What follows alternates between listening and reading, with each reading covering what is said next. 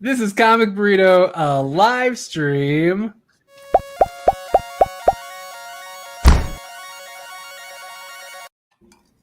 I'm Todd.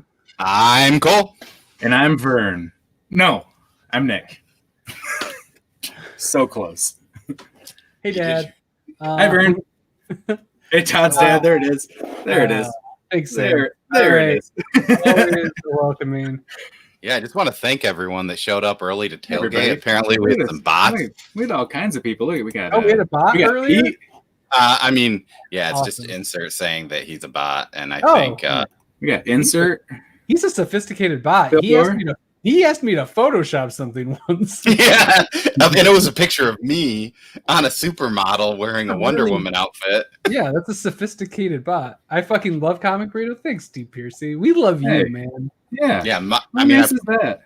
I appreciate you more when you have a beard, but I guess I shave the mustache. Yeah, So you get no who am I to talk? Facial hair going away, man. I mean, I've been saying this multiple times that the minute I eat it, when I eat a sandwich, it goes away. I don't know how to trim. I was never taught how to trim facial hair, so just shave it off and start over. Once this pandemic is over, I'm going to come over. We're going to do the ghost. I'll just stand behind you. His arms are like this way, and your arms are going through them. Yes. Yeah. And then I'm just wrapped around, and then I'll help him. Just all wrapped up like a nice. Teresa's going to walk in and be like, what is going on? It's like that scene in what's the movie where they're making clay? Ghost. That's literally what he was. Oh, I get the. Oof. Hey guys, It's Saturday. It's Saturday, man. Oh, it's Saturday. It's Saturday, and I'm Nick. I think we got everyone that's in the chat. Also, thank you guys. Sorry, we're running a little behind. We're a little bit late. Life made us 5 minutes late. I had to make a fancy drink today. You know, in our defense, 5 minutes late really is pretty good. Sure. Yeah. Relatively speaking. It could have been worse. It could have been worse. Depends on what you're measuring that off of. So I have not read a lot of comics this week. I was sick, which is why I wasn't on for Wednesday. And then I started feeling better. And then Cyberpunk 2077 came out. Oops. So I basically got sick again. But just I'm so sick. Yeah, I'm real sick. I don't feel good. I can't do the show. I need to just say it wasn't out on Wednesday, so I couldn't have played it Wednesday. Sure. Yet. Now next Wednesday. Oh, yeah, never mind. We have Rodney Barnes coming up on Wednesday. I'll You'll probably be there. put down You'll Cyberpunk be there. for that. Yeah, you'll be there. Thinking of having people putting Cyberpunk down for. I also put Cyberpunk 2077 down to actually read a comic today. Which one did you read? It was kind of spoopy. Spooky. No, it was spoopy. Spoopy. Not spooky. It's our spoopy. It had like it was kind of spoopy. Like, Was it abnormal? Is a little abnormal. Did it involve kicks and girls? Yeah, kicks and girls. I thought we were going a different direction with this. Oh, I kind of forgot what we were doing. I don't know. Oh man, I was doing opposites. You're doing opposites. Yeah, I forgot. What did you read today? You left, and we forgot how to transition. Just tell me what you read. All of our shitty segues. We've been trying so hard to have the shittiest segues, and it was so shitty it didn't even work. It was kind of spoopy, and it kind of had to do with hired assassins. It was really cool. It's our drive-through burrito for today. Oh, Jesus Christ! I'm like, this is familiar, but I don't know why. Is Cyberpunk worth it? Because I can get it half off right now. Yes, if you can get it half off, it's worth it. I assume any game is worth it if you can get it half Unless off. Unless you have it on the PS4 or the original Xbox, the original PS4, then fucking only get it on next gen, from what I've heard. Next gen or PC, because I've seen what it looks like on the other ones. It's no.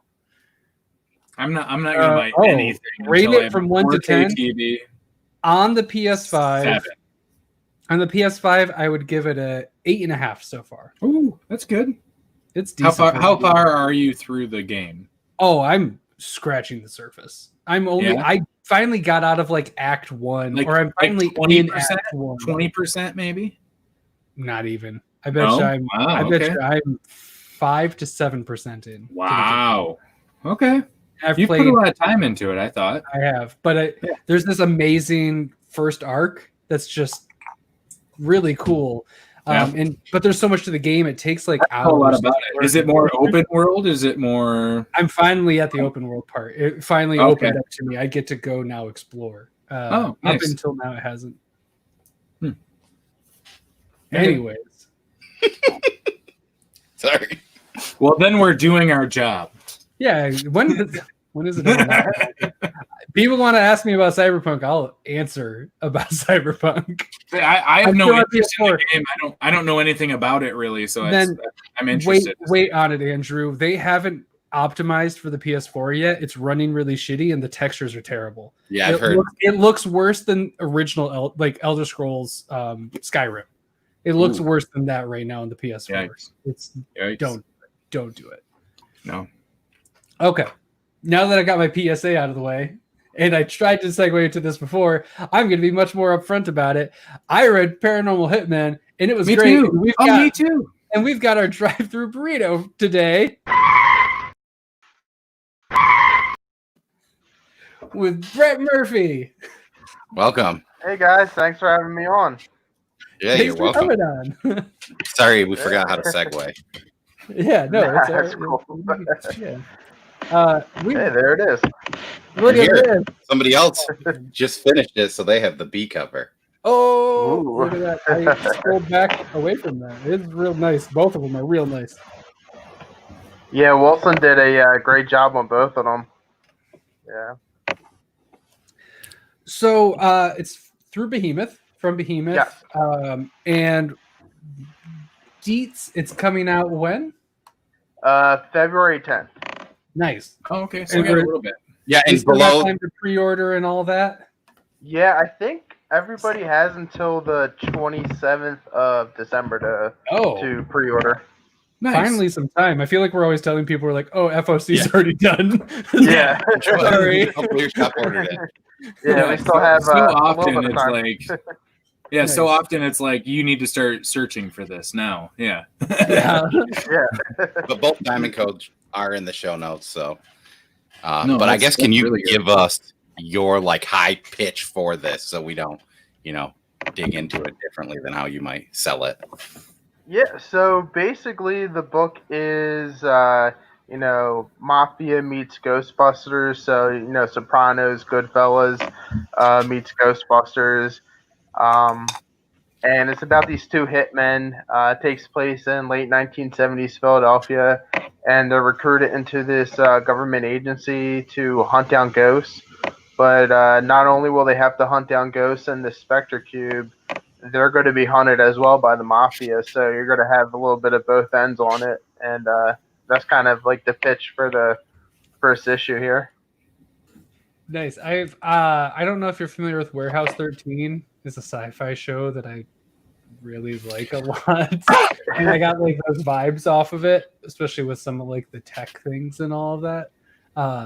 It's really fun. It's not you guys definitely don't take it seriously, but it does have it's kind of serious at some points. There's some like big ramifications for some of the things they do that's kind of casual, but I really like how casual it is about it. Like, oh, that's a really big consequence to this, but right. There was one thing, maybe it'll get touched on in later issues, but yeah, there was for sure one big thing that I was like, are they thinking about this yet? Like what this means?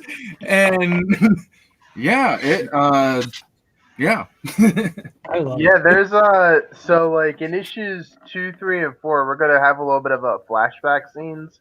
So there's gonna be more to the story revealed in issues 2, 3, and 4 that we're gonna have through flashbacks, and it's just gonna all come together in the end, and captivate and culminate the whole first arc. And it's a 4-issue arc for now, but you have more planned in the future then? Yeah, so right now it's a 4-issue arc. I do have a second arc prepared. Depending on if Behemoth wants to move forward with it, there is a second arc that we can move forward with, and it's just building this whole crazy paranormal world, and it's we're having a lot of fun with it so far. That's cool. That's awesome. It's cool that you're starting in like the late 70s, so it gives you like you got some time jumps that can happen and have some fun throughout the decades if this really can like stretch out and all of that. And it's really cool. Like it seems like there's a lot of meat to a story like this, which is cool. Yeah, and like you said, having it start out in the late 70s, we have the 80s we can play on in future issues, and since we're dealing with the ghosts, I mean, we have a whole assortment of historical figures and dinosaurs and stuff that we can play with, especially in the second issue. The second issue, there's going to be this crazy fight scene with like dinosaurs and Abraham Lincoln and samurai. It's just insane. I mean, I guess we probably Abe Lincoln getting into this, I would feel real bad. That's amazing. Yeah, it's Wilson has it all drawn out for the second issue, and it's just like ridiculous. Like the scene that he drew, it's just amazing. That's awesome. Yeah.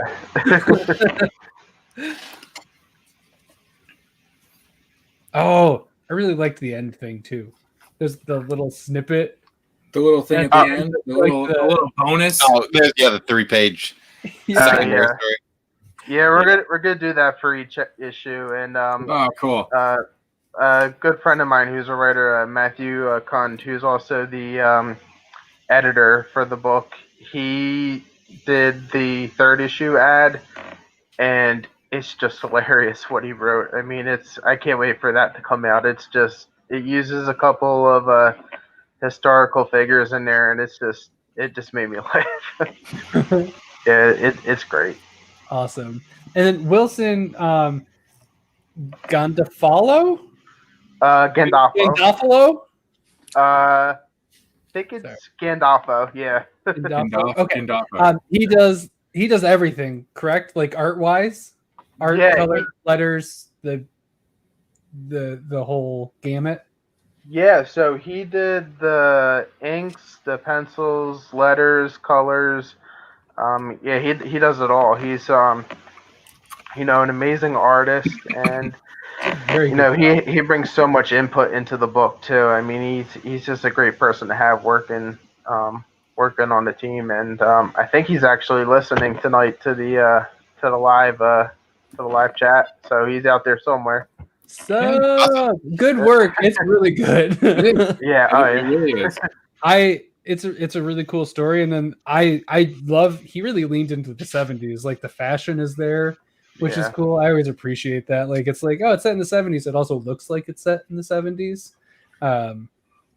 While having historical figures that I feel like it's not often that colors make me like take a pause during page turns and stuff. It's like it's definitely something that I always notice, and in this book there was definitely times that you'd turn the page and be like like you kind of had that palette change. I like the colors that he uses for like the ghost type stuff. And how that ghost light affects the lighting around it is super well done. Like it makes a difference that the ghost it's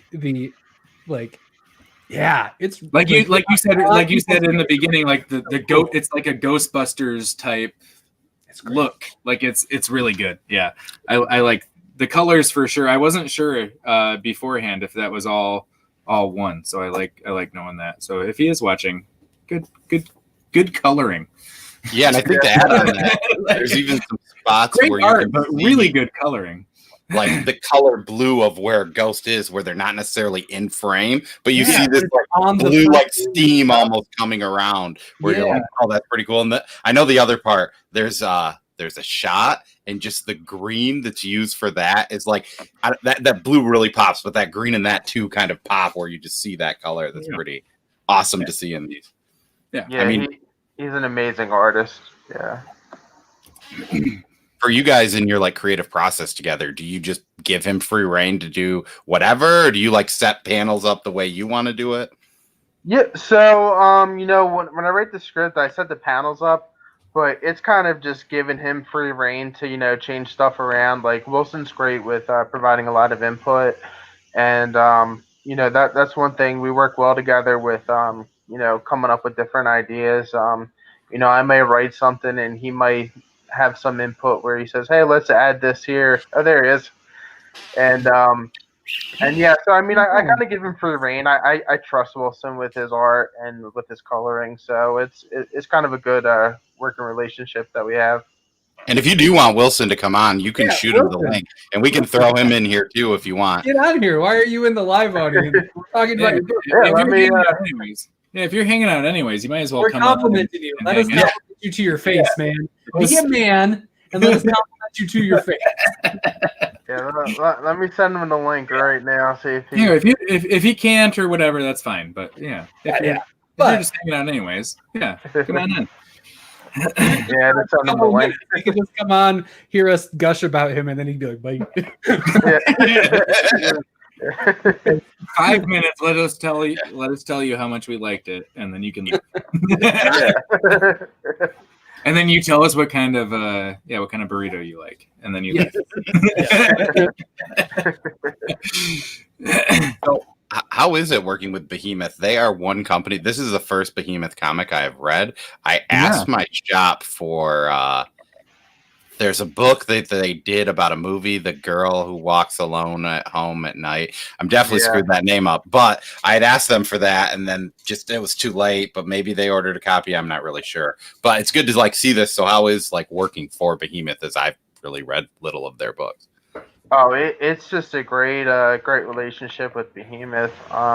Like you said, they came out with Girl Walks Alone at Night like 3 weeks ago, and I think they did over like $11,000 copies sold for the first print.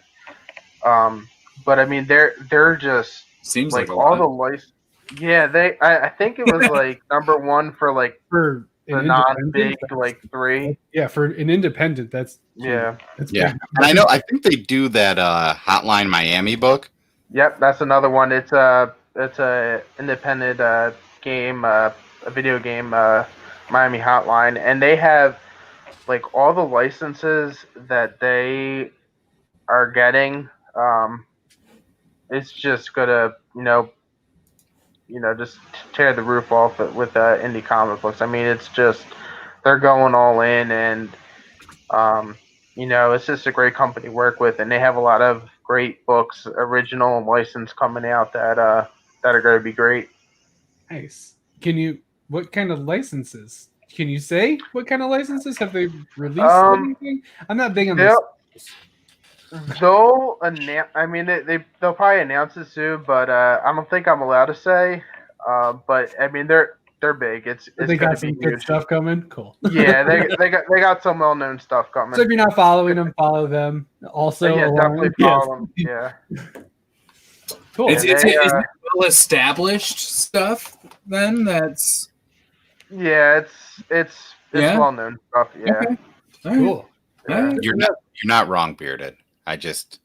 Our shop doesn't carry it, so it makes it hard to like. Makes it harder to. If I forget to be like, and if you miss a number one, I feel like our shop is probably a lot like a lot of shops, and that's good to know. And when stuff like this happens, then people can ask to pull it, and hopefully they'll start getting. You have enough. You have 15 days to pre-order this. Yeah, so even if your shop doesn't stock Behemoth, you can get in on it. Yeah. Which is in the description. Yeah, I mean, I'm hoping that shops will start noticing like the girl walks home alone at night, and kind of that kind of helps get their name out there too with the Behemoth name. So Behemoth is great, but like Mhm. if you could write for like big two, like Yeah. Marvel, DC, like who's your boys, girl, team, whatever. Yeah, like what's your dream project if you're going to work on a big two? Dream project, or just like what do you like to read? Like even if you're just like this is my favorite thing, but I would never want to write for it. Like what's your deal? I would say it's right here. I would love to write Star Wars. Yeah. Yeah, I would love to write a Cad Bane. I was just about like a Cad Bane series. Okay. He's one of my favorite Star Wars characters, and I feel like he could kind of do well with his own little mini series. Sure. Yeah. I would definitely say Star Wars. Yeah. That would be interesting. Because it's not been done outside of like him being in the EU. Mm-hmm. He hasn't been in any of like. I'm trying to think of video game where he's been a big part of it, or like. No, usually the answer to that question is something that's pretty well established, and yeah, so like, cool. Yeah, you have kind of your own take on something. Yeah, I think Cad Bane so far, he's just been in. As far as I read so far, has been in the Darth Maul series, but other than that, I haven't really seen him in any comic series. Like, not well mined at all, so that's just ready to be done. Yeah. So if anybody's out there from Marvel, yeah. I mean, Marvel's they're literally doing everything right now, right? Like now is the time. They're like we have 100 Star Wars projects. They're like we have 40 new shows coming. And like we'll do another comic. Why not? They have 100. Yeah, what's one comic spinoff at this point? With how many shows they have for Disney Plus shows they have and movies that are coming out? Like, Obi-Wan though. Yeah. Obi-Wan, Christian Haydenson coming back. Like what? I'm kind of excited to see it. What? I'm shocked. A Christian Vader. I'm kind of excited to see it. I think it's going to be really good. I really do. I think it's gonna be really good. I know. Hopefully, it's not as whiny. If it's a good script, it's been how long now? I mean, he's aged, so it should be. I mean, that was 2000. I was still like, was that even 2099? It was like 40 years ago. Like 99 to the 2000s. You know. What I'm talking I know what you meant. It's Big Willie style. 2099. We have a watcher question. Are you reading any current Star Wars runs, and what are your thoughts on them? So I'm actually reading not a Star Wars comic, but I'm very late to the game on it, but I started reading Chuck, I believe it's by Chuck Wendig, his novel Aftermath for Star Wars. It's kind of takes place after Return of the Jedi, right before Force Awakens. And so far, I think it's pretty well written, and I'm digging the book so far. When did it come out? Oh, it came out a while ago. I mean, I'm it's an older one, right? Of those readers that will read stuff from 10 years ago, 20 years ago. And, that's what I was curious, because that's an older EU book, right? Yeah, it's Legends now. Yeah. Yeah, it's an older book, but yeah, I mean that's what I'm reading right now for Star Wars wise.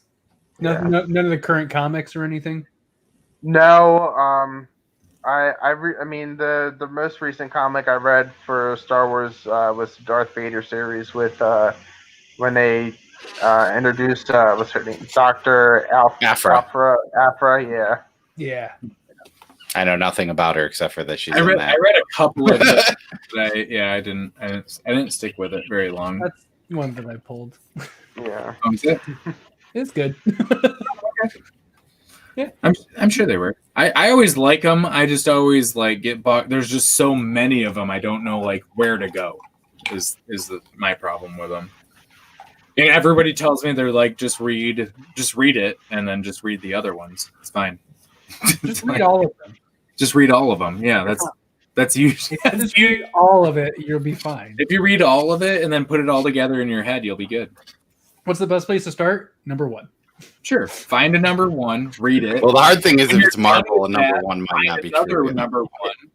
No, but you find a number 1, you read it, and then you find another number 1, and you read it. Yeah, you keep reading number 1s until you get to the end of the pile. Yeah, you keep going. When you run out of 1s, go to 2s. Yes. So to pull a line from Todd's repertoire, do you have any irons that are baking in a cacophony of flames besides Paranormal Hitmen?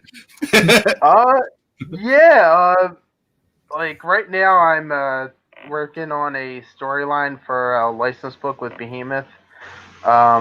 It's can't say what the license is. I mean, I guess I can. Ones? He's like, yeah, I guess I could say it's a video game, but cool. That's as much as I could probably say. But yeah, right now we're working on a storyline with the developer, so hopefully that will come out soon. Just a Pong comic book would be hilarious. And then volume 2 is asteroids. It's just and each page is just boop. Yeah. You could get a really cool 9-panel where it goes across them. Oh yeah. and then on issue 6 it's like yes. And the rest of the book is just black because it's game over. When will we be able to know what it is? / when will we like see it? I mean, I'm hoping maybe in the summer we can announce it, but so we gotta wait. We got a ways to wait.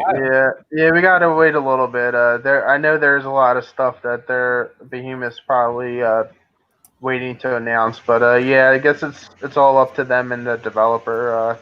Kind of out of my hands. That's fine. Do developers care about like which artists you choose to put on a book? I guess I just don't know, but it seems like they created this image of how something should look. Do they care about that usually, or? So this one, I mean, right now it's set up. Wilson's going to be the artist on this one as well. Oh, awesome. What? Cool. But I mean, it seems like they're pretty cool with like the art. It's really getting the storyline down because they want to make sure that it doesn't interfere with the game or anything that they have moving forward. So I guess that's the hardest part is coming up with a storyline where we're not gonna like screw over or screw up one of their storylines in the future. Sure. So it's a current video game that has more coming out in the future. Damn it, that's like so many video games. That's not it's Hearthstone. To have fans who care. Oof. Man, I hope it's not Dota, man. Oh, it's just toxic. It's just people yelling at each other the whole time. Juggernaut is not as good as you made him in that comic book, my dude.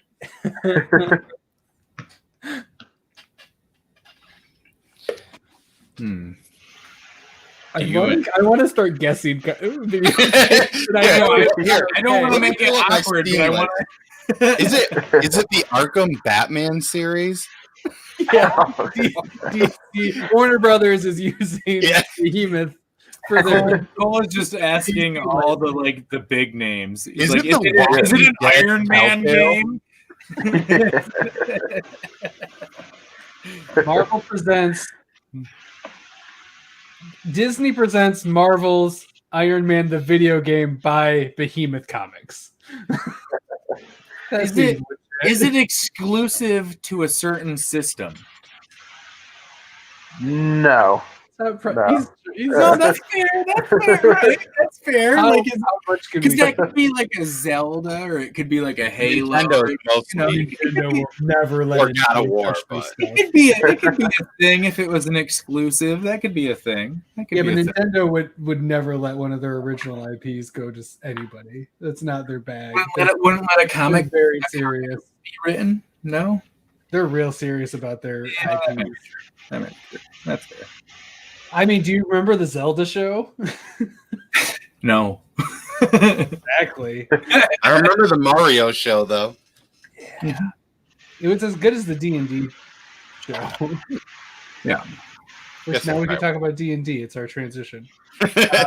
Brett, do you play D&D? No, I haven't All played right. D&D. Yeah. All right. Yeah, Nick's happy about it. Do you want to talk for maybe 15, 20 minutes about not playing D&D? Like We all the definitely other had things you've done with that time? Yeah. Like write a comic. Yeah. I don't play D&D. I write a Their comic. time to talk this whole time about D&D. So if you're- I don't even know what dice are. I know you touched on reading the Star Wars novels, but are you reading any current comics right now? Right now, I actually just picked up, and I was actually going to start tonight, the Juggernaut series. Oh. Because Juggernaut is one of my favorite, comic characters, and I picked up issues 1 and 2 from my LCS the other day, and I plan on reading it tonight. And What into yeah, I mean, I heard some mixed reviews, but I really liked it. Number 1 made it on my top 3 of the week that week. Yeah, I was gonna say Todd liked Juggernaut number 1. Yeah, Juggernaut 1 was good. 2 and 3 were solid. 1 was like, I was like, oh, I'm really into this. 2 was a good follow up, and now I'm like, now it's more. Let's see how this all kind of goes. But yeah, no, I think you'll enjoy it, especially if you're a big fan, because it's it's a very different take. So it's pretty cool. It's fun that it's not just like same old Juggernaut. Yeah, I'm excited. If you were to like lean on the big two, would you be more of a Marvel guy than a DC guy? Or yeah, I guess I would give the slight edge to Marvel. Yeah. because I think the three of us are mostly DC guys. DC. Who's I mean, we all dabble a little bit. Who's your Marvel guy? Are you talking like character wise for Marvel or? Yeah, or just I mean, like what's Juggernaut? Juggernaut's like X-Men, right? Yeah, X-Men. Yeah, like X-Men in general. Yeah. Yeah, like X-Men. I grew up with Chris Claremont and Jim Lee on X-Men, and Juggernaut. For some reason, like ever since I was a kid, he's one of my favorite characters. Like I own the first issue. I believe it's X-Men 12 with first appearance of Juggernaut, and nice. That's it's just I've just been a big X-Men fan, and especially Juggernaut. And that's his first solo series, right? I believe so. I believe this is his first solo. It seems pretty crazy. I mean, I guess he is a villain, so loosely, right? I don't read enough X-Men to know, but yeah, and I was so shocked that they came out with a solo series for Juggernaut because he's popular, but not like He's huge. like I remember when 1 came out, there was like a small group of people who were like, yeah. I really liked Juggernaut. Yeah, you were one of them for sure, but it definitely wasn't everyone. But there was a group of people who were like, "Fuck yeah!" It just was it's so unexpected. He's not like my guy. I don't really, when it comes down to it, maybe he is my Marvel guy because I just don't have a Marvel guy. But I really like Juggernaut. When I was like, Juggernaut's on his own, like shit, yeah, like I'll grab that easy. Like that's an easy choice. I almost grabbed it when people were talking about Juggernaut number 1. I almost grabbed it, and I'm not like an X-Men guy at all or anything. But you're reading Marvel. This is Spider-Woman. Are you reading Spider-Woman by any chance? No, I'm not reading it. Is it any good? It's amazing. It's so much better than it has any right to be. It's so good. It's like that and Juggernaut and Thor's really good. Venom and Thor. Those are like my 4. And Immortal Hulk. I like that. I mean, it's almost that's the one I hear the most about. I always forget that I love that book. Mm-hmm. I actually I just bought the first trade for Immortal Hulk. because I want to definitely get into that. I've heard nothing but great things. I heard it's like one of the best. Yeah, I read the first series out there right now. Yeah, the first two were great. Yeah, and then I mean, I have trust in what's happening with this. I think I need to reread it I like again. it more than Cole. No, I like it. I love the book, but I just think like in the later issues, a lot of people have complained and said that it lost its touch. I don't necessarily think so, but some get weird. But I mean, it's cool that it's about the inner like demons of like the Hulk, you know, and it's almost in a horror vibe without really being horror. I've almost always loved the Hulk. And I haven't read a lot of it, but every time I've read it, it was like, I should read more of this. He's like a green juggernaut. He's pretty cool. Yeah. Maybe I'll like I haven't read Juggernaut. I heard he may or may not smash. The only Juggernaut I know is from like the 90s like cartoon. Sure.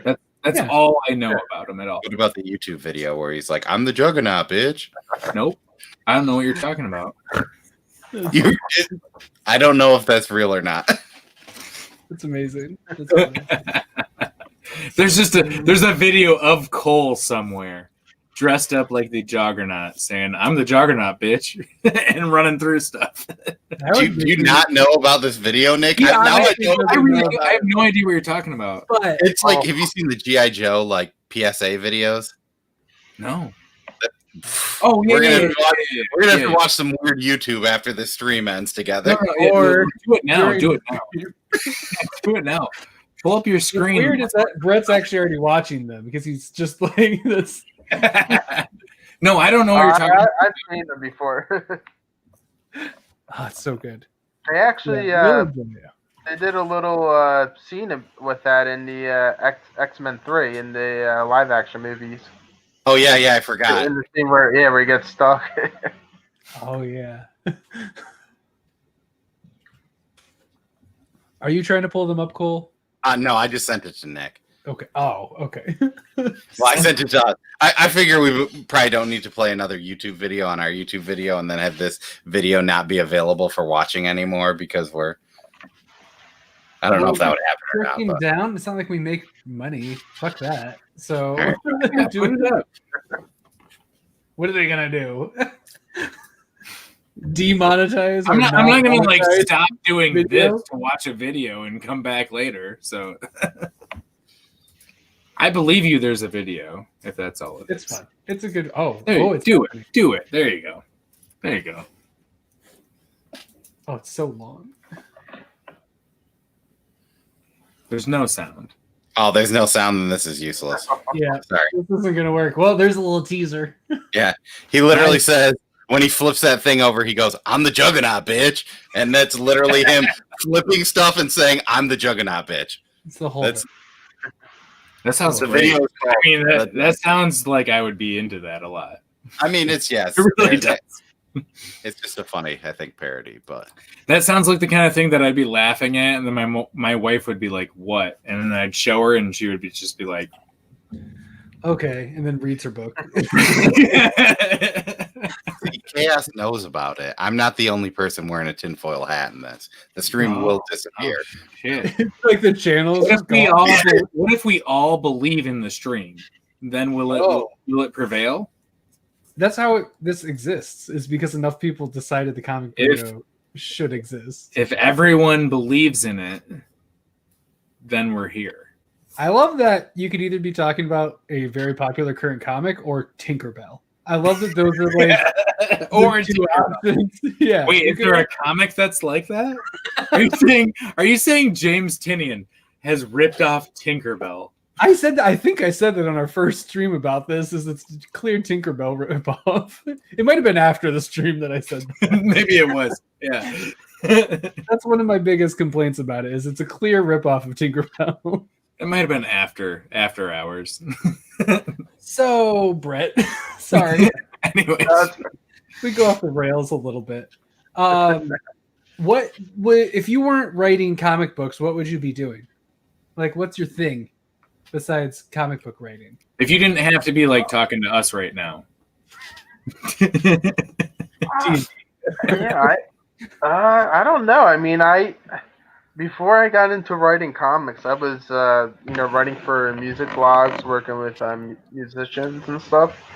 So I guess I'd be doing something back with being involved in music, whether it's management or writing blogs for websites and stuff. I mean, that was always a fun job to have, and got to go to many festivals and kind of hang out with a lot of musicians. And yeah, I Any guess that was, particular genre of music? Any kind of music that was like your favorite, or what do you gravitate most towards?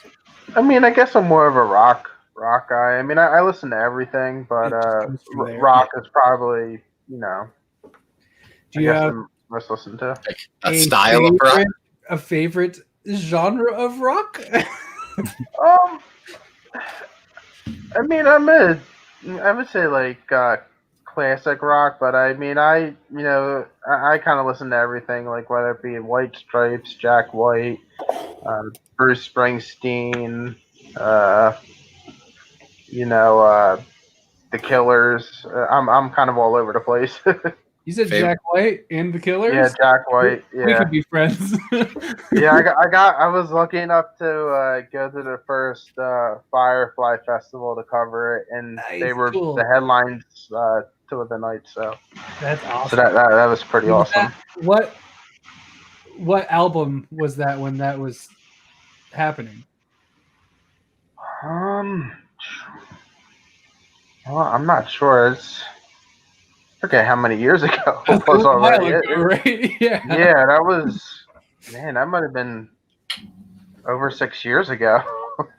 So, Lazaretto, maybe? Or which that album? It might have been Lazaretto. That's cool. Either way, it's awesome. But yeah, I have to look it up. Yeah, that's one of my favorite vinyls of all time because of all of the crazy shit that's on. Yeah, it plays backwards and it does like the hologram. Like I was showing that to my dad. It's got 2 different intros on side. I think it's side A. Depending on where the needle decides to go, it can go down an acoustic intro or an electric intro. That's so cool. Oh, I don't know if I've ever even realized that. I don't like where the needle drops. I just bought it to show my dad, like, look at what vinyl can do now, Dad. And he was like, yeah, he was great to see live too. Like he was just a great performer, and same thing with the Killers. I mean, just to see them live is like, it's just amazing. I mean, especially when they came to where I'm from, Philadelphia. They did a lot of covers, and it's just they're 2 great musicians and bands to see play live. Definitely the Killers and Jack White. So Sam is wondering if you have ever met any cool rock stars. Yeah. So I would say probably the coolest person I've met, or the coolest band, is Real Big Fish. Oh, I think they're awesome. Yeah, they're a ska band. Yeah, they were really cool to meet live. I got to go with my wife to interview them before a show in Philadelphia, and they were just so cool. I mean, they were in the back, like we got to see their rehearsal and everything, and they were just really good guys. Ska people are routinely the best people. Oh yeah, like we were back there drinking with them, and I mean, they were just like so laid back and just real chill. If you've heard of Mustard Plug, they're from the city that we're from. One of my buddies actually rented, like the place he lived in, rented from one of the guys in the band. Rented a U-Haul from him. Yeah, no, an actual house. But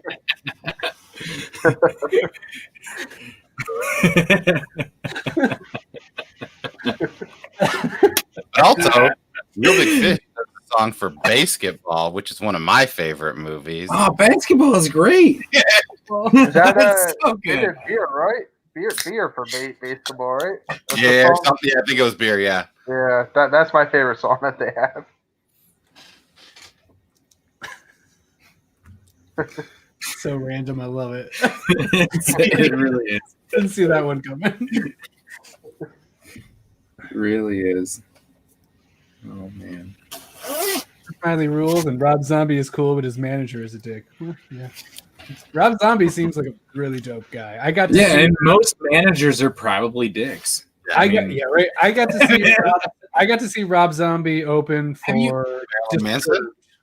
Disturbed. I just went to the Marilyn Manson Rob Zombie show. That might have been my last show I went to. I didn't. You ever heard a story though of like a rock star who it was like their manager was awesome? Like, right? You've never heard that's never been a VH1 story or a Behind the Rock or Behind the Music or whatever. That's never been a thing. Also, managers are known by the people because they're interacting with them, but it's not a headline for people outside of it. And then dick managers are stories that people hear about. Yeah. If you're a music manager and we've heard of you, you suck. Yeah. If you're a good music manager, we've never heard of you. Yeah. That's the worst job ever. That's how a lot of things are. That might be fair. Yeah. You only hear about the worst politicians. It's much easier to be known as a terrible politician than it is to be a really great politician. It's much harder to be known for that. Sure. Which is depressing. So, hard-hitting questions. We asking the big one right here? I mean, we're talking about music. We're going. I think it's time for the big boy. All right, this is probably the most important question we're going to ask you. The big question. You better be prepared for this. This is it. If you were to make the perfect burrito, what would it consist of? Oh boy, perfect burrito. First off, for the protein, I'm going with chicken. Ooh, gotta go with chicken. Okay. It's a bold choice. Or third chicken. Chicken, I picked protein. It took a while, but once somebody opened the floodgate with chicken, everyone's saying chicken. Yeah. I go with black beans. Yeah. White rice. Mm-hmm. Guac. Mm-hmm. Sour cream. Yeah, double down. Oh, I'm in. Yeah. Oh, I like it. Cheese. Whatever one they have the cheddar cheese? Sure. Yeah. They have a Chipotle. My credit card info's been stolen, so I'm just gonna this day. I got activity in Detroit at a Shell station in Detroit. That's 2 hours away. That's not happening. So I'm gonna go take care of this. I'll be back. Yeah, I'll throw you in the background. And then I'd go with hot sauce to end it. Do you have a preferred hot? Do you go hot, medium, mild? Depending on the place, I guess. Mm-hmm. But I would say medium. Do you have a preferred hot sauce? I don't know. I don't know who makes it, but it's Chipotle hot sauce. That's probably my favorite. Yeah, that's a good. In general, Chipotle is a good medium. Yeah, good medium. I would say, yeah.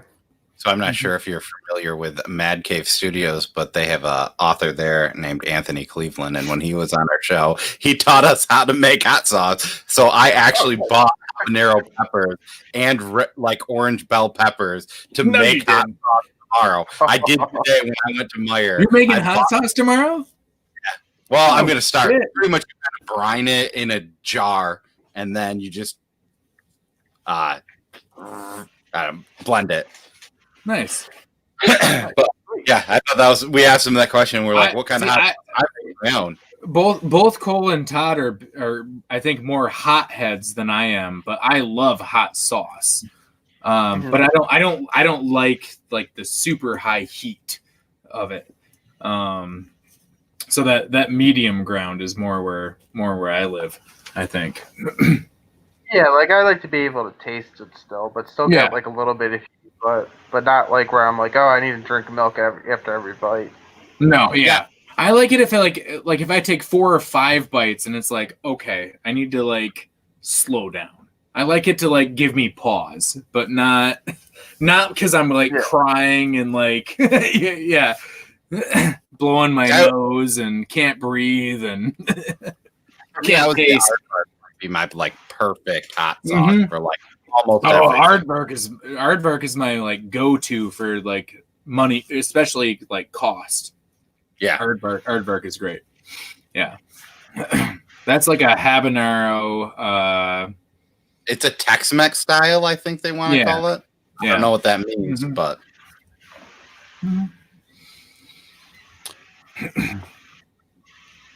Is there anything else you wanna pitch besides what we've talked about before we let you go? So the Paranormal Hitmen issue 1 comes out February 10th. You still have time to go to your local comic shop and have them order the book. It's being distributed through Diamond. And go and check out Behemoth on their social media site and their website, just to keep up with the news of the new issues and stuff that they're coming out with. Each day or each week it seems like they're announcing something new, either a new great original series or like a new licensed series, and make sure you go in and check out Wilson Gandolfo on Instagram and Twitter. He has a lot of great artwork up there, and we'll be posting more info on the future issues and variant covers that we're going to be doing. And this is the B cover, right? The Spider-Man homage one.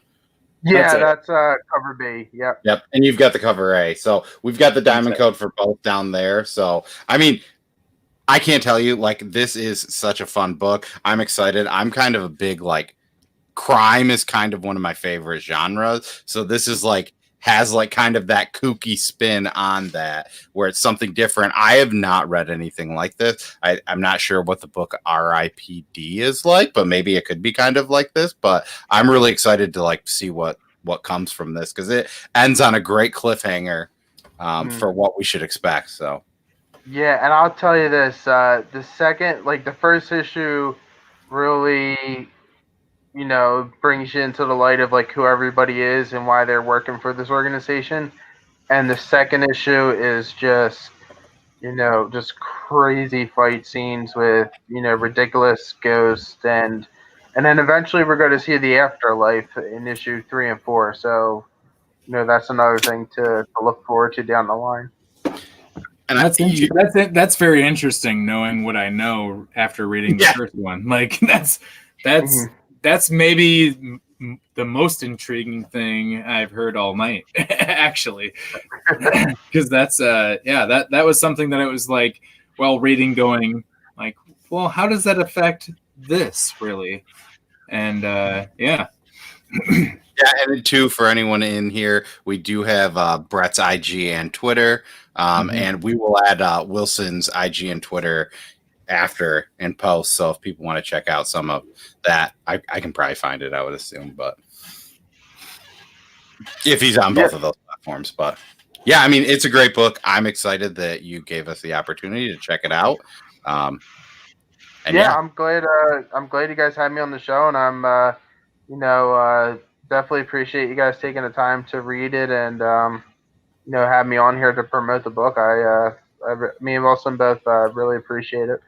And hey, when summer comes around, if you want to hit us back up on IG, we'll be able to maybe talk about your new book that's coming out. So, yeah. Oh yeah, maybe we'll have to drop the big reveal.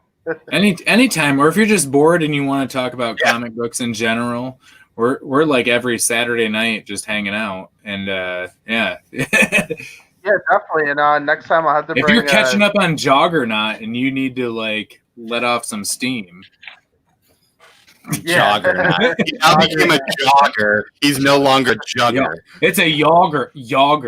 It's a long J. Yeah, it's for fitness. I can't wait for him to be Power Walk Not. The trick to power walking is one foot is to be touching the ground at all times. Thank you, Malcolm in the Middle. Yeah. He does every 3 steps. A little jump. Wow. I'm glad that both of us knew the reference. Deep cut from Malcolm in the Middle. Holy crap. Brian Cranston at his finest. It is. I agree. That's his finest. I'm joking. Breaking Bad is my I favorite TV. disagree. I think Bryan Cranston's finest. in I'm in the middle. Yeah. I mean, it's amazing. I he's in his disagree. underwear. I haven't seen it, but I disagree. Oh, it's so good. I mean, have you seen him in Seinfeld? It's similar to that, probably. Like a kooky, like guy, you know. How dare you? Are we Compare that late night dentist- burrito yet? Are we doing?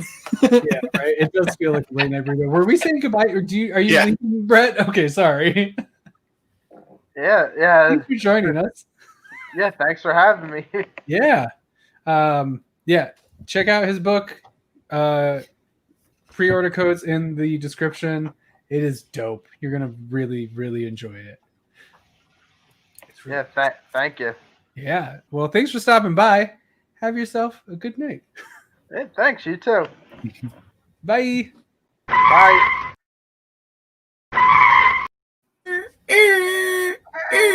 Drive through. Man, I Seriously, definitely. pick up Paranormal Hitman. Yeah, definitely no, really. Yeah, it's I really pre-ordered good. the A cover, but now I'm kind of thinking maybe I want this, like the It's Punisher. Oh, Whoa. sorry, guys. That was the end. Whoa. Nah, I mean, technically it's not. Oh no! I think of all the things to accidentally scroll through in the back, that's the best because it's just like an added 3 pages. Oh. Hi, I'm Todd and I wear pants. Holy shit, are we all... You guys aren't wearing shorts or sweatpants? pants. No, because it's like December fucking whatever. Yeah, but Like, sweatpants who's are wearing shorts? I wear shorts sometimes in my house. Yeah, like... Even wasn't- now, you madman? Yeah. It's He wore December. shorts. You crazy Yeah, I know, but person. I keep You my wear house at, like, shorts even in the 71. winter? Yeah, I keep my house at 71, dog. That's not warm. That's not... That's not shorts. I wear shorts every stream. Must be nice. Every single one. Must comes be. up- He's ready to play every time. Is it the big D energy? Is that what Called does it? having heat, Nick. We It wouldn't know. caused- None of us out here know what that's like. No, is that what it is? It's the big D energy that creates the big D heat. If you notice, there's And no that's- big D in Comic Burrito. Is that why we're always wearing pants?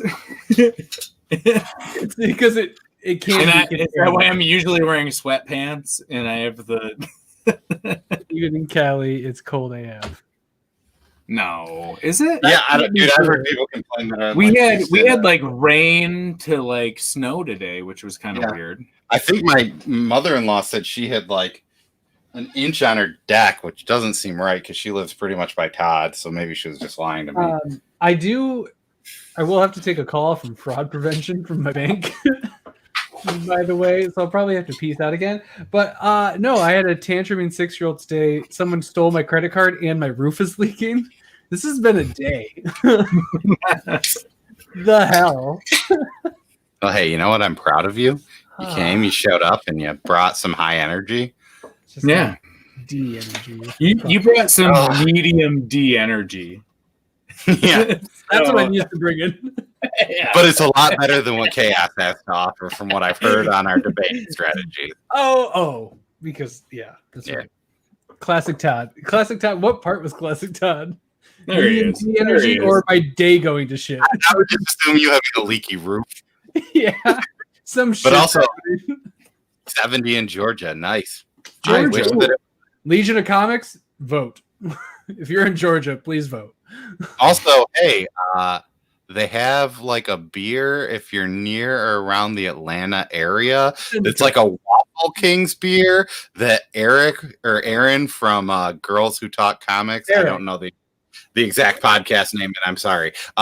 She had mentioned in our Discord, and it sounded delicious, and I'm super jealous that we can't get it because it's like a bacon flavored beer. Yeah. Aaron, was the This is original. Eric.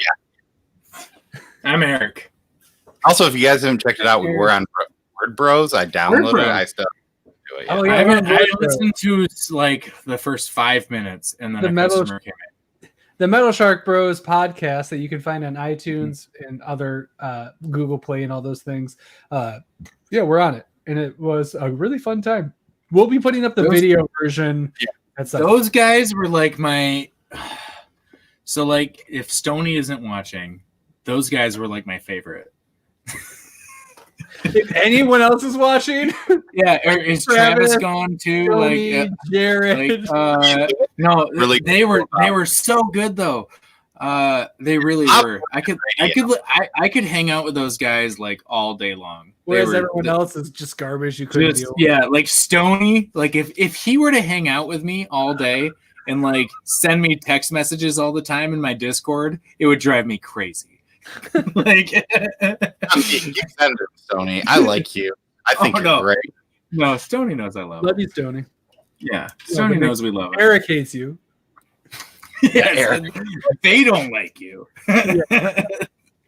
We're here to cause problems within the industry, but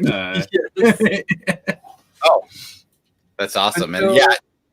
Oh, dope! That'll be fun. Oh man, they're so good. They really are. They're so good. I forgot to mention, I got Those this. Guys are awesome. Downstairs. I should probably read it. I haven't yet, but in case you guys want to know what the first. I'm going to clip this section and I'm going to put it somewhere. And I'm going to have to explain myself. Yeah.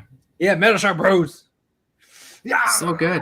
They're so good. No, they were great. Bob and oh man.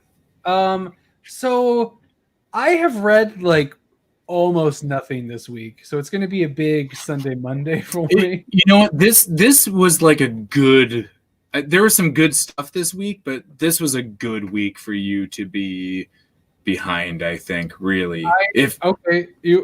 I have this is what I need to read because I disagree. I have to read Death Metal, Detective Comics, Superman Endless, Winter, American Vampire, DC's Very Merry Multiverse, Tales from the Multiverse, Flashpoint, Batman Black and White, Gunland, The Flash, Wonder Woman, Mighty Morphin, Seven Secrets, Piecemeal, Origins, Lock and Key Sandman, Mountainhead, Penultimate Man, Scarant Hood, Getting It Together, Year Zero, Black of Heart, Disaster Inc., Venom, Namor, Heroes at Home, Homesick Pilots, and Juggernaut. So I could give you a list of like I could cut that in half for what you should like.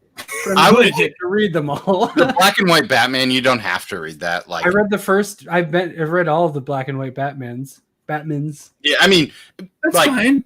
But it's not like a burner. Sure. Burner. Yeah, I mean, them all. Yeah, it's 6 pages of like 6-page stories. 6 pages. Oh, it's like 6-page stories. It's a full comic. Yeah, it's a big one. It's a thick, like flat. It's a big boy. Yeah, but yeah, I mean, I really liked. I would say if I had to pick, Sweet Tooth was my favorite. Crossover was really good. Yeah, Crossover was great. I really getting it together is like there's like some drugs in this issue. That's really fun, I think. But like also I have never done Molly, so maybe that's not as fun for me. So if you've done Molly, maybe that issue I think will be Todd will like. Todd will like. Not for me, but Todd will like. I'm excited about it. It looks like I'm gonna love it. I'm not sure if I bought that or not today. I bought one comic book for myself. I bought a comic book and a trade for Poser today because I lost a bet with him that I doubled down on so that he would win more stuff.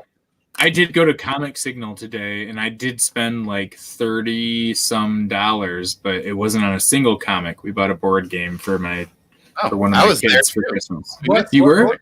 Yeah. Oh shit! What is it called? It's no. There's like a maze, and you can like the maze moves each turn. Oh, I forget what it's called. I don't know, but it's like things can shift. That's what I'm thinking. Maybe, it might be Labyrinth. David it might Bowie be Labyrinth. at the center. No, it might be. It might be a game called the Labyrinth. Yeah, it was. I don't know exact. I'd have to go check, which I could do. But I've seen a lot of love for Homesick Pilots, which I'm excited about. I have too. I didn't pull it because Year Zero. Year Zero was good. Yeah, I dropped it. But someone shopping for it's good.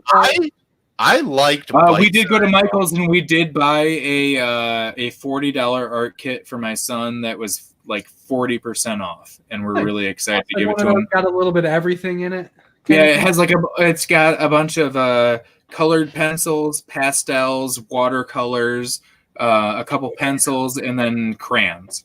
Those are my for color. favorite when I was like younger. I loved. Yeah, it's a really nice kit, and it comes in like a wooden box that has like drawers and stuff. And the house that we bought on the other side of this wall actually has a full-size drafting table. Oh, awesome. So we plan to kind of clean up that corner and give them like a nice light and stuff. And like, if you want to do your sketching and drawing, like kind of give them a corner to do that. Cool. And the other kids too, if they want to do that, kind of give them an actual space for that. Yeah. I think you're saying the house that we bought, like you just bought this house. In this house, when you bought it, there was already a drafting table. Yes. And this is my wife's grandfather's house. Yeah. So it came mixed up. So it's all right. It's Yeah. Makes sense. If it makes you feel any better, Todd, since Wednesday, I think I've read 6 comic books, maybe 2 of which were Paranormal Hitmen. I read twice because I read it on Thursday, and then when no one was on the stream, I was like, maybe I'll just quick reread this one while I'm waiting for everyone to hang out with me. The least I've ever read since we started. I read so weird for me. Quincredible issue, like half of an issue. Quincredible's so good. I really want to read that again before we have Barnes on, but I don't know if I will or not. But it was so good. Very good. I read Batman Black and White. Okay. You were disappointed by. I wasn't disappointed. You told me I could put it in the back of my stack. I'm just saying, like, that's return it immediately. I don't know. How do I return a digital comic? Like, no. Which also, the way that you said that, it's funny. I don't remember. I think it was this Wednesday, 2 Wednesdays. I don't know. At some point in time at my comic shop, I heard a guy go, do you need a receipt? And he goes, I don't think I'm going to return any of these, so no. And then I just thought, like, can people return comic books? Like, I'm not satisfied with these. I've exchanged them when I've gotten them, and then I get home and I realize that it's damaged or something's crazy or weird. But I've never needed a receipt. If it was possible to return comics, I would have learned about that during King's run of Batman.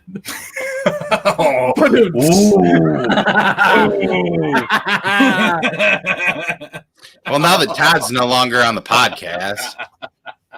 Oh, it works both ways. Oh. Hey, guys.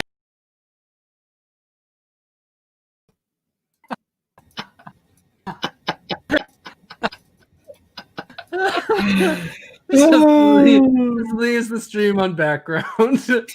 This is fun.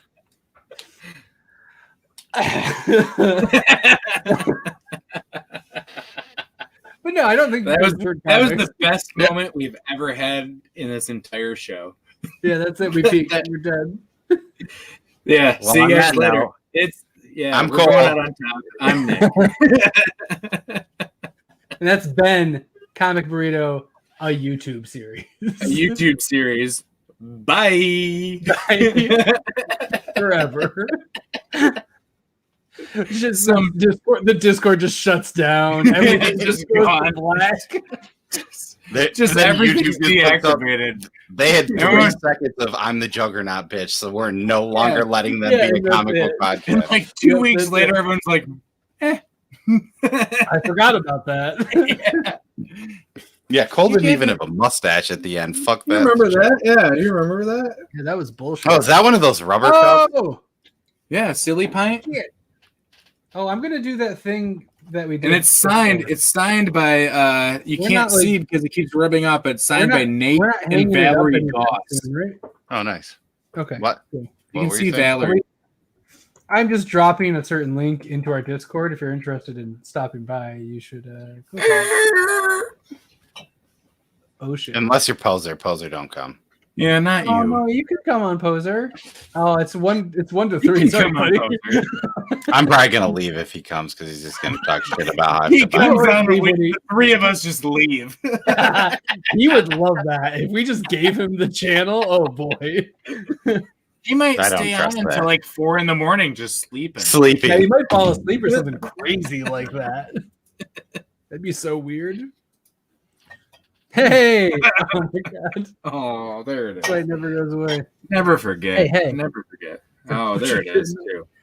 The combo. It's the poser No, combo that never leaves. somebody should, because we had I feel like we had a light week in comics for some reason. It like I spent a lot of money, but I didn't feel like it was like a heavy hitter. There was no substantial. No, yeah, I mean stuff wasn't bad, but I didn't feel like it was like, oh yeah, like this was a I got Big Sex Criminals and East of West, and I've been reading Invincible, and I got Paper Girls, and I'm way more excited to read that old stuff than I am like the stuff that I'm currently reading. I already read Crossover, so Two? everybody, I read Crossover. That was one of the only books I've read so far. I liked it. I'm really excited about that because Flashpoint's one of my favorite stories. Yeah, I haven't read that yet. That's the only one I haven't read yet. But I think I'm most excited for Gunland. Oh hell yeah! It's well, I mean, So yeah, I am had so, this. oh my god, I can't I believe love that you're I ahead of finished me on Gunland now. It bothers me. Well, and I was gonna So even much. mention and Todd probably read Gunland because an issue of that came out digitally. Why do I have more issues than he does? I don't know. The trade. But it just seems so fucking weird that the Why trade did came they out. put the trade out first? That's not how they did it before. Yeah, So I don't. Man, all in it's on these singles ones, and I'm like, the only thing the though. trade apparently. Who would have Like- thunk? I'm gonna say something. Whoa, I disagree.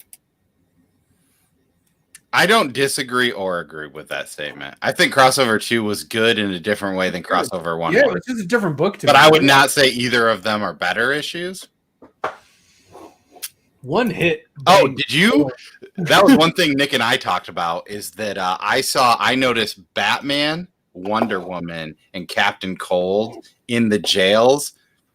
Somebody else had mentioned some other people. Different things. Yeah. Yeah. Wasn't Thing sticking out or something like that? Somebody else mentioned Thing. Okay, that's and the one. I That was forgot the first other one. There might have been a Blue Beetle. There was somebody with like blue. I don't know. It might have been Blue Beetle, but I That don't was know a enough. really cool moment because that was really neat to like be like, ooh, oh. Like when I opened that spread, I was like, let's look at these hands. Where did it go? And the only reason you could tell, which is also weird, like if Wonder Woman's locked up in a jail cell, why are you giving her lasso of truth? Because it doesn't even matter. That's how cocky they are. Who gives a shit? Oh, I need more ice. I've got Wait a this minute. giant ice cube. I can like fax you if you want. Oh shit! Wait, What's no, up? you son of a shit! I was hoping it was his. Whoa! Why do I have the Discord? I have my own. Because it takes some No, time put to some upload respect it. on it, Todd. Put some respect on me hopping on. We'll I all need sit you here. one. We'll all sit here and wait for you to upload it. I don't think anyone else. Todd, it should always be loaded in case I hop on. It's funny. It was loaded for weeks, and I finally was like, "It's been a while since he's been on. We should." It's really cluttered. And then is the funny. next week you were on, and I'm like, "That's what I get." You removed the like original. It is still there, I guess. Or you did it. Or you're that good at Show updating. me another. No, I just uploaded it. Show me another YouTube channel where when people come on, they have their custom intros. I love it. It's Besides so also good. It's so good. So, what don't I need to read this week, Bearded? What don't That's you do? I've been getting a lot of advice of what not to read. I mean, I would just say like Ooh. Batman Black and White is probably not something that you're gonna like be like, oh my gosh, I'm so glad I read this first. What do you not need to read tonight or this week? Have you read anything? You haven't read anything. I've read Crossover. I've read Okay. Paranormal Hitmen. Okay. And I'm done. And I played Cyberpunk 2077. You don't need to read Venom. Man, I liked Venom. Whoa! And Steve, my friend Steve, said the same thing. But I also haven't read any of Venom. Do you read Venom regularly? I do. Okay, so maybe it was better for me. I just saw that there's like some relationship between the son that maybe I've never seen, and maybe that's just covered more in the actual Venom series. I've read Venom first trade and issue 25. I can't remember last time I didn't think Venom was worth it.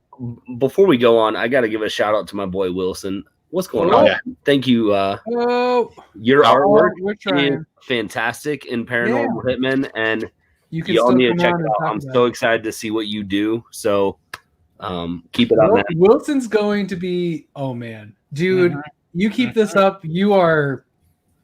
It's going to be a name you better get used to hearing. I mean, wow. Because I saw you guys, I was watching your interview with Brett, and I was talking with Brett, and like, man, his artwork is, it makes the story. It blends so well with where they're taking it. So if you guys haven't, you guys haven't read it yet, but man, when it comes out, if you're watching this, man, it's so hard because you can't really show even the first page. Something kind of happens. That's not like a huge spoiler, but I don't even want to show that. Page. Check it if you want to see though. Check out Brett's Instagram. He's been posting some stuff. Of the next couple issues and covers and stuff of what they're working on, and man, it's great. So. It's awesome. I mean, I think too, just like the cover that we've shown multiple times definitely has enough of like, this is what you see. Like, these are the main characters. Take that cover. That's what you get. The ghosts, Yeah. Mm-hmm. And like that blue is very big for the color of the ghost. And I didn't actually realize until like the fourth time that I've looked at this cover that there's something on that cover that is fairly big towards the end of the issue. Yeah. Yeah. Yeah, there is. But yeah, Todd, I think you don't need to worry about Venom. Okay, that's weird. I was talking on the show the other night. Like, I have a love-hate with it because, like, they came out and said if you read King in Black, if you just pick up the King in Black trades or floppies, you don't have to pick up the tie-ins to know what's going on. And I was like, okay, well, you'll probably at least have to pick up Venom. And sure enough, King in Black ended one way. Venom picked up right where King in Black 1 left off. And I'm like, okay, yeah, so you're going to need to pick up Venom. Yeah. Well, Venom didn't do anything with it. It literally was 32 pages of them. I mean, he's falling. Like, and they're doing flashbacks. Like, that's what it is. So spoiler. I think for a person like me that hasn't read Venom, that's a very good issue to be because you get to see some of the stuff that you don't know that you miss by not reading Venom. Yeah, that's what to me. So they did a clip show. Essentially, they did. I don't even know. It's to me, it came off as like when a TV show comes out and says, "Hey, we're giving you a brand new episode. We give you 30 seconds of new footage, and then we show a highlight reel." Yeah, it's a clip show. I hate those. No, clip shows are my least favorite thing. It's it's gotten only worse because you'll binge watch a show from back in the day where you're like, you watch it and you're like, I just watched those episodes 2 minutes ago. I just saw this. Yeah, I just saw this. I don't need this. Back then, you were waiting. It was like 8 months ago, so it was like, or like you're watching like Friends in season 6. And you've never watched it. Good reminder. Like it came out, and you're like, "Oh, season 1, that's so crazy!" But now you're just like, "I watched this 48 hours ago." That's funny because Nick was talking about how he's never watched Friends when I was talking about getting it together. Whoa! You've never watched Friends in its entirety. You've watched episodes from here and there, and then eventually you'll watch it and say, "Oh my gosh, I love it." I've seen Friends. Friends is amazing. I haven't watched all of Friends, and I don't have the desire to watch all of Friends. It's just waiting for you now. It's so simple to watch now. No, I don't care. I have it on my Plex. I have it coming on Blu-ray. I don't care. I don't care. It's fine. Enjoy it. I don't care. I'm not going to watch it. I'm not even wearing your sunglasses, dude. I know I'm wearing my sunglasses at night. Because that's how I roll. I also love how I'm bashing clip shows, and I literally just did my first ever clip video for my own show. Which is funny. Okay, ripping on clip shows like that's lazy, that's horrible. Well, for us, it's really hard. I left way more work than what we're doing right now. I left a comment on his video I can't draw. Can I make a mixed media entry? Because he wants you to draw a character. Yeah. And he goes, what's mixed media? Well, I know what mixed media is. I wanted to know what your definition of mixed media. Yeah, I'm just gonna mainly make a collage, like Paper the face. mache. Here's Paper the mache deal. with It's so hard, but like things. I don't even know which one is the best character to It's- like try and make out of it. Well, it's funny too because like we've gotten one. So one of John's comics with kids, his daughter's already drawing something. Nice. And we've got a couple people who like actually draw that are like, I'm in. So like Perry's like, I spent the last 4 hours today already drawing mine entry, and I'm like, that's Amazing. fantastic. So but if you make a mixed media, Cole, and people like it, they vote on it. I'm making mine out of paper mache and pipe cleaners. I just dropped the link to the video I in think- here. It's make a character that his wife created on the spot. I really want Kyle the Hunter to be the winner, but I feel like it's the worst name of all of them to I make don't an think actual. we're gonna get any Kyle the Hunter entry. Mine was just I was gonna take a picture of this guy I work with Criminal. named Kyle and put him like, do you have a picture of you in camo? Yeah. And then like put a fucking gun on it and just be like, I'm ready to hunt, but He's also just I standing work in like this. IT. I'm a manager. Also, my name's Kyle. Yeah, it says, hello, my name is Kyle, right here, and he's in camo with a gun. Because that's like I think the funniest of all of the ones. Because he's showing her a picture of Craven the Hunter, and she's like, "Yeah, it's Kyle the Hunter," and it's like It's pretty good. I think the most entries we're gonna get is Blade Chopper.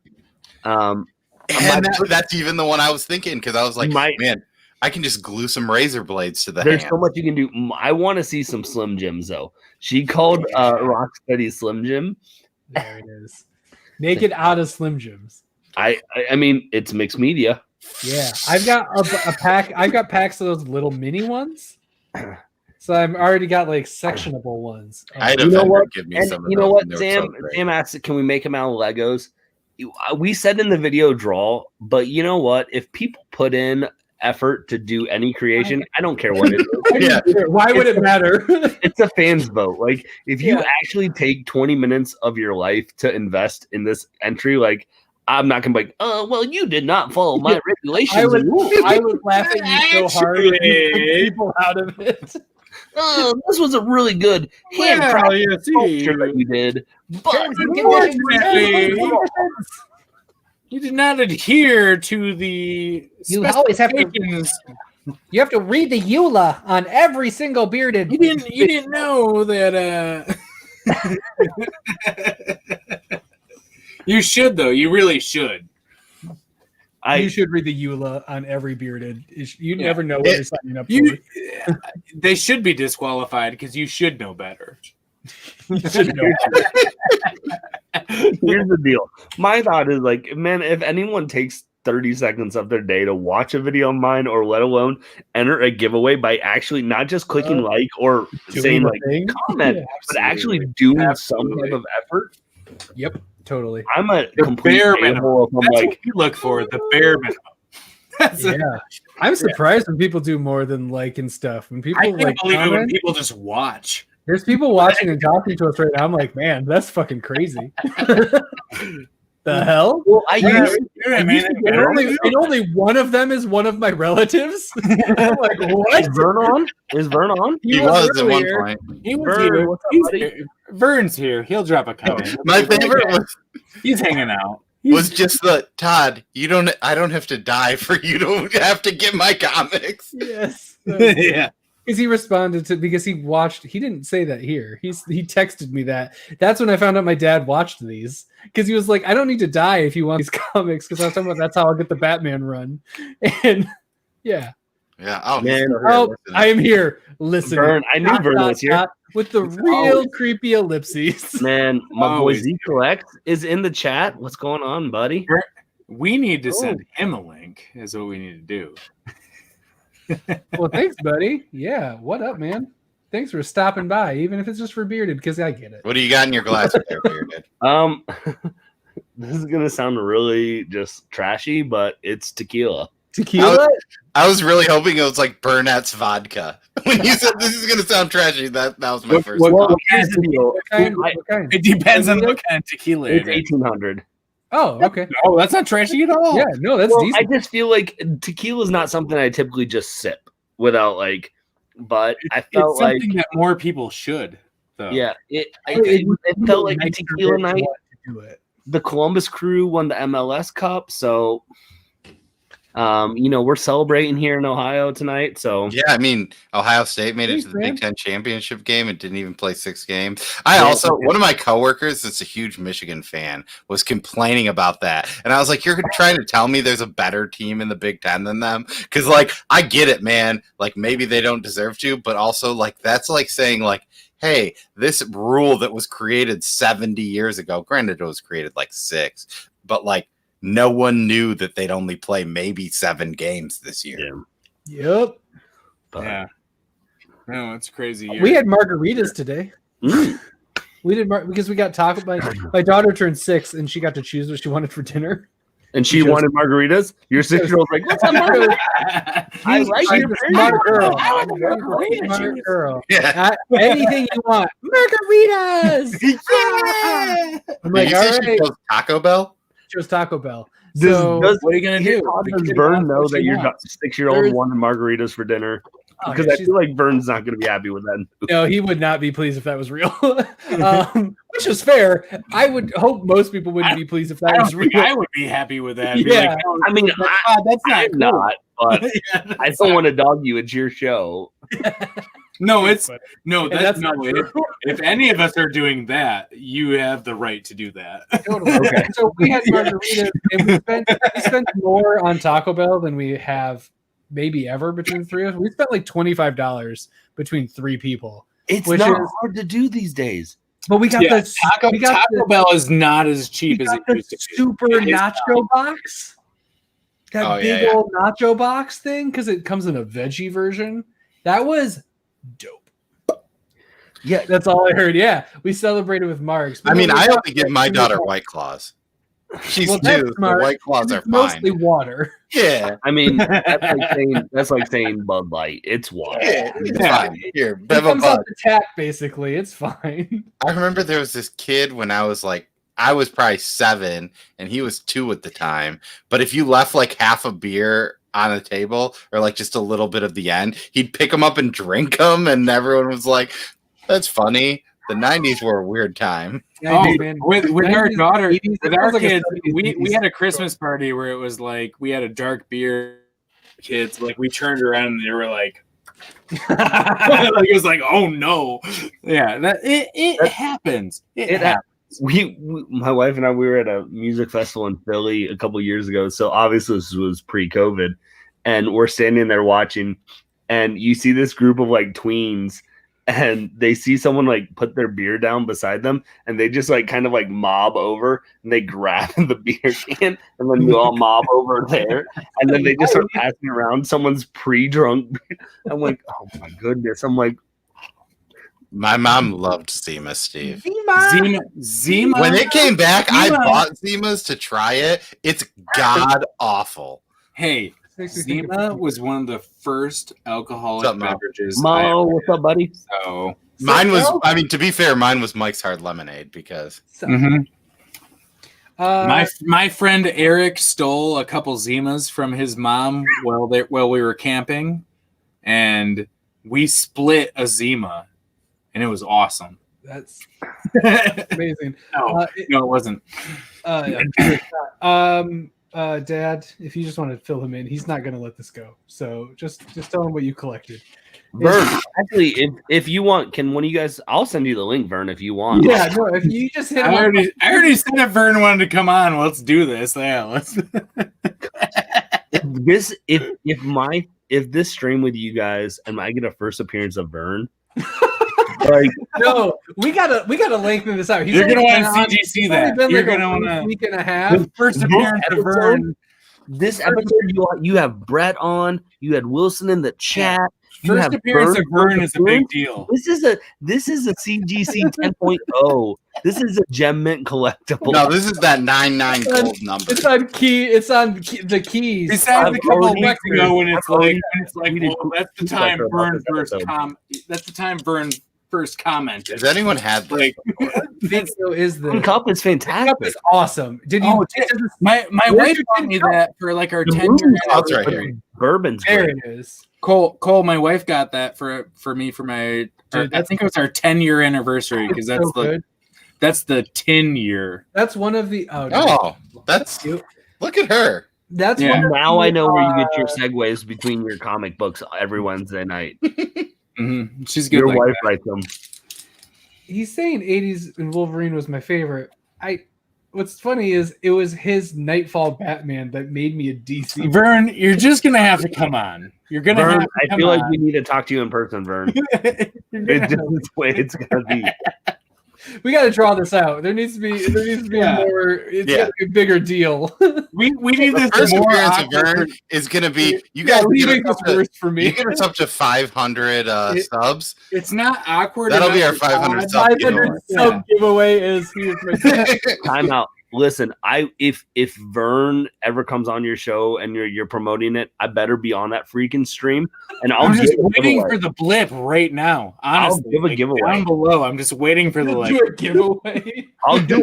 Away. Listen, I'll do a give. If Vern ever hops on, I'll do a giveaway of a bearded first appearance for a Vern first appearance. Like Oh, that. nice. I'm going to own that soon. We Yeah. will. This will happen sometime in the future. Okay. If we hit 500 subscribers in the next month, let's do that. Yeah. It's not gonna happen. I'm going to Hey, promote pretty if heavy. if it does, If it does, Hey. I will keep moving the goalpost. If it doesn't, sure. Good old Steve coming with the I don't know what that's from. I think that's a 90s commercial reference. I mean, Vern. Also, do you know about Werner's Bearded Comic Bro? Yeah.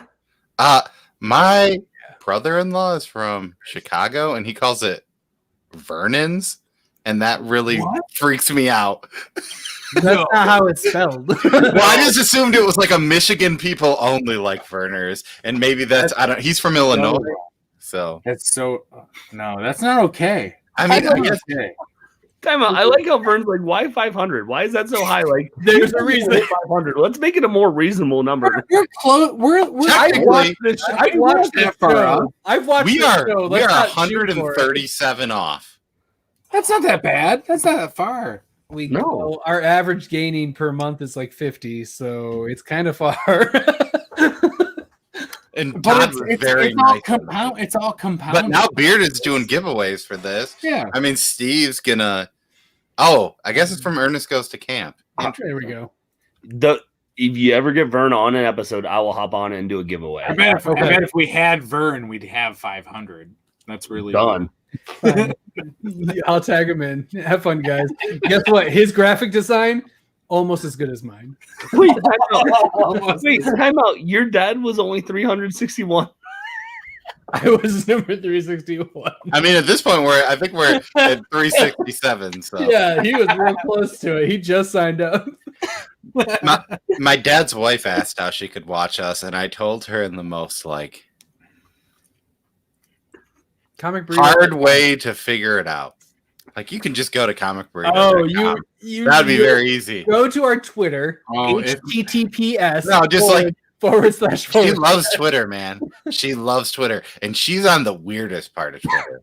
no. She's into political Twitter. Yeah, No, that's the worst part of That's Twitter. the worst part of Twitter. That's not the weirdest part of Twitter. No, that's the Yeah. worst.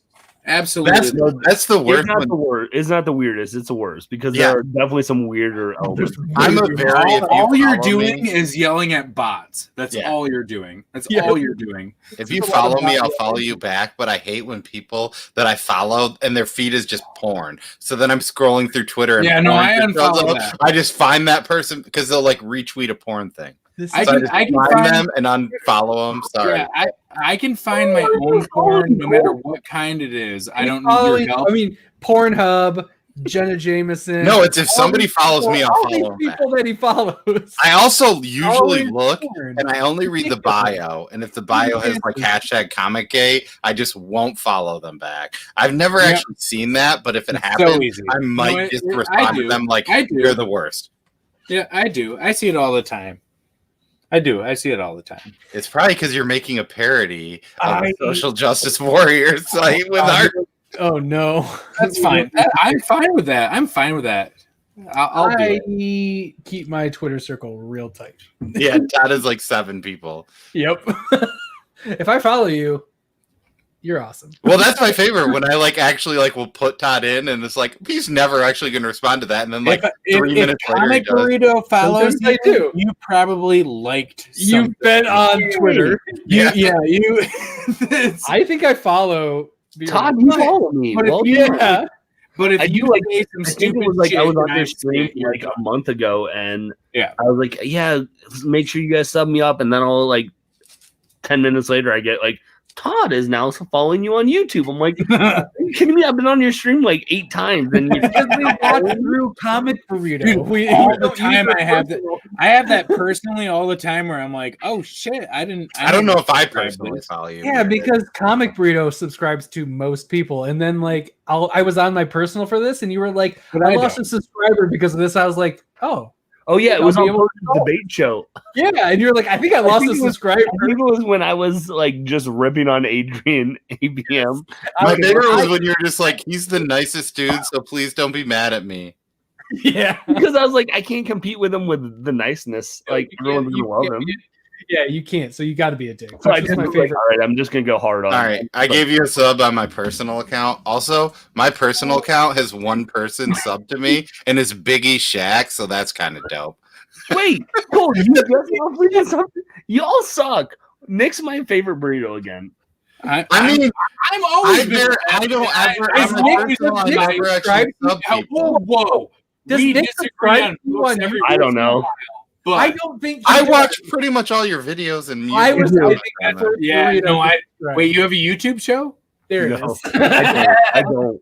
I really don't. Nick isn't aware that YouTube's for other people. He thinks it's just something we made. Also, apparently, I sub to on my personal account. I'm getting Don't better. hug me, at I'm that. scared. getting better. I'm not sure if people know about Don't Hug Me, I'm Scared, but it's very weird.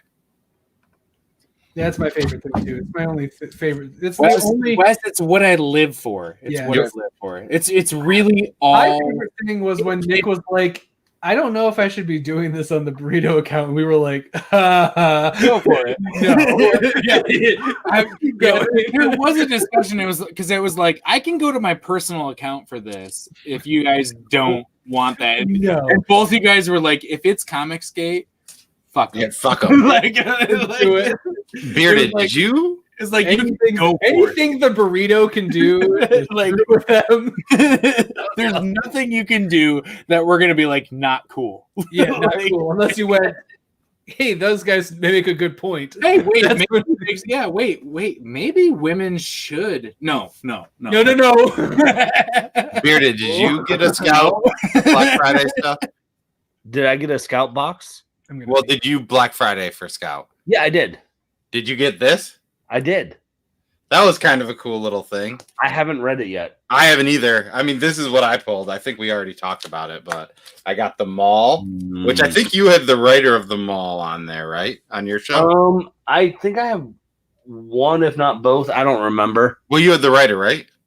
Or somebody from the Mall? Well, there are 2. Oh. Chaos. Yeah. I got Murder Hobo. And this is the second print, I Well, think, but it was because it was like I Because thought. the writer, there's 2 writers on it. Oh yeah, and one of them is like, Big time. well, So- he's like the CIA, like he's one of the like dudes for the company, right? They both are. Both the writers are. So you have James Hake and Don Hanfield. So one's like publicity, one's I forget, but Don Hanfield actually. So, and this is not a shameless plug, but when I had them on my show, talking with both of them, Don Hanfield, he is actually he does he has a company with Mark Wahlberg. Oh, That and Wahlburger. So, yeah, they so Don Hanfield, those are good burgers.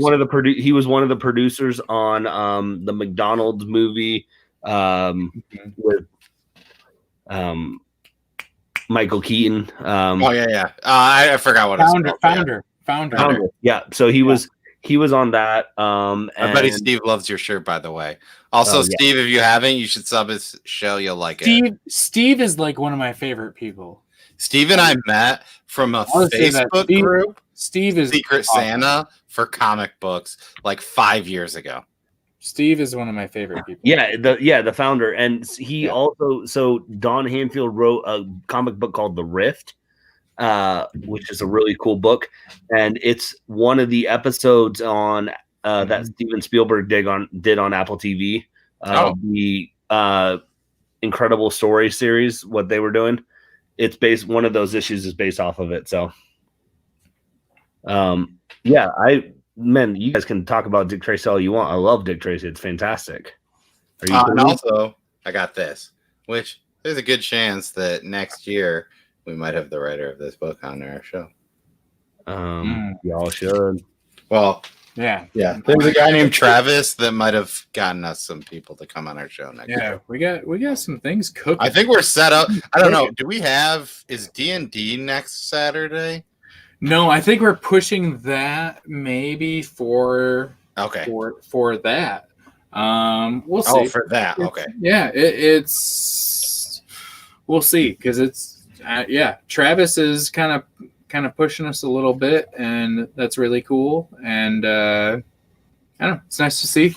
So we'll see what's going on. And it's a busy holiday season also, so we'll see.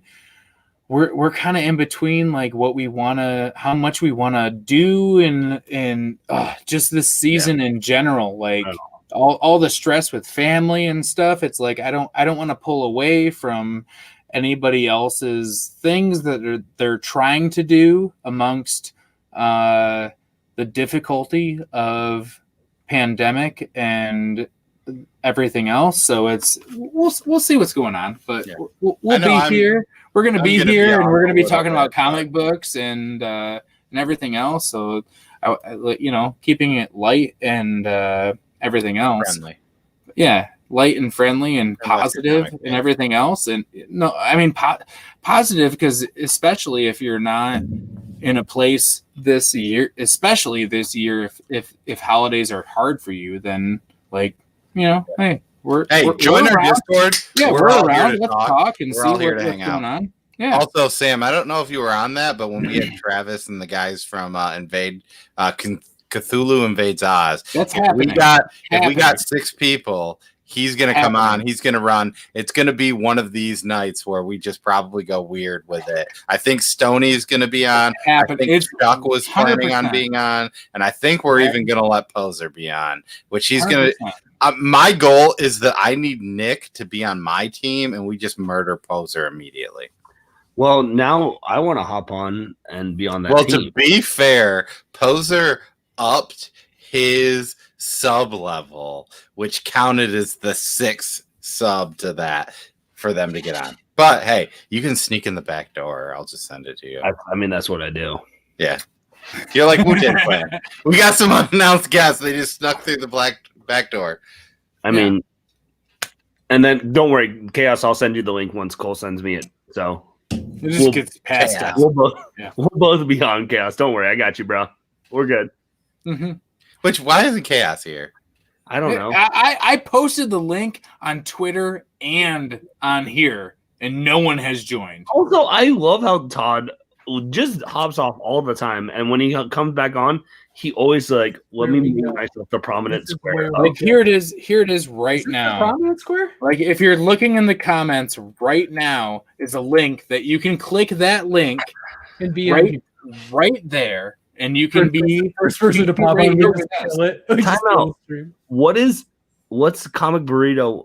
I'm really dumb right now. What's Comic Burrito and what's the Comic Burrito? You have 2 channels? Wait, what? Oh no. One is for Twitter. Oh, for YouTube. okay. I'm just seeing it pop up on my YouTube. We've been messing around and Comic Burrito. broadcasting, even though like today, I don't think we had anyone from except for when Cass was like, "LOL, I'm watching here too."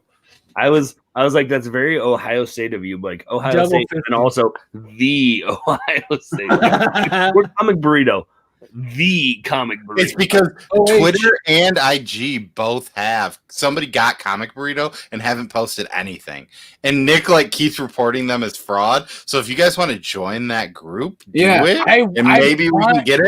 But Burrito. don't be the I want Comic butthole. Burrito so bad. We have the Comic Chaos and I Burrito. own actually both those Comic Burrito platforms, so you can. What do buy you them. want? What do you want? Like $100? What do you want? No, I just want to be on the stream when Vern hops on. That's it. That's Okay, the fine. costing of that. Sign it over. We'll give it to you. I just want Comic Burrito, and it's been almost a year of me reporting that account as spam, We are getting close to a year at that. and it's just not happening yet. It drives me crazy, absolutely crazy. So the Comic Burrito, but yeah, anybody, Wes, Chaos. There's all kinds of people on here. You know? Come on, somebody. Chaos is he's watching the fights. He's a Vegas boy, so I can respect that. Yeah. Somebody. Sam just likes to win everything that's See, available.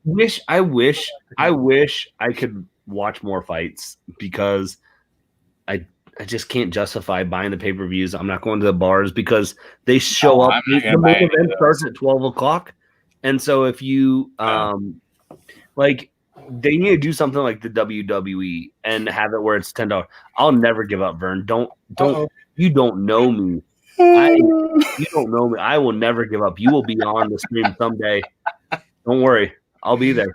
He shows up to your house. Gets on I'm StreamYard. gonna be at Yeah. once COVID's passed, next Thanksgiving, I'm just gonna show up to the family Thanksgiving at Todd's. Dude, you're And, like, invited. Vern, I'm telling you, you're hopping on the stream.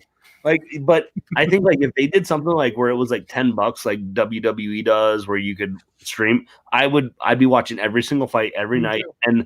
and if I didn't, I'd forget that I own that subscription, and they'd be getting my money. $10. They'd Yeah. be getting it, and so I'm just like waiting for UFC to hop on that so I can be there. But It is weird that they haven't done that yet because it obviously wasn't- they don't need to, but neither did WWE theoretically, but they did. yeah, I think that'd be dope. it works. It works. I've officially canceled my WWE Network subscription, which is big news for Todd. Breaking news. Breaking news: I don't have a WWE subscription anymore. I'm just so over it with the way they handle their talent. Honestly, how they handled the virus was the nail in the coffin for me. I was just like, you obviously don't care about your people. You only care once it starts looking bad on you. Then it's all of a sudden like tightened up. I'm like, no, you could have done better. That was stupid. You harmed a lot of people, and it was so unnecessary. So it's like, all right, I'm done with you. It wasn't the only big issue. It was just so many things, and I'm just like, I cut mine. I had it. I think it was up until WrestleMania this year, and I think I cut it when they screwed over Bobby Lashley again, or they did something dumb with Brock Lesnar, and I'm like, drop that, and I'm just like, I'm done. What did they? I don't think that. I mean, I don't know. Brock Brock just Lesnar lost. Brock lost very clean, very quickly. And it was very just anticlimactic. No, it was no. Trust me, if it was because Brock lost, that would not have been Then the that issue. wasn't it because WrestleMania was Drew going over Brock hard. Then it was before WrestleMania. I cut it. I dropped. They had Brock Lesnar kind of had like in his Royal Rumble. I think he was number 1, right? He was 1 or 2. Yeah. And then they just went hard. He like knocked out individually like a bunch of people, and then Drew McIntyre got him out. Drew McIntyre plus Ali, or no, Ricochet. Yeah, Ricochet. Ricochet plus Yeah, because Ricochet like sneaked. he gave him the low blow. Yeah, man. why hasn't Ricochet my Ricochet biggest is amazing. when him and Aleister Black both came in, and sorry Nick, those two dudes were just like No. these guys are so No. Like, He has to be, so it's perfect. It's totally like Aleister Black might be man, that guy, I just like watching him fight. I don't know why, he's just cool. I mean, Chaos would probably like him only for his intro music. I gave up at because it's dark and foreboding. Yeah. I gave up on it. The real big moment was Hell in a Cell with Seth versus. That was it. When they did Hell in the Cell and they had the disqualification, and it was you can't have a disqualification. That's not how it works. That was when I canceled. Yep. I literally canceled. And I did WrestleMania I watched WrestleMania I think I signed up for you on my wife's account to watch WrestleMania.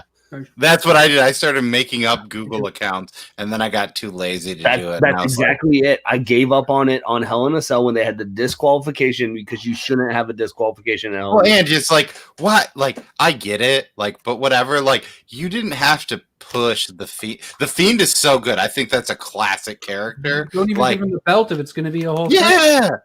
Doesn't just need to let that dude run rampant. Let him kill. Randy Orton. How many world titles Undertaker had? 1, 3. Yeah. 3. And you know who's the biggest legend, basically, of all time? Undertaker. He doesn't need the title. It didn't have anything to do with it. You could have played the Fiend for years and kept him away from the title, and it could have been the best thing going. And then you gave him the title and then wussed out. It bothers me so much. You had the best character. No, they didn't give him the title. That was the thing. He was supposed to win the title. But then they gave him it a month later. Yeah. And then he lost to Goldberg. And he had to carry Goldberg. Oh, my God. And then, he loses to Goldberg. I'm like, oh, this is just worse and worse. And now they're making Roman fight Goldberg? The only way, just let Roman kill Goldberg. If you want to put Roman over as the greatest. Spear versus Spear. Wait, Goldberg? They're bringing Goldberg back again? Well, Goldberg came out of the time and said, all Roman is a crappy version of me. Even stole my move. And it's just I get it. Who invented tackling? But Roman can at least hate him or not, he can at least be in a match for more than 25 seconds. Well, I get it. He's old, but holy buckets. What was the match where Goldberg literally almost killed somebody because they were so bad? Where he literally dropped them on their head. It was like Showdown. Was it Ziggler? The Summer Showdown, or was it Ziggler?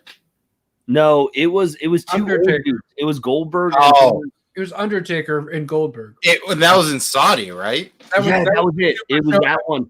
And he literally almost broke Undertaker's neck because he couldn't maintain what he was supposed to be doing anymore. Undertaker couldn't jackhammer. He couldn't jump for it. Yeah. And Goldberg couldn't lift him. Yeah, it was. And I'm like, he almost killed him. Oh my goodness, he almost broke his neck. And I love how Nick is still off the stream. Yeah, did you guys see Jeff Hardy when he fought Elias? Mm-mm. He did his, I don't know what his finisher is, that crazy flip thing, and his neck almost hit the back, it might have hit the back of the steel stairs, and as he's walking off, he's kind of like this, but he fought the next week. He's crazy though. Yeah. And I'm sure that there's weird stuff in his contract with how things went. Yeah. Yes, I don't know. Yeah. I've just stopped watching it. Yeah. Well, we can stop talking about it. The Nick. Oh, Nick. Here we go. We can stop talking about it. So Nick he wasn't there this whole time. Hey, he was being. Oh, interesting. I was outside. Hey, I'll be right back. You know what I like? It's wrestling. So these are the issues I still haven't read yet. No, that's it. Okay, Scarlet Hood. I am curious. Which I should have probably read. Scarlet Hood is really good. It's one of those that I could see the two being rough or being, yeah. Well, I didn't read it because Nick read it. Nick, when you weren't coming out on Wednesday, I was like, "What are you reading?" And I was like, "Well, Scarlet usually takes longer to read than Crossover, so I made the executive decision to read Crossover." For what it is, Scarlet number 2 is not as good as Scarlet number 1. I think we all need to read it. Oh, Bearded, did you read Scarlet number 2? Did I read Scare Hood number 2? Why, yes, I did read Scare Hood. Was it better or worse than number 1? Whoa, that's an unfair compare. I don't know if it's better or worse. I like they have moved the story on, and I'm excited for it where they're taking it. Yeah, dude, exactly. It's not a better issue. I think 1 is a better issue, but 2 is good progression for sure. What was your issue of the week? My issue of the week? I'm looking at yours. Oh yeah. I actually read Bite Size.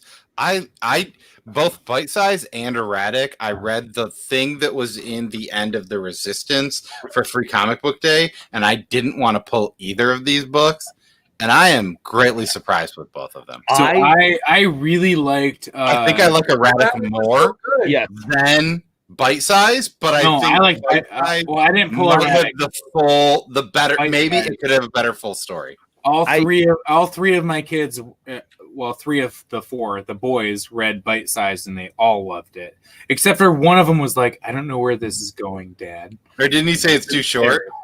No, he was like, I just don't know where this is going. And it was like, what do you mean? And he's like, I don't know. I think he was just trying to be really deep. Like, the thing about Bite Sizes, I like it. I don't know if I can put it high up on a ranking because I like where they're taking it, but there's not a lot happened. Yeah, but enough happened that I'm okay to stay along with the issue. It seems very batteries not included, short circuit, like story that I'm here for. I just want to see what they do with it. So not a lot happened. And obviously Snakebite Cortez is on it. So anytime Snakebite's on it, I'm there. You're there. If it's worth for me, I'm splitting it with my 3 sons. So if it's worth $1, I'm buying it. You shouldn't split a comic book. It's not really. It doesn't really. We are though. No, we are. We're ripping it apart. Yeah, Venom. I didn't like. I read like 4 pages. You didn't like? That might have been my number 2 issue of the week. He fell. That's all he did. He fell. Yeah, I mean, I think, and that's the thing. I would agree. I even said when I was talking about it, I don't read Venom, and I feel like I got some backstory. I mean, we've talked about this. It's a clip show. If you were reading King in Black right now, Nick, you would need to read this. But like for people that have been reading Venom, it's probably not worth reading. Yeah, and that seems. That's why I have no interest. I don't have any interest. Seven Secrets was there because I have pulled it off my pull list, and it hasn't come off my pull list yet. So yeah, it's great. That's the opposite of what he just said. That's not what I was saying. He said he took it off his pull list, but it's still getting orders. Really? I think it's great. I think it's great. I think it's great. It's trying. I feel like Firepower and Seven Secrets are very similar, kind of stories. Yeah. And I'm enjoying Firepower more, so I'm not invested in Seven Secrets as much. I was on the Seven Secrets train for the first. I cut after issue 1 because I knew. I totally get that. I'm trying as much as possible to ride both waves. I think, and I respect that. I think a lot of people would want to choose one or the other, but it's that's just kind of my thing, and I'm going with both. I'm going with both. On the Lost in Comics award thing, Gem Mint actually said something about Firepower, and I was like, that seems but there were a lot of stuff like, why the fuck didn't I put Gideon Falls as my top horror? Is because I immediately just said Hotel's my pick, and then everyone else picked every other things, and I was like, I probably should have put Gideon Falls there. So Also, It just, was my just pick. so you know what's going on in my Yours house right now. was I have my TV on in the background, and Fox has now switched over to Neil deGrasse in the Cosmos, and I think it's a really interesting image. Just penises as far as the eye can see. maybe I picked. Did I pick Something Is Killing the Children? Then, I didn't. Oof, then I should have changed that to You Gideon picked Falls. Something Is Killing the No, Children. Nick picked Department of Truth. Yes, you did, Nick. You picked. Then I would have changed Gideon And Falls what was from the other Something Is one? Killing the Children, but I assumed I didn't pick What was Something the Is other Killing. one? You're missing one that obviously Philadelphia. I Philadelphia. like That's No, right. Philadelphia was the Rodney fourth. Barnes is on the show in And a I couple picked weeks. Hotel. Rodney Barnes will be on this Wednesday. I mean, to be I sent it a fair, couple weeks. If you look at my Twitter feed, I don't have anything to be ashamed about when it comes to Rodney Barnes. I like getting it together. He knows exactly where I stand on my opinion It's of him. technically not on my I mean, full list, I but am I really pick it up off the shelf. because I like this book a lot. So I'm I'm really excited. digging this series. And Poser, I know Nip Poser slip, commented nip and asked me. If you've enjoyed the first two, I think issue 3 is a fantastic ride still. So Awesome. Yeah, I mean, the only thing This I could would be say one to of my Todd- favorite series because each issue isn't like, wow, this issue needs to be in my top 3, but I love it so much and I'm so excited for like yeah, the whole thing. Because it's like there's not for me. That's where like the comparison to Friends is very accurate for me. Like can't sit there and tell you like there's episodes of Friends where I'm like, this is the best comedic show, like because of this episode. Like I can with other shows, but overall as a whole, it's fun.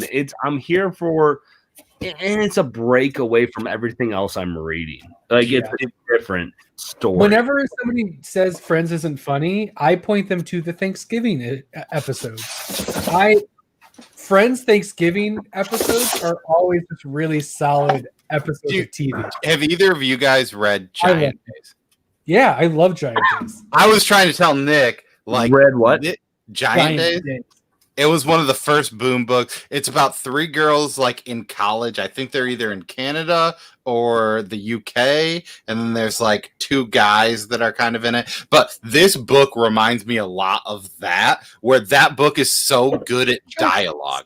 Yeah. Like, and I get it. Like, this isn't a very like super dialogue heavy book, but like the dialogue moves it so well. And I think that's what Getting It Together does. You can almost tell how, like, look how this looks. You can tell It's so good. Those books.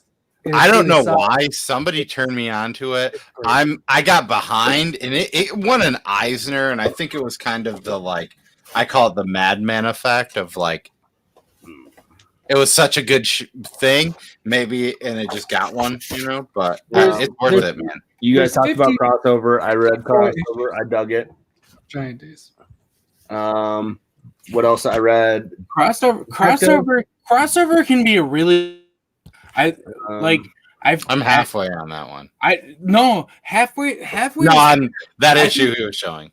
No, okay. I say cross can be like a huge deal or not. How do you feel about Homesick Pilots? I'm not the target. So excited. I'm not the target demographic for Homesick Pilot. So I started doing a show on Friday nights with like Hero and the Kid and Fire Guy Ryan, who does stuff with Comic Tom and stuff. And I think his name is Ryan the Fire Guy.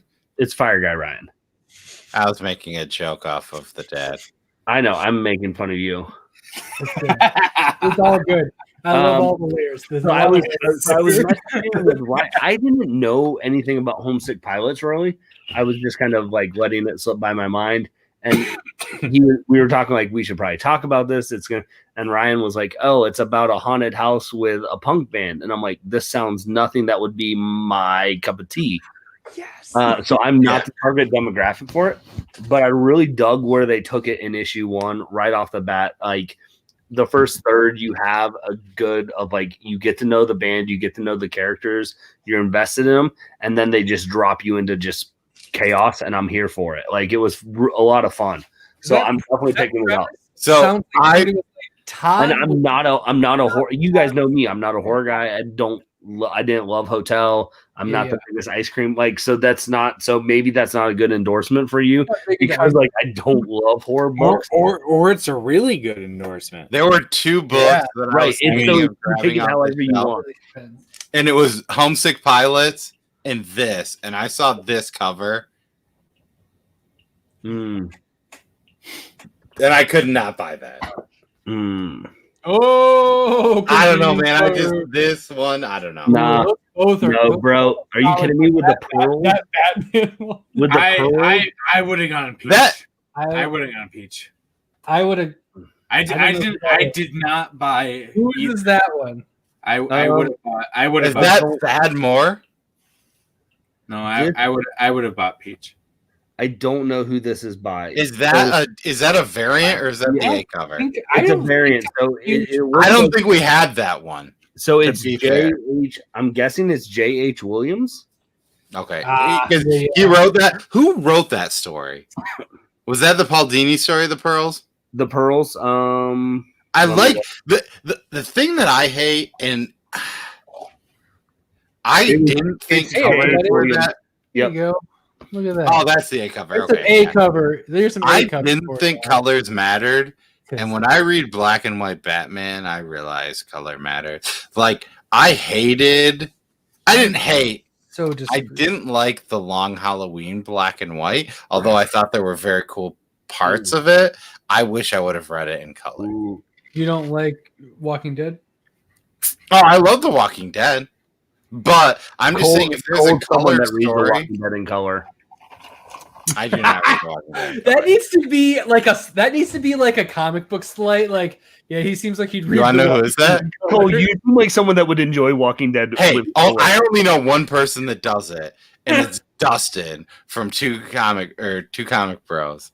He actually says, he even says, like, people will tell me that I'm like, it's cheating for me to read this in color. I would say, Nick would say the colors are worse than the black and white. Ooh, comics and Homesick Pilots with great. Oh, what's up, Mason? Yeah, awesome. Well, that's good to hear because Punk Band and Haunted House is like, here's a comic book. Even Nick said to me, Cole, this seems like a book that should be up your alley. Yeah. And I saw that Peach from Momoko cover, and it was between those 2 books, and I was like, I'm normally not a Peach Momoko guy, but I like that cover. Yeah, when I saw it for that, it was like Todd and Cole are gonna love this, and I'm gonna be like, we're just having that float by. Yeah, we kind of talked about this when you were away. Okay. You guys want to see the last book I picked up this week? Yeah, do it. Is this your favorite? It's not my favorite, but it's someone else's favorite.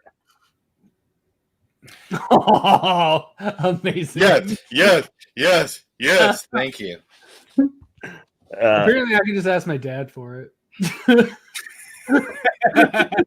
What's so weird? I don't even remember what stream we were on, or if we were talking. Yeah, it was the last time you were on. But Cole was like, literally was like, "There's one of those books, like the Batman books I'm trying to get. It's like Joker in the Shadows," and I'm like, "Yeah, $350," and I'm literally $450. Oh, $450. Yeah, sorry. And I'm in my half price bookstore the other day hunting, and I'm like, I swear Cole said this. So I was like, I messaged Cole. I was like, is this? He's like, oh, yes. Recount might have ended. That almost eked out that Texas Blood #1 on my survey for Lost in Comics. Well, so close to making it. The ash can's great, and the ash can brought me in so much to it. And I didn't realize that the ash can was separate from issue number 1. Well, I learned it from your interview. I mean, So you guys, if you aren't watching Bearded Guy, you didn't even ask me a question. He just drove it because he was such a good writer that he knew. Right. No, I don't ask great questions. I just let the writers drive it. So if the interview's good, it's because the writer is a good writer and can take the conversation where it needs to go. If it's bad, it's on them. That's how I say it as an interviewer. Yeah, it's all on you. It's not on me. It's not on the questions I ask.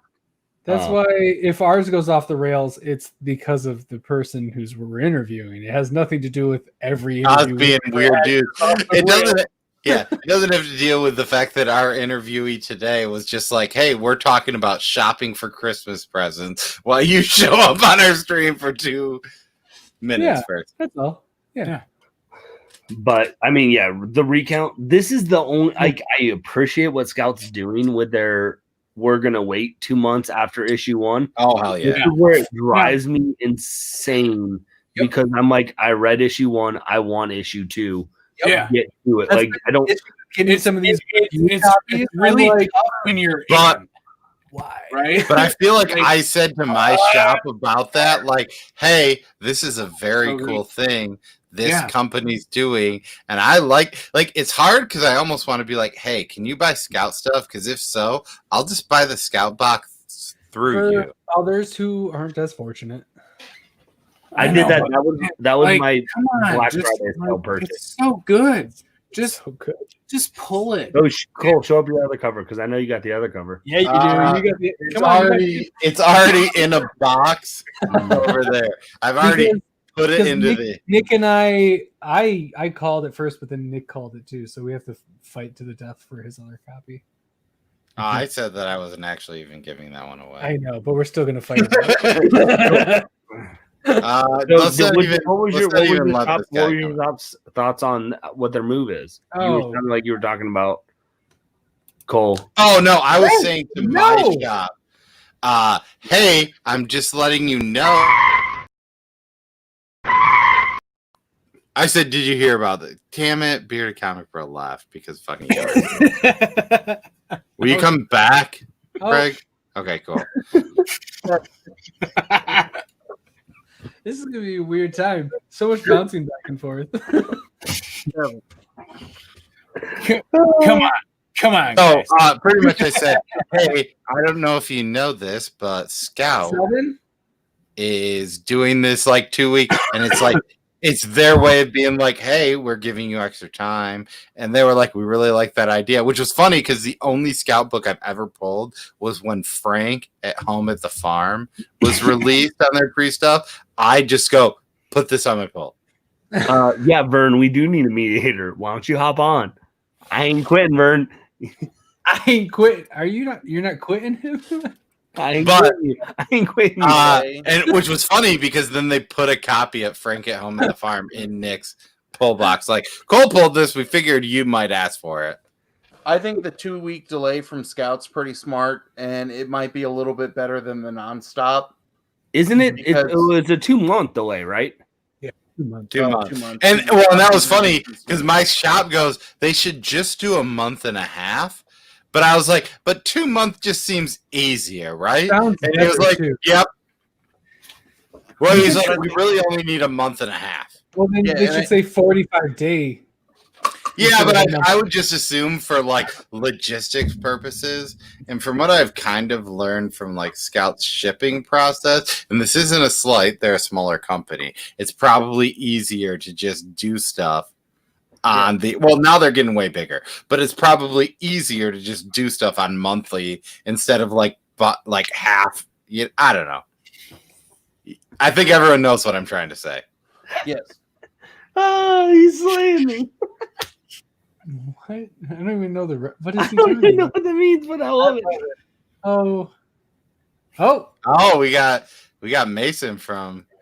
The problem with having multiple hosts is we'll bring you in and we won't. Guys, what is up? This is my first stream with Mason. So I forget it's the everyone. Have you streamed with Poser before? Todd, can you just block everyone else out and just let me and Mason talk so we can this is our first stream? Like, thank you. So, welcome to the show, Mason. Hey, good to be here, bro. How's it going? Man, it's going great. I can't believe Todd actually did that, but it's fantastic. So No, make him do it. Make him do it. I know. I was like, I really. I would have taken it. 20 minutes. 20 minutes. That was brief and amazing. I've heard that. Never. Yeah, you heard that. Yeah, usually it's I've heard half of that. unsatisfying. Backhanded compliment. That was way more convincing than usual. I dropped a link to Mason's channel in our YouTube, so if anyone is go interested, check it out. Yeah, he's putting out good stuff for sure. All right, appreciate it. Here's guys. where I'll be Only one here. Here's where I'll be a shitty fan of Mason, because my to watch list is like 300 videos long because I can't comment on shit when I physically show up to school, and I know that I ghosted you on a Instagram message. What did you think of Knights of the Golden Cross #1 since #8 just came out? Knights of the Golden Sun. Or Knights of the Golden Sun. I've been drinking since 1 o'clock. Yeah, I also own a 30 hams, pack buddy. of hams. I bought him some books, but I have not given him money for hams yet. Weren't you on a debate thing with children earlier, Poser? Well, there weren't children on my end. Oh, okay, cool. Like, I Perfect. coached my kids. Were the children the judges? Yeah. He was debating. He lost because of judges. memes, and I laughed a little bit. Hey, Poser, anytime you want to do a live, man, I think it'd be fun. I think I need to do a live because trying to produce all this content is just it's rough for me because I do video for work, so it's like Live streams, man. Live streams are where There's The bottom row can relate to the recording and editing videos on your own shit. It's not worth it. And then this Just person go. right here I was like can the relate bottom to row. the editing piece. While I've he's, edited 2 videos, I think, right? Who are you trying to point to? I don't know. All I know is He's trying to is, say like, this hell. Nick, like it's Don't not talk. worth it. I don't know. It definitely is a little worth it for me because it's not live. yeah, I had to rewire my brain because I've been editing videos for like 13, 14 years for work, and so I'm like done beats perfect. So I'm just gonna try to like get stuff out there. Yeah, man, that's where I was because videography and photography are like, that's my life. And that's why this even started because I was like, I have a lot of this equipment. Nick got fooled into thinking we were doing just a podcast. Yeah, and then I was like, yeah, we're gonna Yeah, do video. I thought it was gonna be audio only. Which he was really excited about because he had a face for audio. Well, Bearded But- left Yeah. because you shut up, I Chaos. know, Not live even streams are talking. the best. Bearded doesn't like to share except for Mason. Oh, He's he's only okay with Mason being on. Anyone else he's really upset about. No, I like chaos. I'll just throw Chaos in the background until he's done eating his ravioli. No, I eat on stream. It's the best content we ever have is when I eat on stream. I do indeed like Good cake to you, farts, man. Cole. Good to you. It's good. It's good. Hey, so did everybody read the recount? We were talking about it. Yeah. I think we had it as a top pick early, a week early. because it got delayed and we didn't Yeah. know it. And I felt like such a tool. Like I was like, No, good call. actually, you guys like our top pick of the week is the recount, and I'm like, you guys know it didn't come out this week, right? And we're like, no, We're like, because we don't pay attention to that shit. We just look at it and we had an early. I was like, it got delayed last It second. came out. It's so good Yeah, though. but that's the problem with Scouts emails is that they send them out a week early, and they're like, "Here's what's coming out next week," Yeah. and then they go on like Tuesday. Well, Is that a I mean, scout I problem? only Or knew is that because a Jonathan timing problem? posted it on Tuesday. He posted on a Tuesday. He's like, "Hey guys, this got delayed." That's a Yeah. sexy cover. And when I made that thumbnail on Monday or Sunday, it was still coming out that Wednesday. Well, yeah, like we just look at, I think, League of Comics. Did skits, someone right? show up? Did Mason just show a real sexy Philadelphia cover? Yeah, it's the Scotty Young. Is that the Scotty Young? Scotty right? Young. Ooh. Or who does that one? Oh, it's so good. That's not the Scotty Young. Or is that the J. Scott Campbell? Yeah. It issue 10. Because the Scotty Young it's her, but it's the Scotty Young style. Yeah. Yeah. That's So good. Also, man, Nice. Wednesday we'll have Rodney Barnes on. Speaking of Philadelphia. Nice. What? I'm trying to read his other stuff just to like. Wait. What? It's fucking weird. You guys are trying to talk about Rodney Is Barnes. that something you ever thought you'd say before? Nope. When I messaged him, I was like, he's gonna never respond. He'll respond to anything on Twitter, but I'm gonna ask him, and he's gonna be like, "Here's what you should ask him questions about. You should go watch Runaways on Hulu because nobody else did. I love Runaways. I love Runaways. Yeah, I'm just gonna ask him only questions about. The first season was good. The rest were trash. Shut up, dude. Second season was tight. They find their little place. It was But I think he no, only what you need to watch if you're interviewing Rodney, you need to watch the Wu-Tang documentary. Yeah, that shit was dope. Wu-Tang Clan ain't nothing to fuck with. I'm telling you, Cole, watch the Wu-Tang documentary. If you're interviewing Rodney Barnes and you don't have the Wu-Tang documentary in the back of your head, you've dropped the ball. Well, I mean, Jared from. And you're going to embarrass yourself on the show with Rodney Barnes. Because he's ready for it. If you don't talk about it. Luhan is mad at us. Yeah. You know, Wu-Tang? Yeah. Oh, was it Jared that I put the Wu-Tang that I took way too long editing? I know. Can we also talk about how Chaos is the messiest eater I've ever seen? Oh, it's great. Yeah. You might be doing it on purpose. You guys are like, hey guys, we got Rodney Barnes as Chaos just has noodles falling off his fork. No, that's what you're gonna do. Is that not good? It looks like he's feeding himself, but it's actually his kid funneling it into his mouth. That's why it's. I hope. So. I mean, didn't he also work on the Boondocks, which might be the greatest Adult Swim show of all times? Again, Cole, if he's coming on Wednesday and you're just asking me questions now, do your I already research. know. I know. You got a panel of idiots on our show. Sorry, Nathan, you're not part of that. I'll be in the chat. Okay, you did Falcon, right? Did you do Falcon? Say thank you, Pumpkin. No, I said, didn't Rodney Barnes do Falcon or Falcon and Lando? And what is? I already mentioned this book, but I forgot the name. Invincible? Is that what it's called? Yes. Yeah. It's like what? No. Yeah. Rodney Barnes wrote 25 episodes of the Boondocks. Chaos just left as soon as. Yeah. As soon as he pretty much only wanted to be here to troll Poser, and I get it, man. I respect that move. That was a bold move, and I respect it. The fights are still going. So I think he just stopped in to eat and then he's leaving. I read a few pages of the first issue of Invincible. It was really good. So, all right, this is our first time having Mason on, aka Comics and Crosses. Thank you for joining us. We're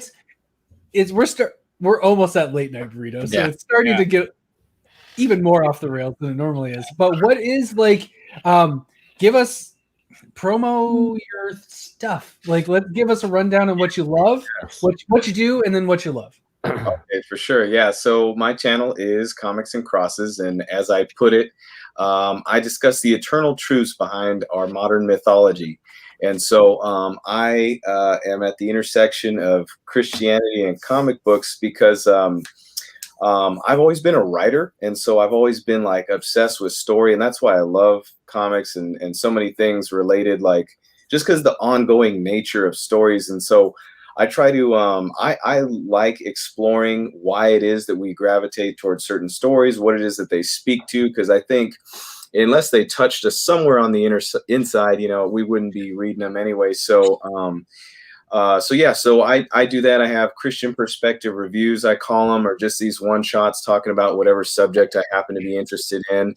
And it's not like I don't know how to categorize it, because it's not like I'm just making content for Christian people per se. It's not evangelical. It's not how I would put it. But it's actually the way I look at it is I'm trying to bring all of my perspective from my background to talk about something that we all love, comic books. And I think it's cool because I try to elevate the art form because I think it's so incredible. I mean, obviously we all love comic books, and it's realize, they're saying some cool stuff and some interesting stuff. And so, so I am, what I like is, a lot of stuff right now.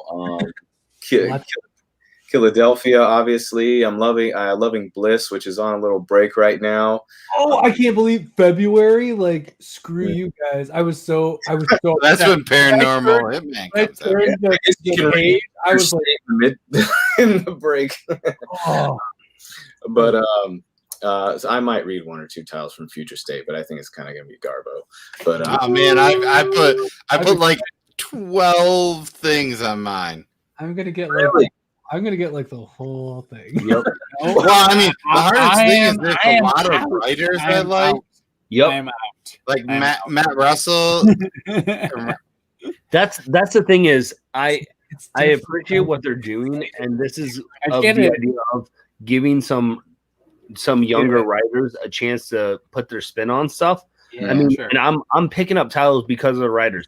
You've got Sean Lewis, who's everyone needs to pick up Wonder Woman by Joel Jones. Yeah. I'm just saying, get that. I don't like Superman, but I'm picking it up because Sean Lewis, he wrote Thumbs, and Thumbs was fantastic in 2019. Yeah. If you didn't read it, it was great. So Yeah. I want to see what some of these younger, I want to at least, even if I don't like it, I want to give my support to these artists or these writers and creators who are trying to get into the game, and they're getting this opportunity, and say, like, I want to support you in that way a little bit. And that's the same thing with Stephanie Phillips. She's doing Harley Quinn.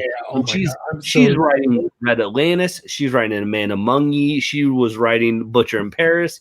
She's writing Artemis and the Assassin. She's killing the game on the indie game, and now she's getting this chance in DC. So I'm supporting it more for the writers that I've been writing and dying with for a while for the indie books to say, hey, out these. It's like it's tryouts. Like they're putting their like second, like they're benching, like their starters.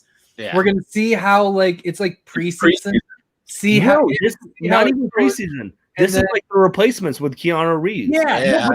But it's like all these people are getting a chance to shine. And you liked it, didn't you? Oh, I love It's the great. replacements. I saw that. I mean, it's no Sisterhood of the Traveling Pants. Let's all be honest. What is it?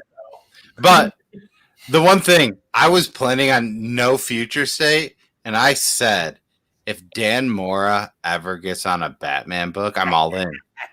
And that was the thing. I saw that he was going to be on this Dark Detective book, and I'm like, all right, I made that statement. If Dan Mora makes a Batman book, I'm all in. So, fine.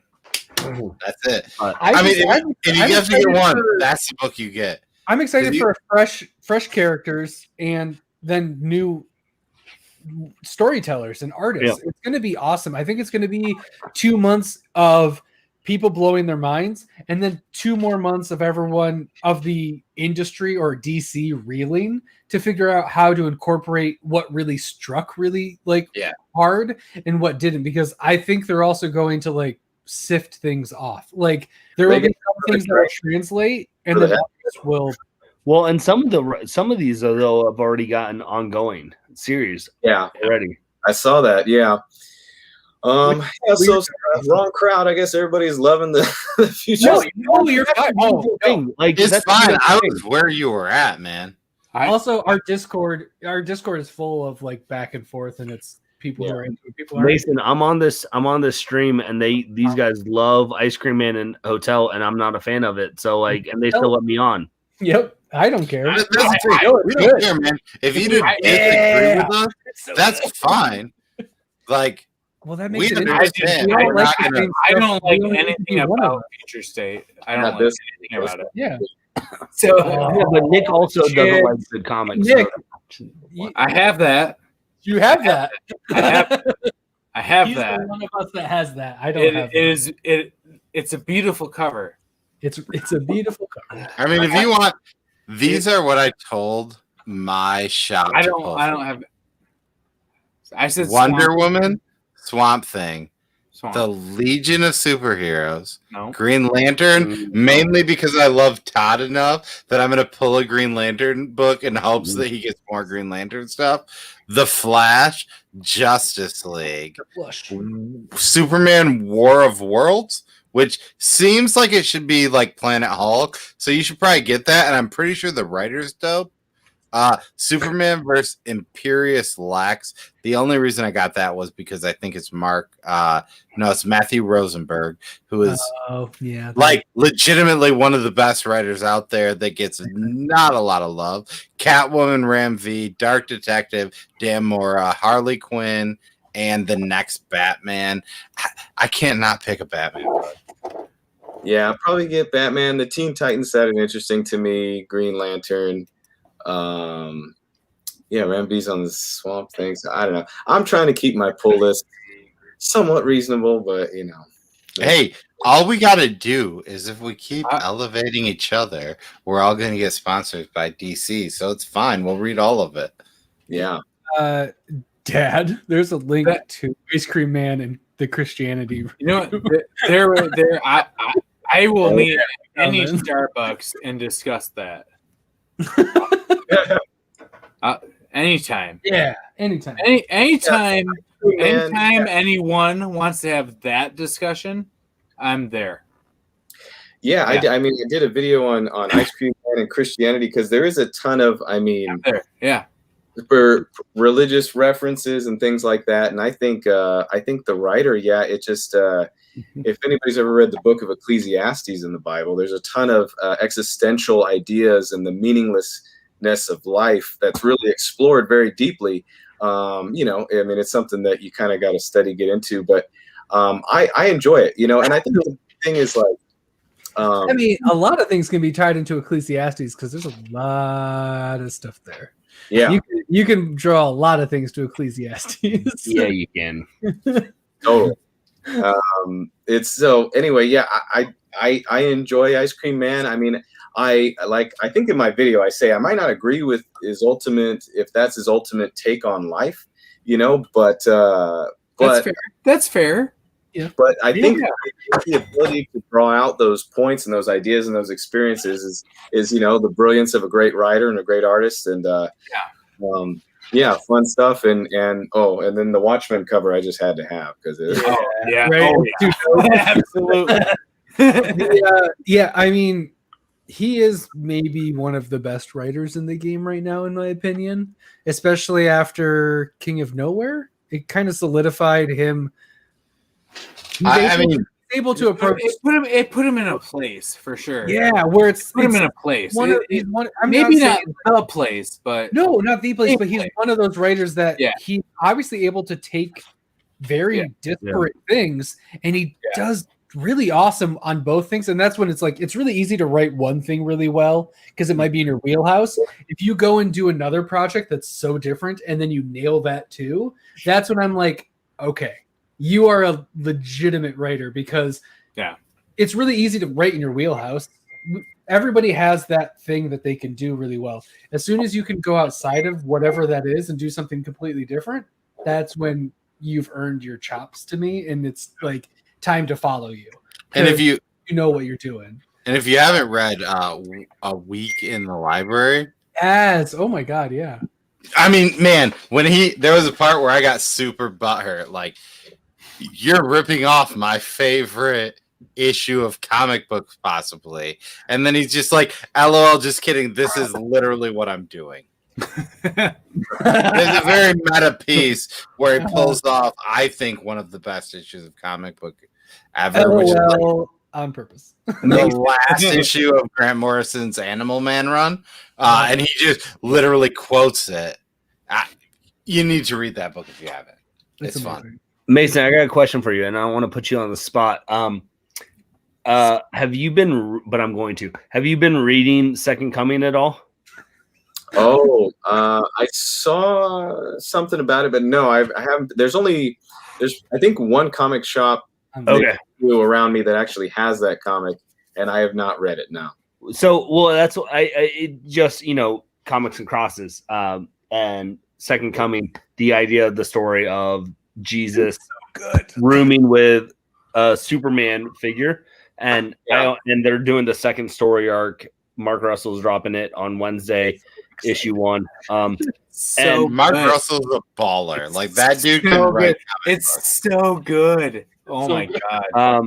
Man, check it out, I guess. You should check it out because I feel like as someone as someone as a person of faith, like the idea, because I feel like what Mark Russell, he's known for kind of like diving into those aspects of faith.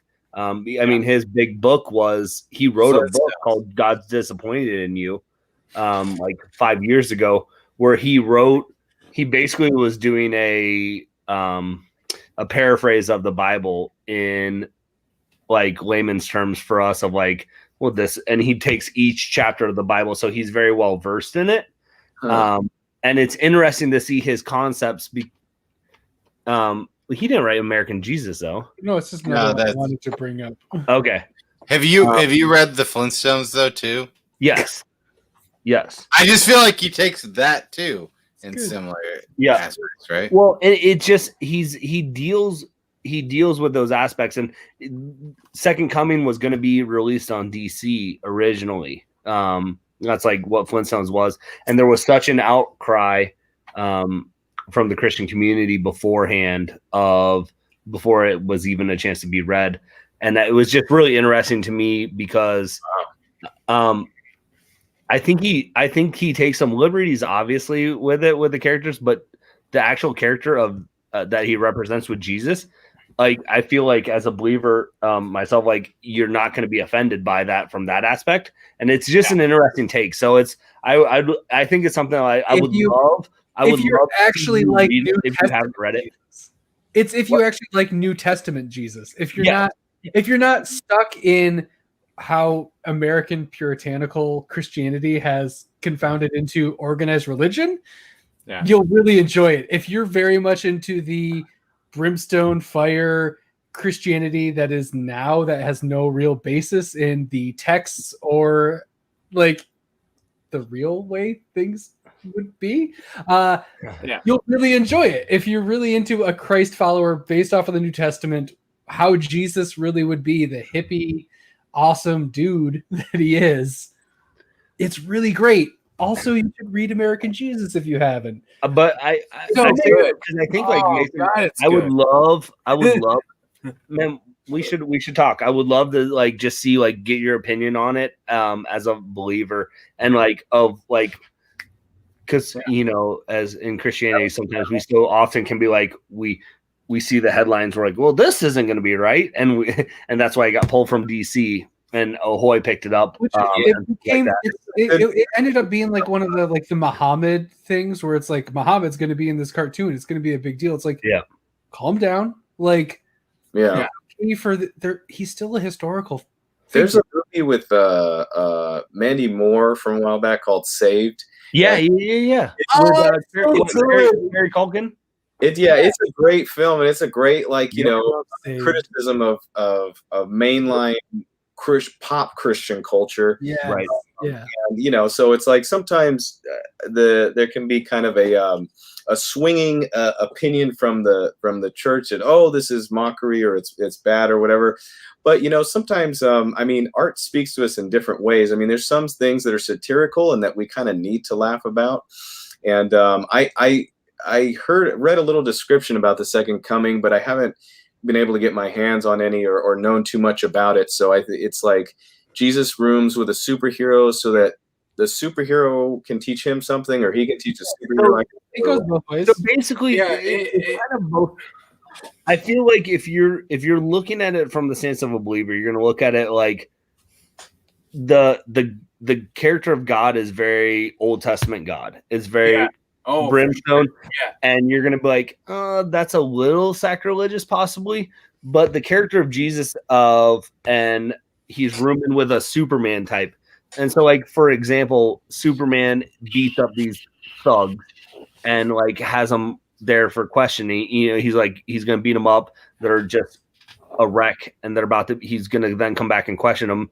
And he comes back to question them, and he's like, "Where are they at?" And Jesus like, "Oh, I healed them because you beat them up, like, and I sent them on their way because they didn't deserve it." Like, it's just as a very interesting take of like, what would Jesus actually do in those types of situations? And I think that would be a really cool. Oh, bro. Yeah. It pulls both like the liberal part of it, and at the same time like the part that's uncomfortable for like really people who believe what's going on, and it's just it's awesome. really good. That's maybe my favorite book from last year. Wow. You were so into it. I remember. really was.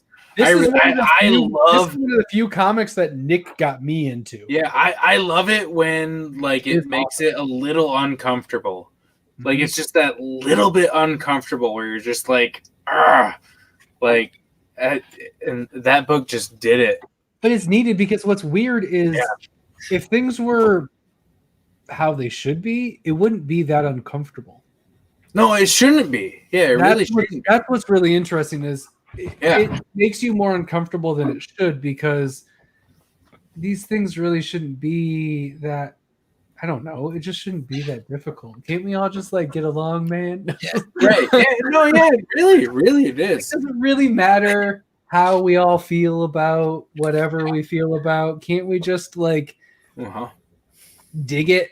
And I really like that first issue. I just kind of like it was one of those I pulled it off the shelf and I forgot to add it to my pull list and then it wasn't there. So one of also my favorite covers of yeah. So good. Is that from Second Coming? Is that? Yeah. It's a great book. So it really is. I mean, it's great. Mark Russell is one of those guys I feel like people don't talk about enough. Yeah. Like, those Flintstone books are so phenomenal. Good. They're so much better than they have any right to be. I'm telling, like, my dad's wife will read anything I give her, and like Flintstones is a book I want to give her because she'll enjoy it. Yeah. And here's the other obvious one in the Mark Russell camp. Oh, Billion Island. So good. It's so good. Did anyone read his Wonder Twins run? That Billionaire Island though is amazing. Billionaire Island's amazing. Yeah. I don't feel like I like this Perez book too. When I should have. Like it just. Oh my god. Yeah. If it's Mark Russell, you should read it. That's really the moral of the story. Well, I think about Mark Russell, his writing style is very. Even if you don't agree with what he takes, he's very knowledgeable about his stuff, and I think there's appreciation of. I don't know where he stands on his faith, but he's knowledgeable about it, and he respects it no matter what. Oh yeah, and I think there's aspects of that, and I think that you see that in Second Coming, you see that in Flintstones, you see that in Billionaire Island. He takes that very satirical look at our life, and I think sometimes we need to look at that as people, like look at the satirical look of our own selves, and I think he does a good job of that. While still respecting it, like he's not. I don't want to like dog. I'm not dogging South Park, but he's not South Parking. Like he's not doing it to get a laugh. It is really like the mirror that's supposed to be held up just to be self-aware. Like, hey, this is how you're acting.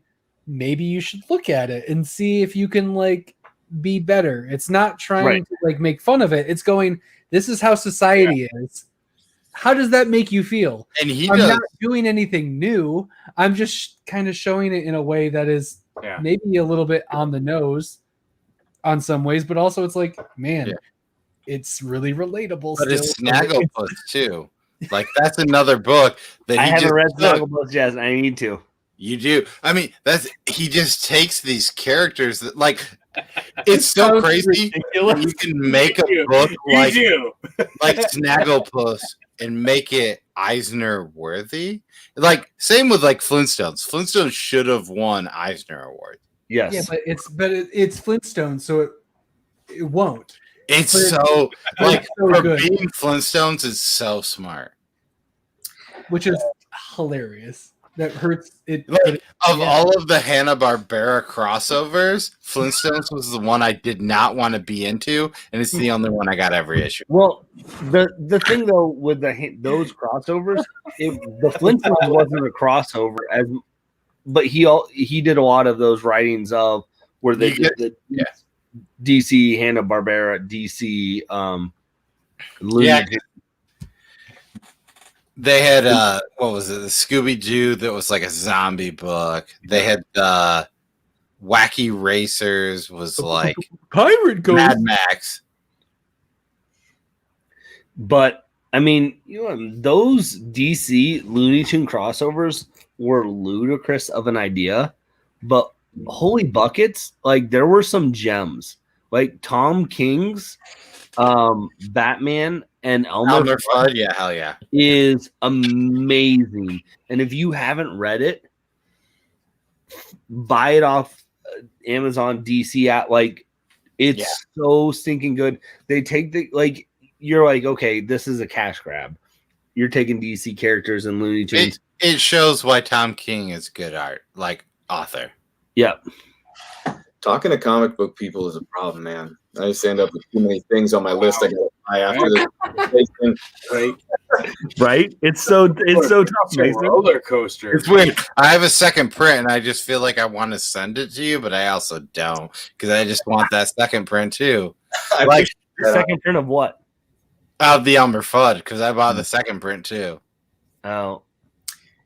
I got a. They're not really worth money, but if I ever meet Tom King, he'll fucking make a doodle on that. I met him once, and I'm so mad I didn't bring that. I brought my books. Finally got that issue. I had only read it digitally for the longest time, and then I got that issue, and I'm so excited. I think I have like 3 issues of the second print, so maybe I need to look back into there. Yeah, I think you should be very able to part with one of those. Yeah. And I think you should A-OK it to Mason so he can read that because I think he will enjoy it ecstatically. It's great. I mean, I'm a huge Tom King guy, and I know Bearded is also, but that book is a book that if you don't like Tom King, you're going to love this book. Okay, because I did not appreciate his run on Batman so much. Well, I think there's elements that you will appreciate of it. I think if you look at Tom King's run on Batman, there's elements that you can say, okay, I like these at least. Yeah. And his run, his one shot that he did with, I think it's Lee Weeks, who also did Batman Annual #2, which is fantastic. Oh man, no, you talking the free stuff? Yep, because that was a 3-parter, I think.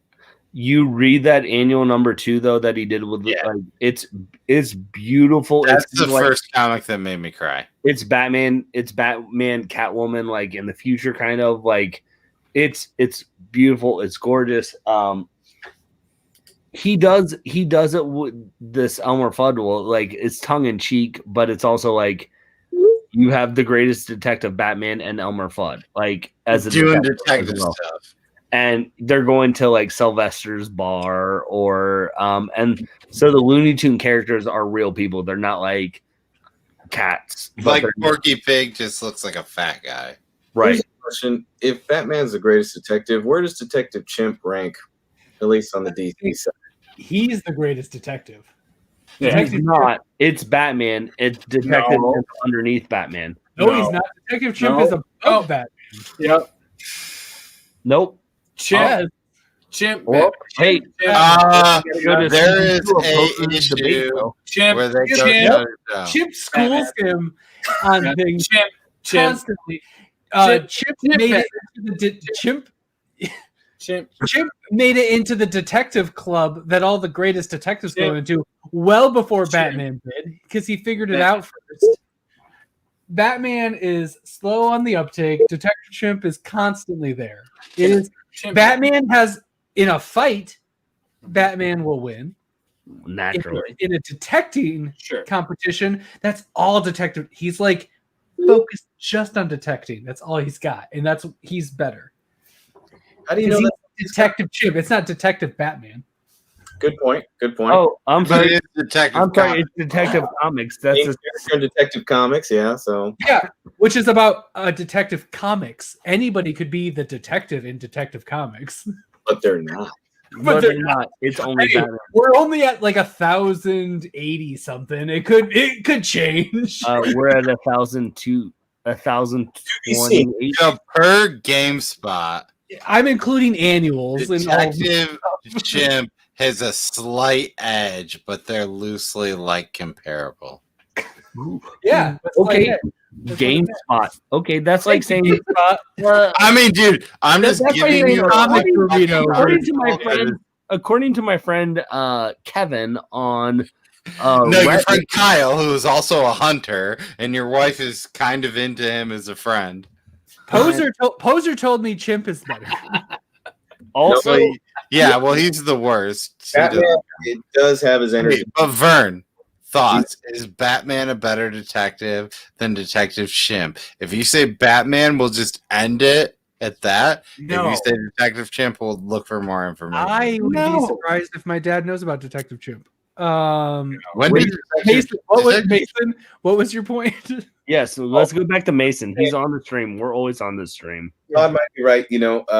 Detective Chimp is just detective chimping, while as Batman is got his energies divided. He's trying to raise up youngsters in risking solving crime, and so he's got a thing with Catwoman. So yeah, maybe Detective Chimp. He's got a one-track mind. He's really devoted himself to the art of just detective. Yeah, it's like Sherlock Holmes versus Bruce Wayne. I'm sorry. It's the guy who only focuses on detecting is going to win. In Prodigy School. But he also has a fucking sword that takes him into this weird altered world that he's like the god of. So maybe he has other things to focus on. It's still Batman. But it's still like his God world and things like that. Yeah. It's still Batman. I loved, man, I think the best issue from like the 1000 detective was the Detective Chimp and Batman issue where they were just both detecting together. Yeah, but I don't even know who wrote that. But Detective Chimp was more detective. I don't think he was. Yeah, he was. If Pikachu got a movie, I think Detective Chimp should get his movie. Detective Pikachu and Detective Chimp need to have. Don't put Pikachu. Don't bring Pokemon into my world. Stop. Oh my god, Detective Pikachu. Oh, Ryan Reynolds and Detective Chimp. That's all I need. It's confirmed. Don't put that bad voodoo on my PC. Who would voice Detective Chimp though? Seth Rogen. The guy, the monkey from Friends. The capuchin? But he's a capuchin, not a chimpanzee. You literally said the one actor that I can't stand that ruins every movie he's in. That's why I picked him. I literally tried. I mean, we can all agree Seth Rogen is better than Will Ferrell. I say Mickey Rourke for Detective Chimp. We'll have somebody. Mickey Rourke, yes. That's amazing. Are you kidding me? Will Ferrell better? Will Ferrell is better. You think Seth Rogen is better than Will Ferrell? Get Todd, knock Cole out of this stream. Yeah, that's a good point. I forgot I could do that. Like, that's ridiculous. I'm just saying. No. Why did Nick get kicked out? I also agreed because Nick hated Kristen Wiig.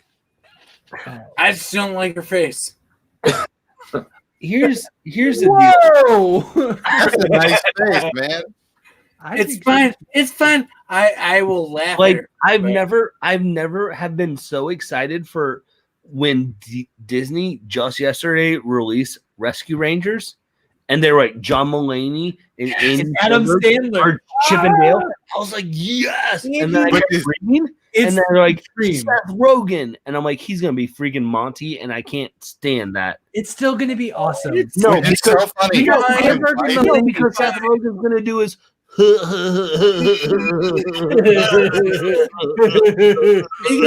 got John Mulaney. You got John My Mulaney. wife hates Andy Samberg. Samberg. Yeah, but whatever. So many we good watched movies the Taylor Swift, because of Seth Rogen. The Taylor Swift documentary. Oh, so good. Samberg in it? No, but the dude from Beach House is in it, and I was like, he looks like a less attractive Andy Samberg. And she was like, Andy Samberg's a lot more attractive than that guy. Andy Samberg, like, hey, maybe we can watch Brooklyn Nine-Nine together again. I love B99. Did you? Well, I love it. She hated it. Well, What? she just doesn't like him. Cole, shut up. Did you guys watch Palm Springs with Andy Samberg? No. Amazon Prime. You won't be disappointed. I'm telling you what. Okay. So think. What's it about? Give us a. Okay, here's your pitch. Elevator pitch. Okay, elevator pitch. Is it Burrito crying hot dog? No. Groundhog's Day with Andy Samberg. All right, done. That's all I'm gonna say. That's cool. Awesome. He's that good. Yep. You did it. That was the 1-floor elevator pitch. We're going from 2. We're going to 1. That's the elevator that you have. Amazing. Who else is in it? J.K. Simmons. Awesome. And Kristen Milioti. I don't know who that is. She's the mother in How I Met Your Mother. Oh, the mother. The real mother before the Candy Samberg, or whatever her name is. God, what a stupid idea. Wasn't she Wonder Woman at one point? No. My dad apparently has read Justice League Dark, which is news to me. Justice League Dark, New 52 or the modern one? New 52 is the best one. I don't think New 52 has Detective Jim, does it? Whoa. Modern does. What? But to go back to that, Todd, please watch Palm Springs this week. I will. I can't wait. I can't wait to hear your reaction. I am going to read Broke Down from Travis Gibb while watching Palm Springs because I have a lot of I hit the space bar. And apparently me bringing you in was the last thing I did, so it's all spaced. Yeah. That's very weird. Apparently the last thing I did was put your dad's comment up. Yeah. I did not realize that. Hold up. Big news, everybody. Thanks for getting wrapped up with us. It's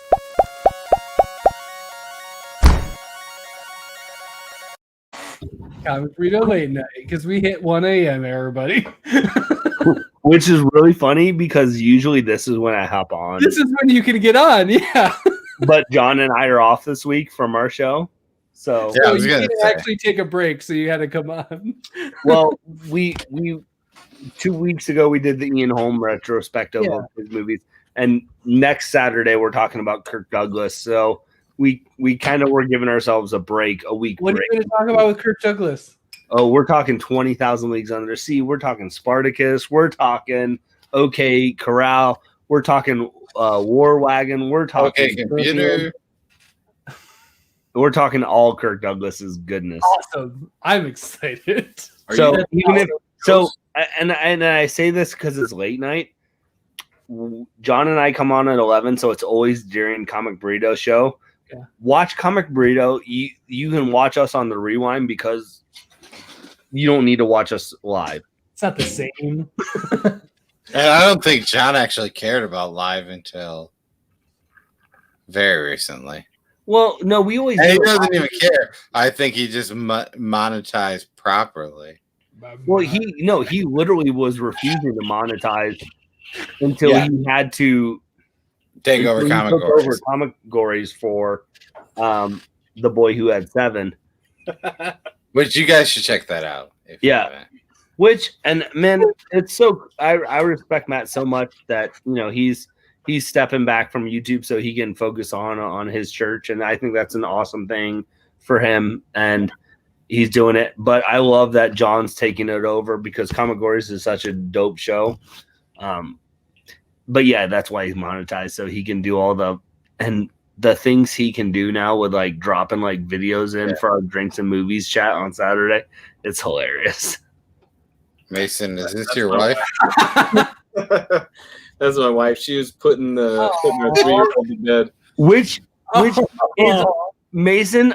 I can't tell you like how awesome like that was. Like when you guys were the date night video was great. When you and your wife were doing the video because you're like, oh, we saw Bearded and Mrs. Bearded doing stuff together. Like that made that we both were talking about like how that made our day of just like finding something to do as a couple that we were both doing stuff, but then you guys were able to do something like that. We were like, that's awesome. Yeah, she surprised me, and she found a dope LCS that I hadn't checked out before. So it was a good time. I showed that to my wife, and then she said, I'd probably have the same reaction that, no, this isn't a good date night. But you're like, this is a pretty good date night. And she's like, it wasn't bad, but it could have been better. It's so cool, though, like, at least for me, from that aspect of, like, getting, like, you know, she doesn't get into comics, but she does Comic Cons with me all the time. And just, like, getting to do stuff where, like, we just dropped yesterday, our 15th episode of our video series. And she's like, this is something she likes to do with me. Like, I think that's cool when you can find stuff to do as a couple. And I've so noticed when you and your missus were doing it, Mason, I thought that was so cool. When you guys do it, I feel like she pretty much gets owned by whatever you set up for her, but then you get it worse. Like, she finds the craziest crap to put you through. Like, she's bonkers because her thing is she gave you Danny the Street. She doesn't, which is dope. She doesn't. Well, which is funny because we watched Doom Patrol when she was on maternity leave, and she loved it. And so I was like, it was really tough. That I'm like, oh, I know this, and I finally got there. But she's finding stuff all the time because she's like, I don't know what you know. I know what she won't know. And that's what makes it funny. But she's like, I don't know what you don't know. Okay. So that's why she does stuff like who's fighting. She does the pixelated picture. She did the like, oh, I'm gonna like, you know. Well, she brought in. My wife started. I'll find her with her phone, and she's like, oh, and she's like putting in little notes of ideas of questions she thinks are gonna stump me. Yeah. And then I'll be talking that week, and she'll be like, oh, it's real name. That one, but you already know. We don't do your YouTube stuff, but like that's my wife in Wonder Woman cosplay. That's awesome. Todd, make yourself big so we can actually see it. Okay. Send a link to where our wives can purchase the outfits. Amazing. Not all of us. Sorry. I flipped to a different. It's like I'm trying to advertise for myself. Dude, that's awesome. Yeah, that's so cool. That's my photography plus her cosplay, which is like us doing like our thing together. I would just add too, like my wife. We go to Comic Cons and I do Star-Lord. Like I do Star-Lord cosplay, and it's how we have fun. She isn't a comic book reader per se, but like we find like that place where we can both have fun with something I love, and that's what's cool. Like that's and then she can tolerate what I do more easily. My wife is not a comic book reader. We're still gonna we're working on it. We're gonna drop where she does reads a comic book for the first time, but she's probably been to more Comic Cons than most people. Like she's been to a lot because she loves people watching. Bearded, do you want some recommendos? So because I can give you the books my wife has read and enjoyed. We did a poll to get recommendations. And I've narrowed it down of what people recommended and what I feel like she's going to like. So I can't see because I'm on StreamYard. I don't know how many people are watching. I'll let you guys know the first comic book that my wife is going to read. This is breaking news. Comic Burrito is going to report it first. Breaking news. I need to put this up because we keep saying breaking news because we I know. Shit. You have a breaking news. We don't. Well, just do the bearded drive-through shit. All right, do the bearded drive-through. Yeah, there we go. I'll just do that for now. Yes. Mason, Todd's gonna come to your house and mouth kiss you. And I wanted this thing so bad. Oh my god. Angelica might be a little upset about it. Cole. But what are we gonna do? Breaking news from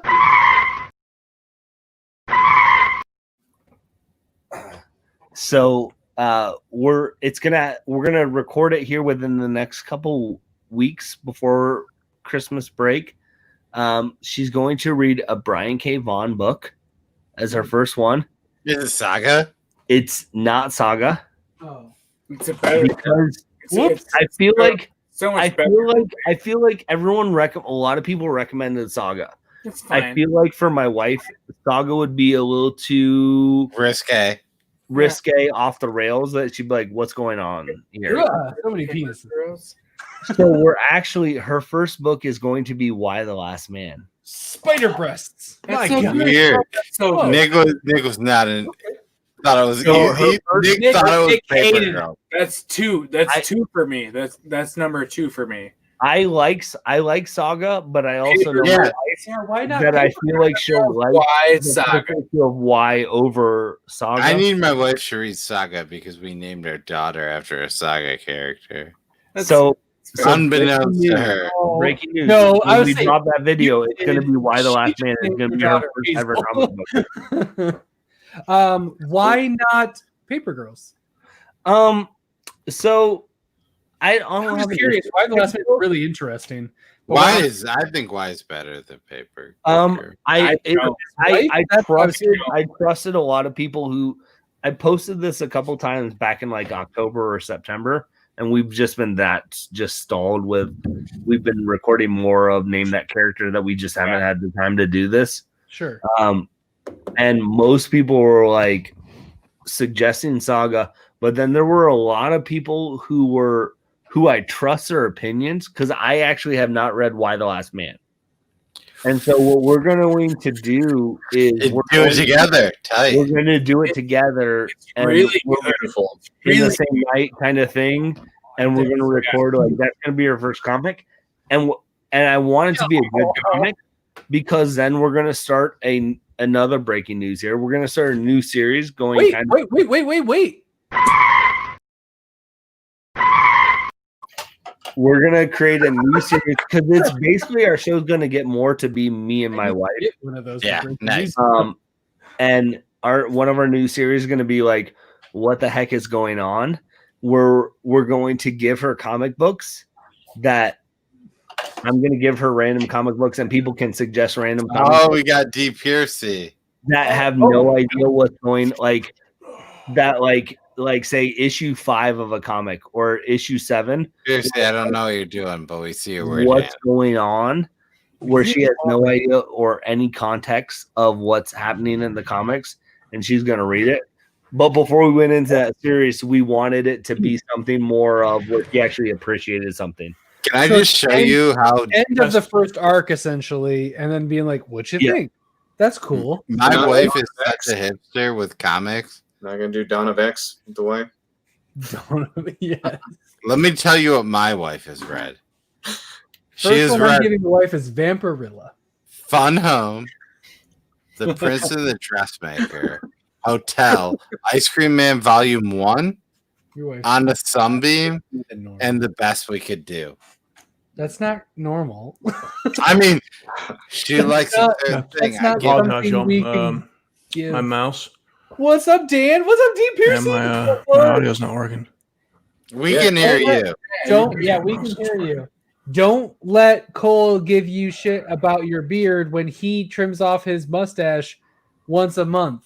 Todd also agreed with me. But I keep my facial hair intact. You are a hypocrite. I keep mine around. Hey, I've been This is 100%. working.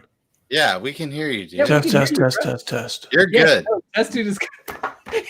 This is his whole shtick, and then he leaves after testing. My whole thing has always been I have a mustache. It's great, and Hey. then I shave it off. Oh, it's bearded. No, we can hear you. I think he can't hear us, and that's fine. My wife did Firepower Prelude. I got She those. liked it. Yeah, That's a book I think my wife might like. yeah. I mean, I've been giving her weekly, like, she loved Hotel. She loved Ice Cream. Well, she was okay with Ice Cream Man. I can't hear y'all. What does it? But like her favorite was, if you guys haven't You're read on that beautiful. I can hear you on that's that beautiful Yeti mic. You pointed in the other direction. But let's talk about how good Rode mics sound. Yeah, let's talk about how overpriced that mic is for going over. Your mic is more expensive than StreamYard. my mic. Nope. I paid $100.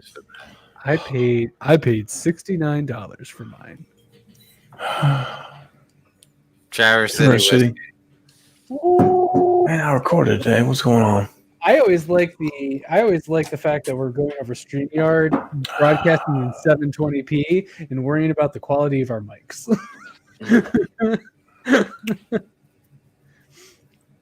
Can you hear us now, Dan? Are you with us? Damn.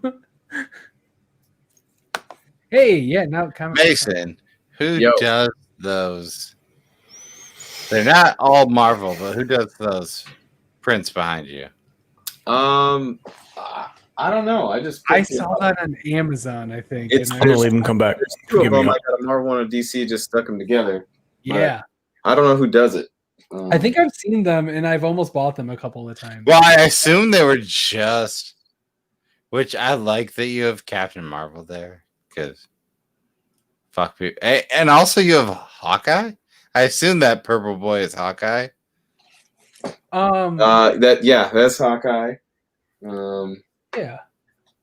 We got Black Panther, Iron Man, Aquaman. Mason, so at some point, since I've watched your stuff, I'm running EOS-R is my webcam. Mm-hmm. And with a Sigma 35 1.4 art.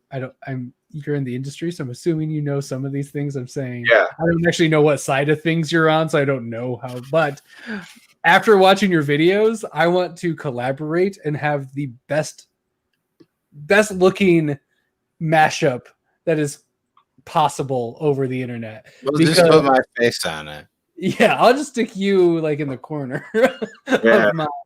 But I love the production quality, because it's what I always planned on doing, but then we switched to like being stuck on the internet. And it was always my plan to be like, I'm going to just get used to this and then slowly really take advantage of this equipment I have. Yeah. And then it's been, so I shoot and I edit, for video professionally for the last 5 years. And then, but been in this industry for like 13, 14 years. And so when I started my channel, it was just like, started off like, okay, like I gotta do everything. I'm gonna edit this intro and do all this, and like I just keep walking myself back. Like now it doesn't have to be this bad or this hard. Yeah, gotta get it up and stuff. But like it's cool. I mean, I'm shooting with a Sony A7S II. S2? Okay, cool. I have a 6400 also. I have a 6500 that I use sometimes, and then I've broken on cinema. It sounds like his is better, but mine's better. We can throw down about that. Well, I mean, yeah, for doing web stuff, probably a 6400 is great. And I have broken on cinema primes that I use, so that they look great. So the old 6400. What I want is the new the mirrorless, the small mirrorless one that Sony just came out with. A friend of mine showed it to me. That thing looks sweet. The RX7? Are you talking about the point and shoot? Yeah, it's like no, it's the RX8 now or whatever it is. I forget what it's called, but it's the smallest like full frame mirrorless camera Sony just came out with, and it has a reversible viewfinder and stuff. Your cameras. This is my G5X. My Canon, my point and shoot. It's a it's a Canon point and shoot. It's a 1.8.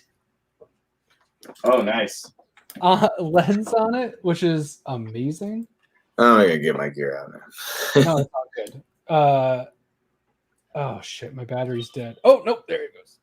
All right. Does it display the Canon logo? Nope, but I don't care. Let's do it. One of my favorite things about it is it has a pop-up view. Oh yeah. And it does the thing where you look at it and then use the back, and it lets you pick your autofocus point. Running Nice. your finger across the back. But yeah, 1.8 image stabilization is actually really decent. It's awesome. Point and shoots, man. I want to collaborate and have the the highest quality collaboration possible. Let's do it. I'm down. I am down. Oh, Eric, what? Hey, Todd, how's it going, guys? Hi. I've been sick. I've been out of communicado with some of my out of burrito people.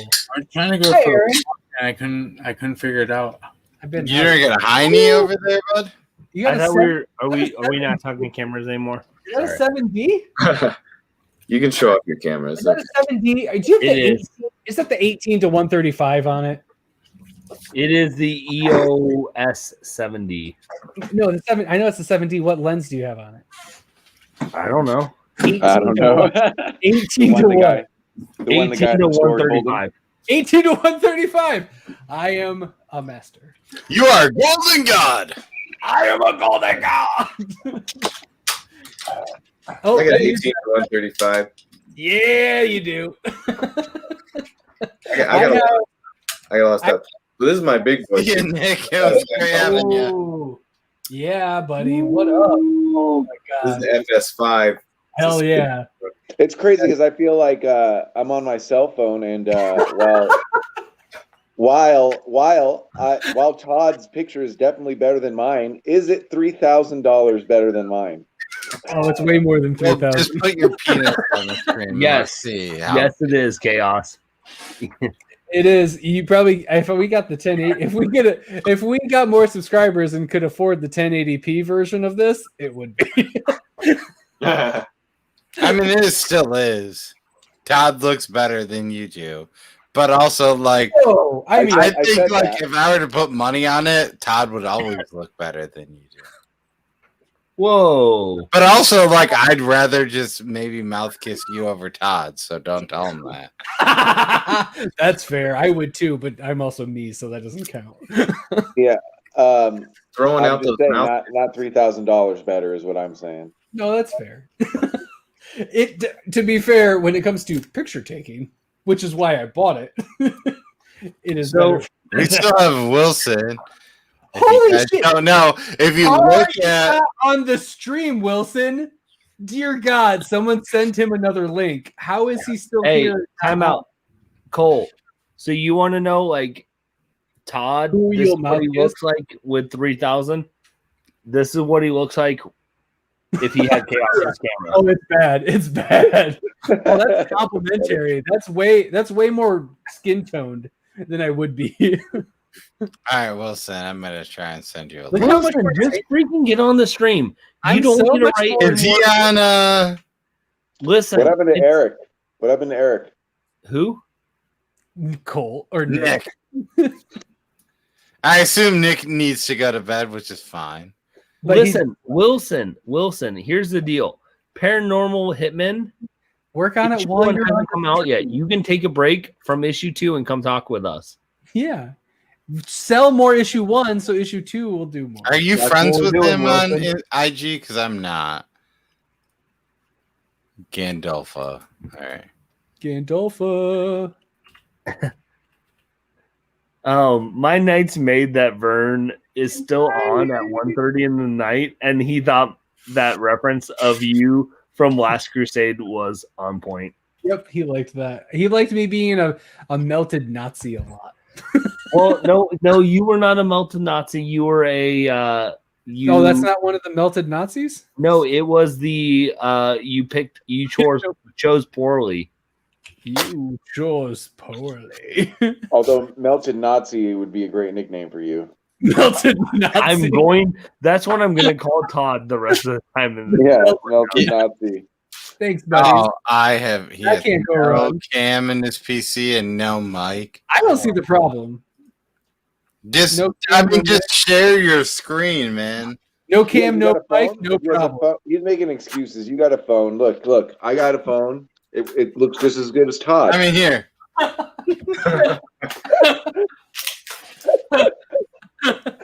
It's the same thing. You don't need an EOS R with All right, a Sigma art lens. Did you like Venom 31? I liked it fine. It's just another review episode. I thought the art was great. Oh, I heard Chaos would give it a B plus. Do you read King in Black and Venom? I do not actually. Okay. I think Mason I read Thor.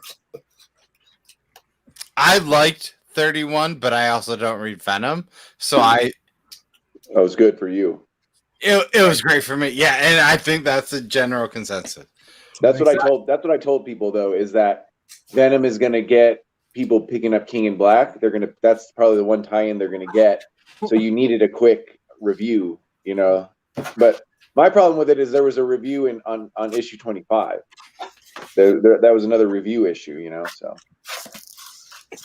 that was a null though, so that was great. Yeah, that's what I said. I read the first trade of I was upset about Null because I'm like, I thought this would be a big deal, and I'm like, this is all things I know. Okay. For what though? It is still a big deal. It's just one issue so far. I just got it in the mail. Figured I'd open it since I was here. Let's see. This is Knights of the Golden Sun number 8. Ooh, dang. They have 200 of these printed. Damn. Look pretty sweet.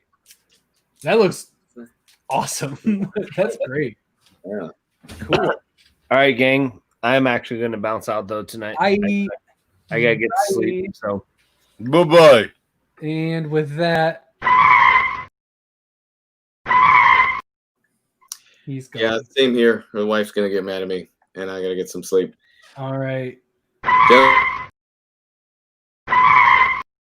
Check out the channel. Mason, also check out our Discord. Join it. Talk with us. You'll love it. I promise. Don't mind me. Everybody who's been on is on there except for our actual drive-through, but everybody else is on there. And it's awesome. You like it? Awesome, guys. Good times. You have a good night. Thank you for coming. Well, I mean, I guess it's my own fault. Yeah, you're the fucking worst, but I love you. You're my favorite. I told my wife. Yeah, you're my favorite. everyone's like, I gotta go. It's only 10:30 for me, so. Right? Yeah, it's still early. And I'm drinking non-alcoholic beer. Oh, why did you even do it? You're doing your solidarity. I have no idea what you're talking about. You're doing. I think your wife. I think his wife's pregnant. Yeah. But I drink regular beer. I just felt like this. I turned out I like non-alcoholic beer. He buys those and drinks those. You can have one at noon or something like that. I do. I drink them when I work from home. I drink them here. Yeah, so I got to make sure that I'm not drinking one. I make sure I'm not drinking one during a Zoom. Bearded can be happy about that comment. Yeah, I have to make sure I'm not drinking them during Zoom calls because those are hard to explain. Because I have this. Not alcoholic, I swear. That's from the city we live in, my dude. That's from here. I know. We say that every time. I drink these all the time, and you tell me that every time like it's new information. We have to say it. We're trying to get that sponsor, my God. I'm trying to get that Sony sponsorship or that. My friend is a marketing rep, so if we can get up to like 500 subs and we can have Vern on in a month, I could probably get maybe we could get some founders. So. I made that goalpost far away for a reason. You guys probably need more than 500 subs, but the good news is that once you start building them, they come quicker. Like you're still in that slow phase. Yeah. It started to pick up. Well, we're in a weird phase too. I mean, our whole channel has been weird and we do stuff different, but we're all pretty longer, which is fine. You don't do it that different. What do you do that's so different? Hey, go and see if you can find a mystery box video on our channel. No, but there's a lot of channels that just do live. Like Comic Board just. Oh, I know. I think we do stuff slightly different than everyone else. It never was.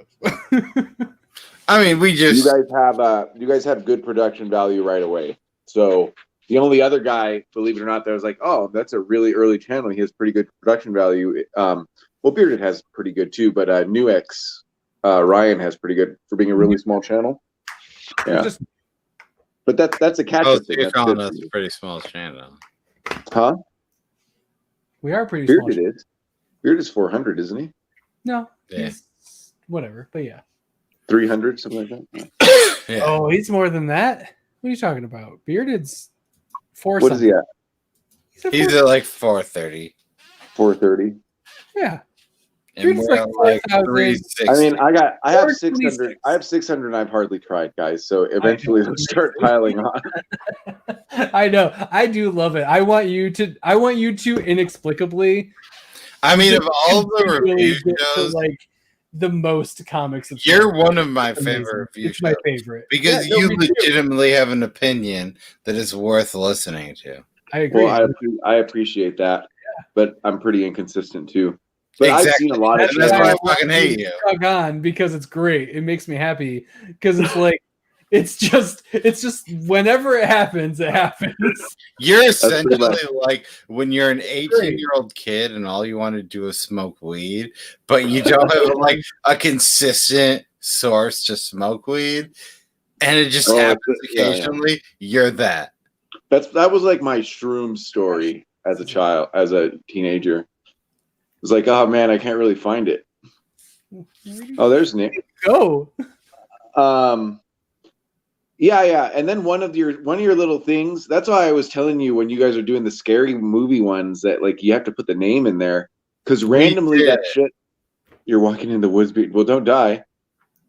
Thanks, Nicholas, for your show. Because randomly something will get hot. Like Bruce and Stephanie, they were like at 400. They just had a Batman video. Yeah.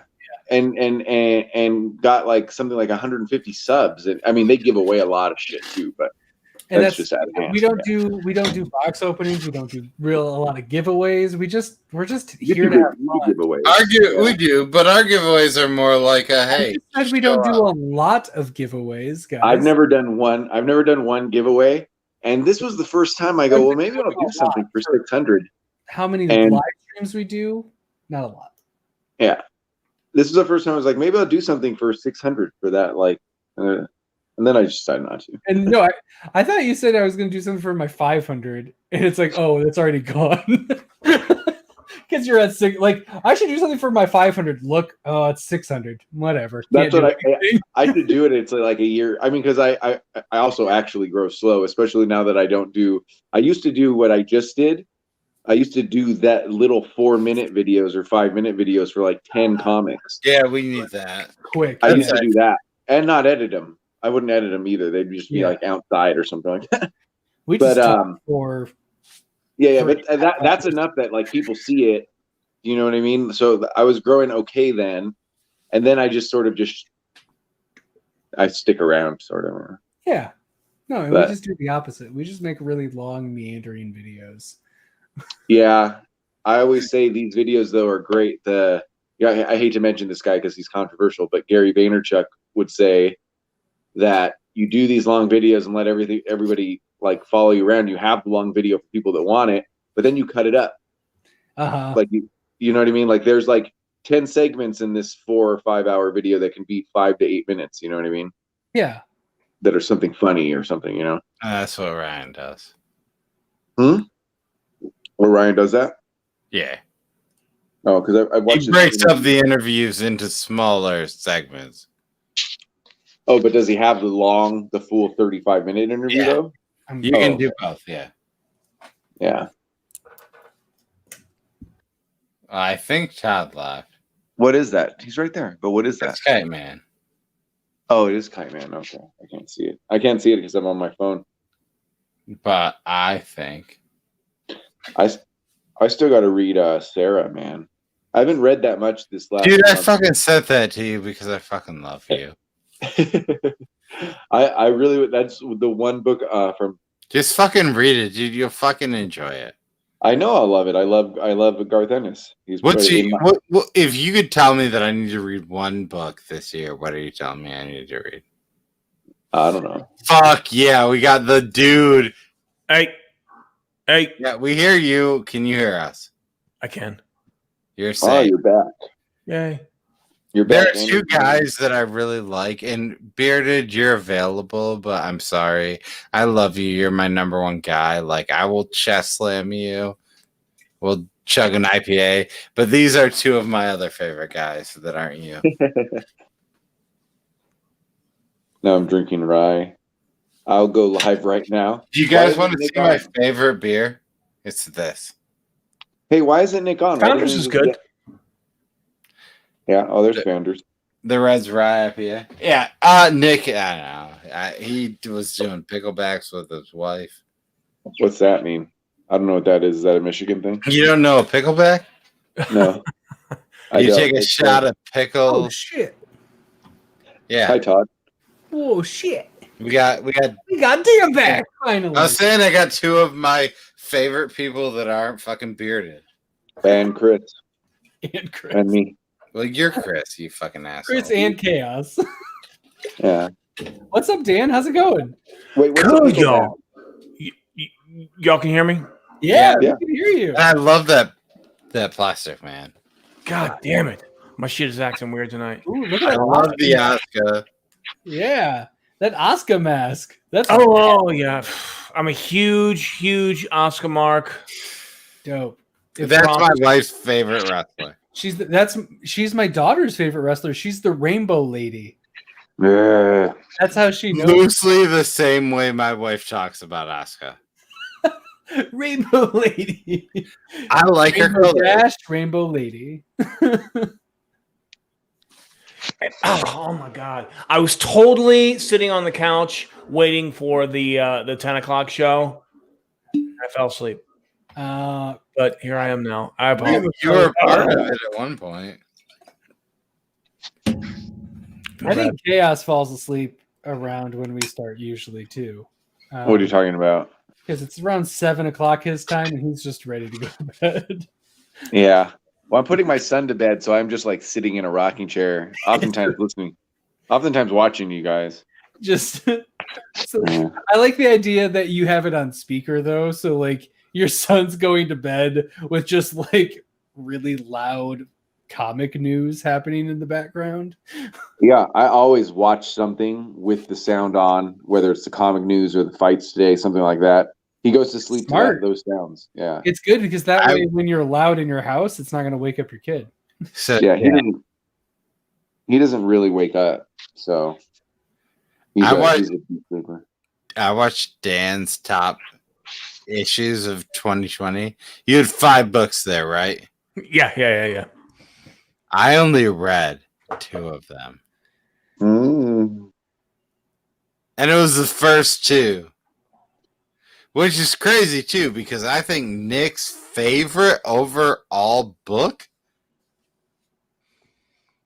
was that Wonder Woman Dead Earth, and I did not read that.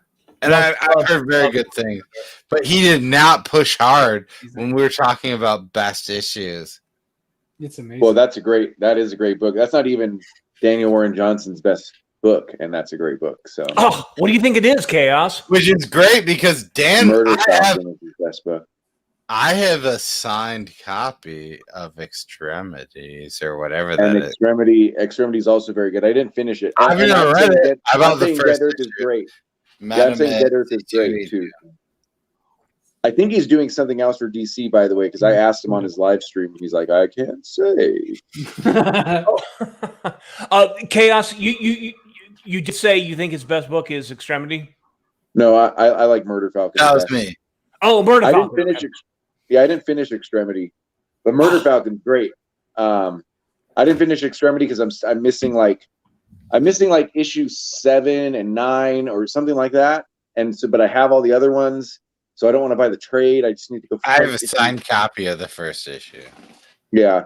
So I'm like 6 or 7 in, and I love Extremity.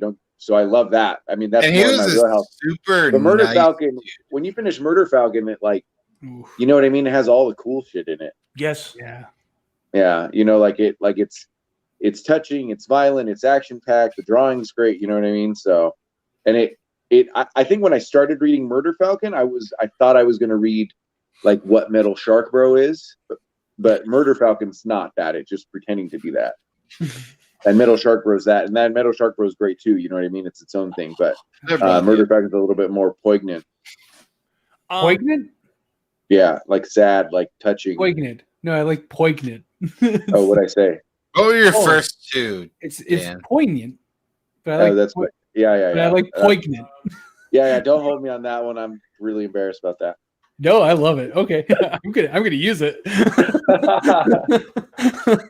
Because I think I might have technically have read some Big Girls. Oh, Big Girls is great. It's so good. It's one of my favorites of the year. I know, and that's why. Big Girls. I really like the first issue, but it was definitely in my after first.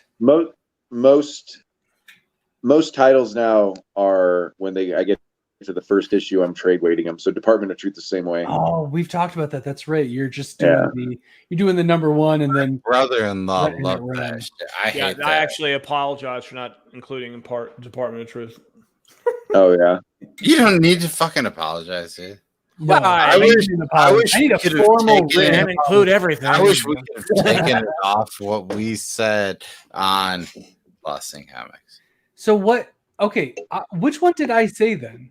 What was the group one?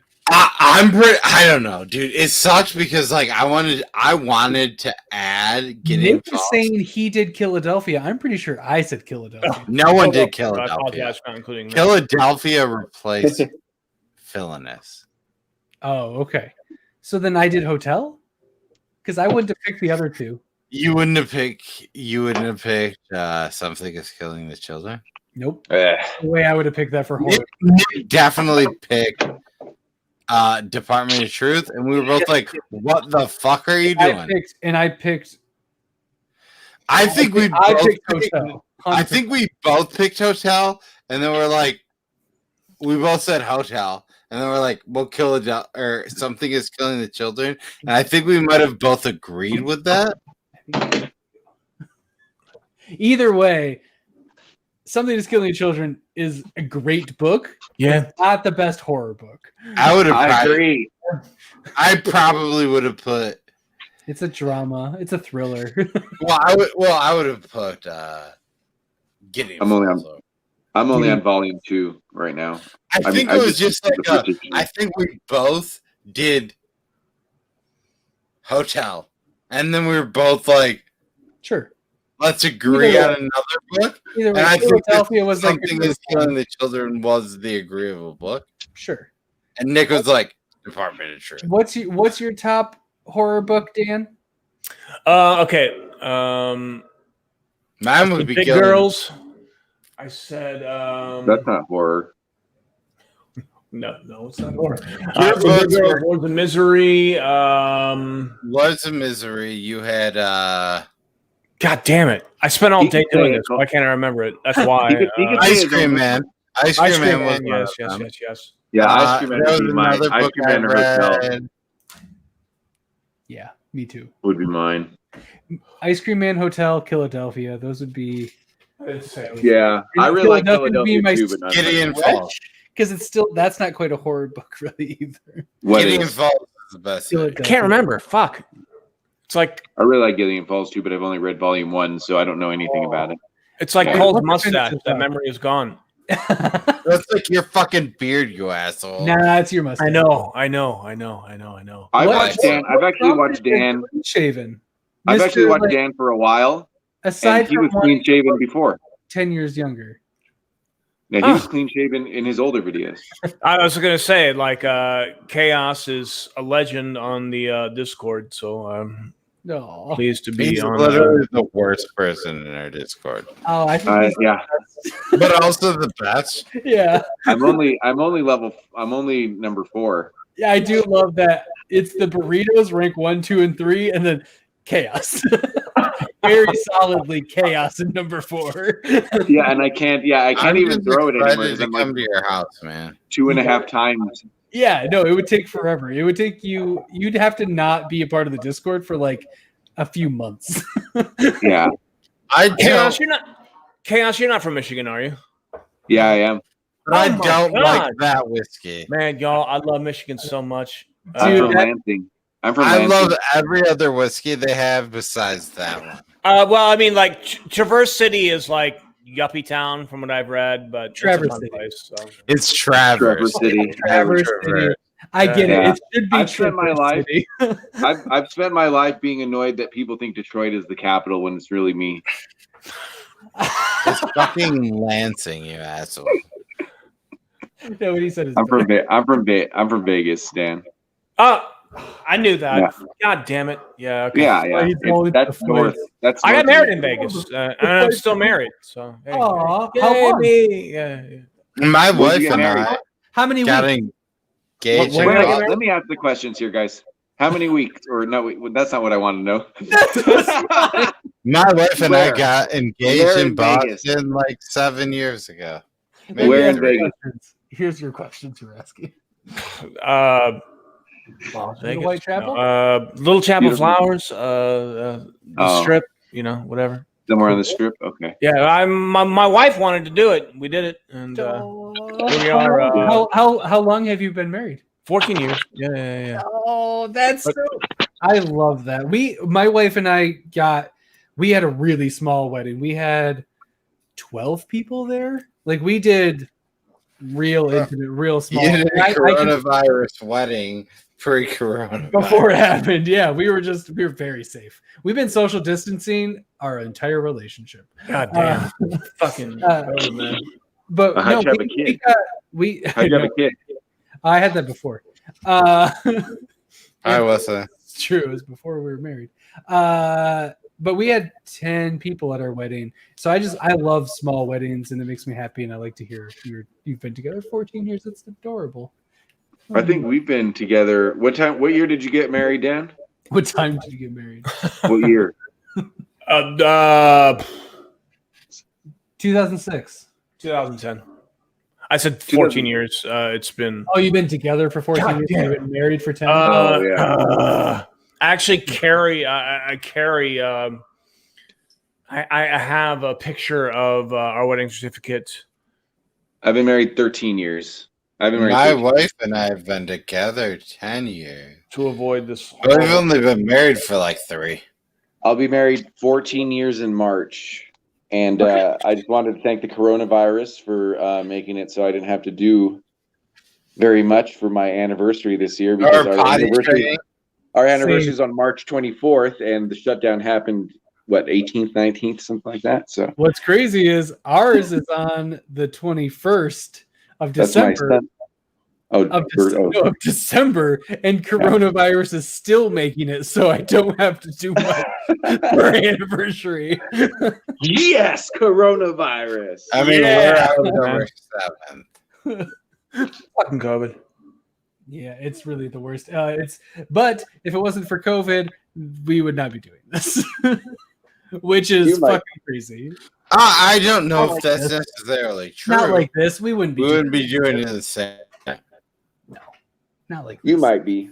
And I love it. We shit, Dan, you're fucking sad. I'm in chaos. You're like my second favorite person that I've met throughout fucking coronavirus. So stop it there. It's like either suck it wife or suck it daughter. He's your second favorite person. I know. I was his first. I dropped one. I was his first a few months ago.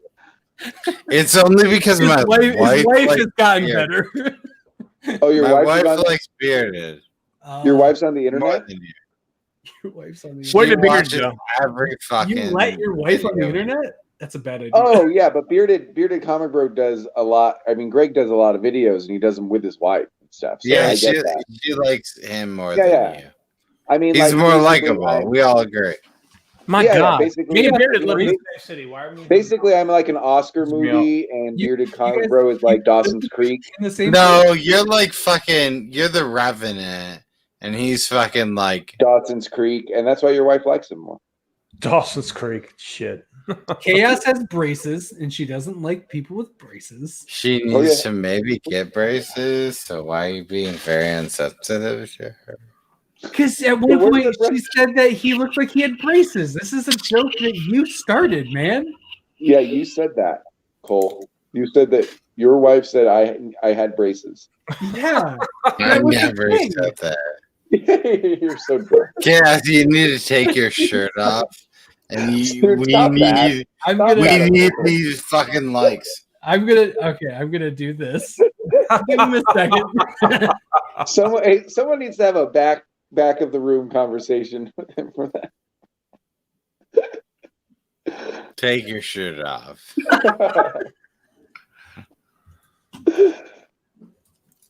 Okay. Gosh darn. Yeah, now it's all off, right. but we don't get to see him. All right, we're gonna leave Chaos, come back in like 5 minutes, and we can all talk in the green room. Oh my God, Cole, you sound a little drunk, man. Yes, I am. I think we all need to agree. This is why your wife doesn't like me, is because she hears you talking to me like that. Because by the time Chaos is on, the only time that he's on is when Cole's already really drunk because it's only really late. So Chaos is only on when Cole's really drunk. Yeah, and I don't want to like step on like when you guys are trying to actually do a show. I just want to show up at the end where I could just like have my cell phone and do this and shit. You know? Just the Twitter famous comic burrito. Are we Twitter famous? Because yes, but no, we're not. Hey, but we're not. Oh, because we're still on Twitter. Hi, Twitter. You are. I remember when Two Brothers used to do a later show, and I would get on that. Now they just get off at like. They only get off on stream now. I'll just send Justin Bursch the invite and let's see what Y'all been happens. getting some awesome retweets. Yeah, I know. I've seen some of those, and I'm like, dang, that's crazy. I'm not a part of that at all. That has nothing to do with me. I mean, Nick tweets a lot. Like, I was impressed by how many followers he's gotten, and then I looked at when the Twitter was opened, and then I looked at the number of tweets. Yeah, like he averages like 36 or something. Yeah, he's crazy. It's some massive amount, and you guys probably had that open for a while before you even started using it. Yeah. So that's what he does. Like, he's our Twitter guy. Like, yeah, he's doing good. He puts his head down and he just makes it happen. Well, I mean, fighting with CG people, that's going to get you 400 in one day. Yeah, that's all the tweets you need right there. Yeah. I need him to run my Two Brothers. We dropped it. Where's the channel? Yeah, but Two Brothers is on. They're looking at you on Twitter, dude. Yeah, they're on Periscope. The channel's over on YouTube. This is our Twitter that we're on, apparently. I think you guys are on Twitch too right now, aren't you? Or no. We have one person, which I'm assuming is Two Brothers, watching us on Twitter. Yeah. I thought you were streaming to 3 places, though. I thought I heard twice. No, before we were doing Facebook for a while, but Facebook doesn't let you up or prepare it more than 10 minutes in advance. So that's just it keeps not happening. Yeah, it's a headache. Facebook's the only thing I don't do. I mostly read on Twitter. Twitter is fun to read. Yeah, that's how I am. I'm a big IG guy. I love you. We got the greatest letter of all time up in our stream. Oh my God, Justin Birch is here. Justin Birch is here. Honorable mention. Hi, Justin. Hi, Justin. I'm less impressed, but I like you more. I'm sorry, say that again. I think we all love you, so just tell us about yourself.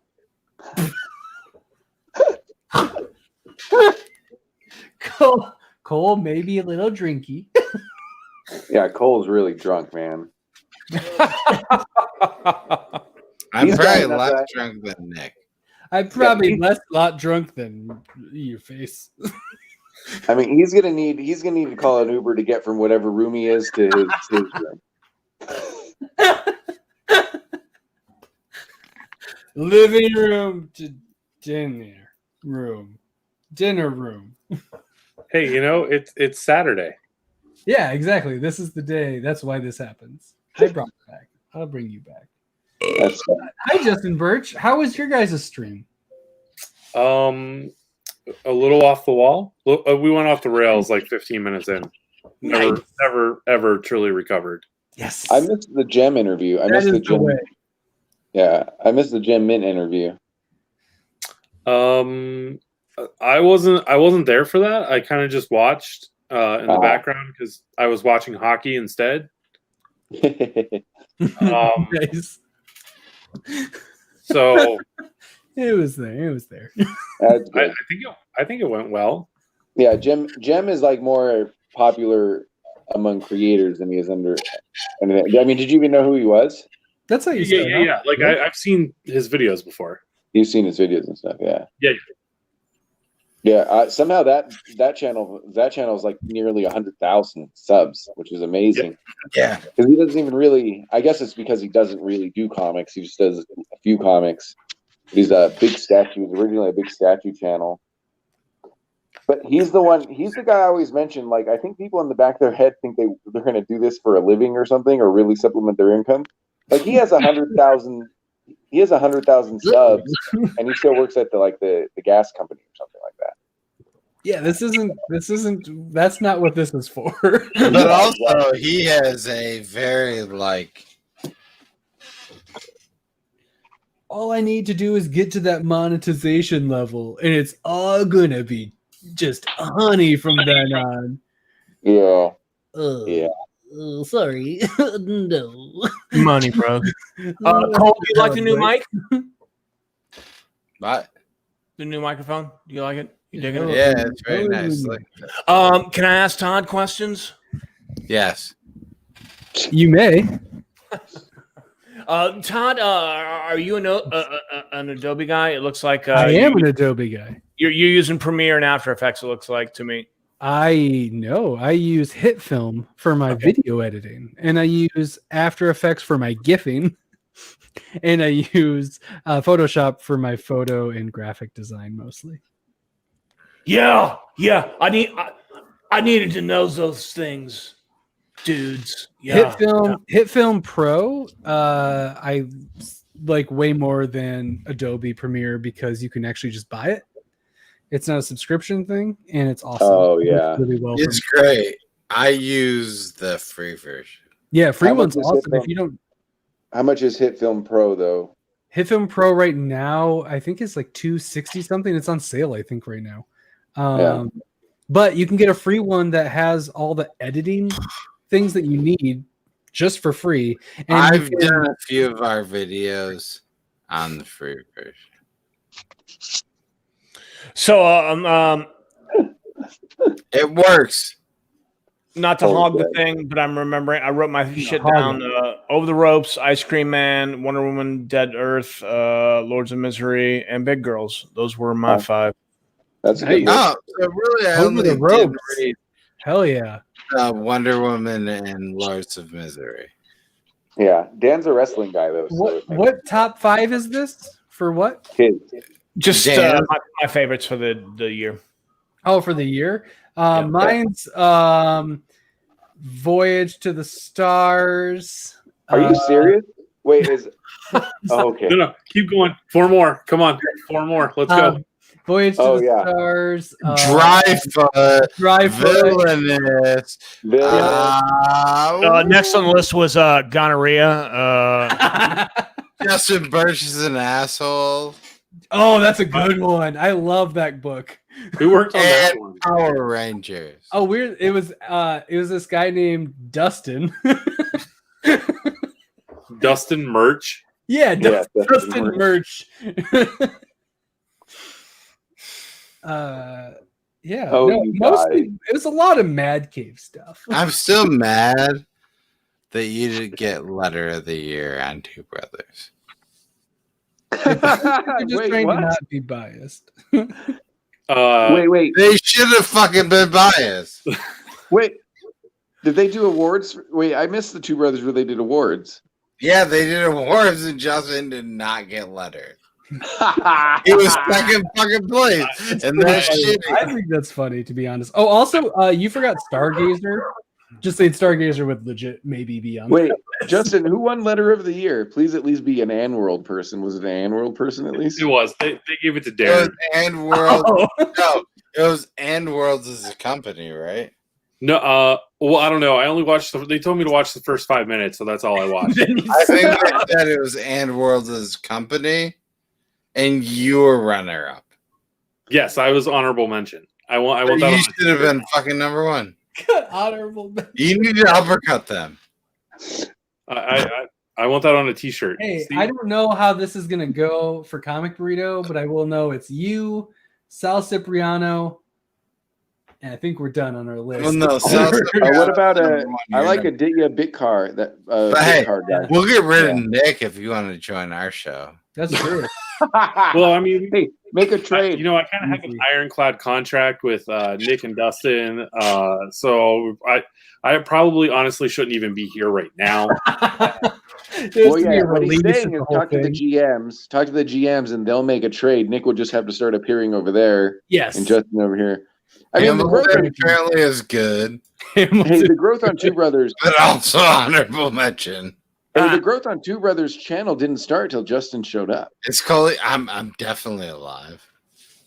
Also, can I see your shirt? Oh yeah, sweater? Oh, that's dope.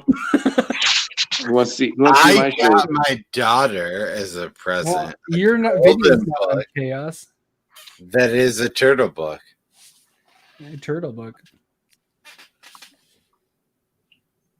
Ooh, it's got some stars on it. It's a weird soccer team.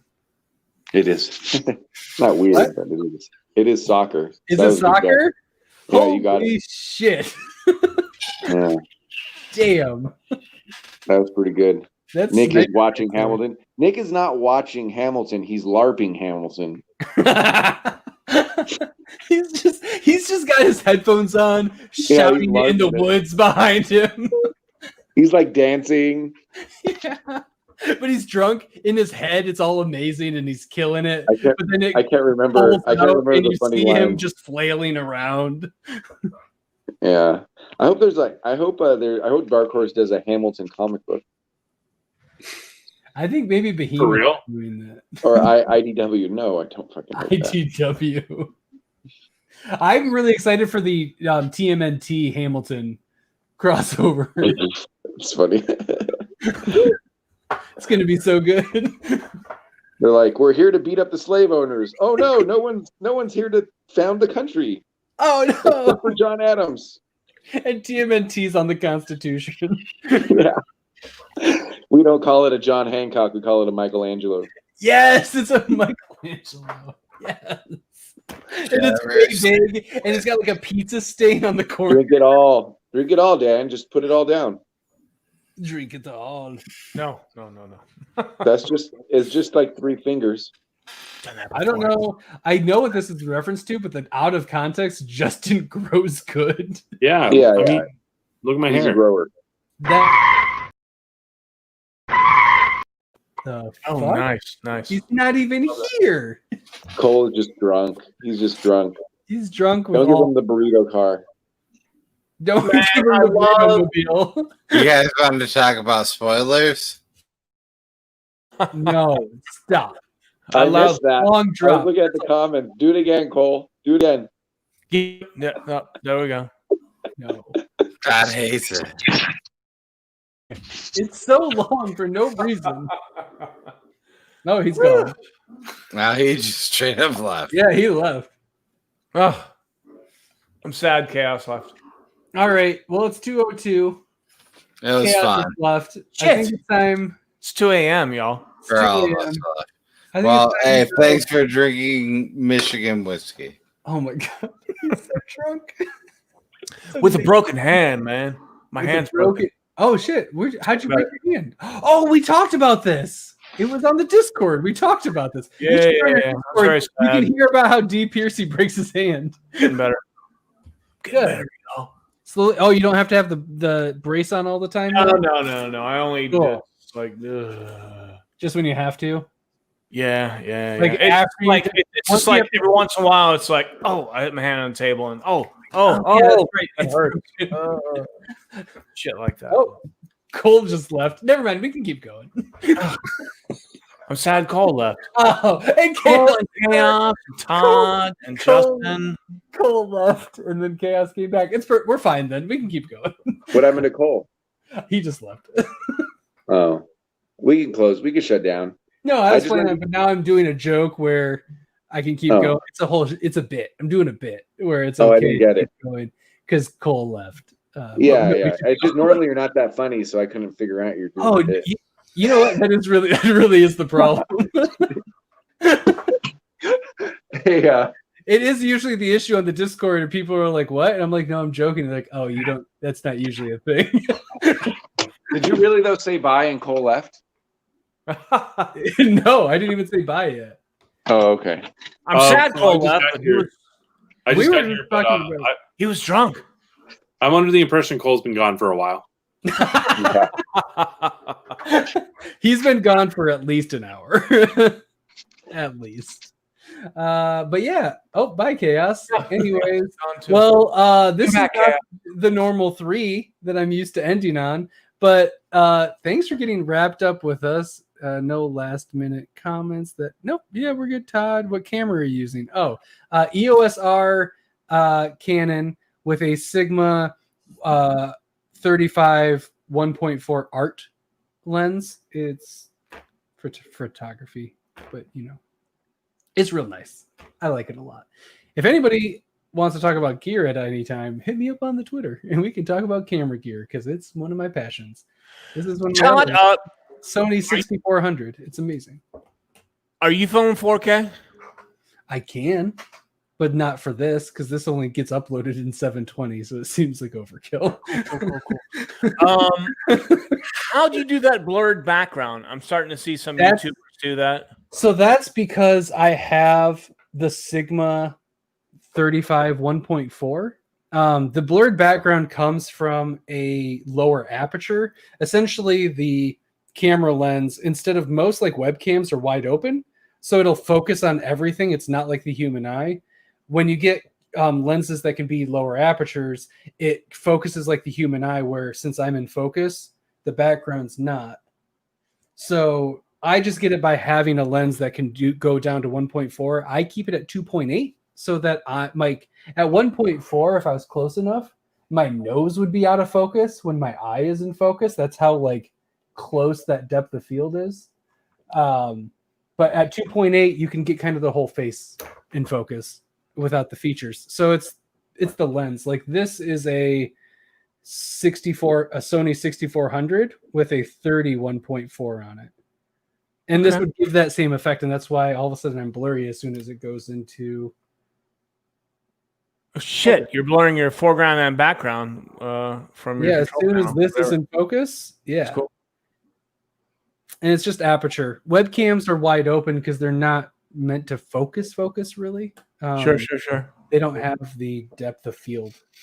You have to have it like a bigger lens. So yeah, that's how you get the blurred background. You can get it artificially too, by like just blurring out, like cropping things out and blurring it, but it's not the same thing. But yeah, anyways, there you go. There's a long explanation to something that's I'm starting to see some folks do that, as well as artificially coloring their background as well. Yeah, no,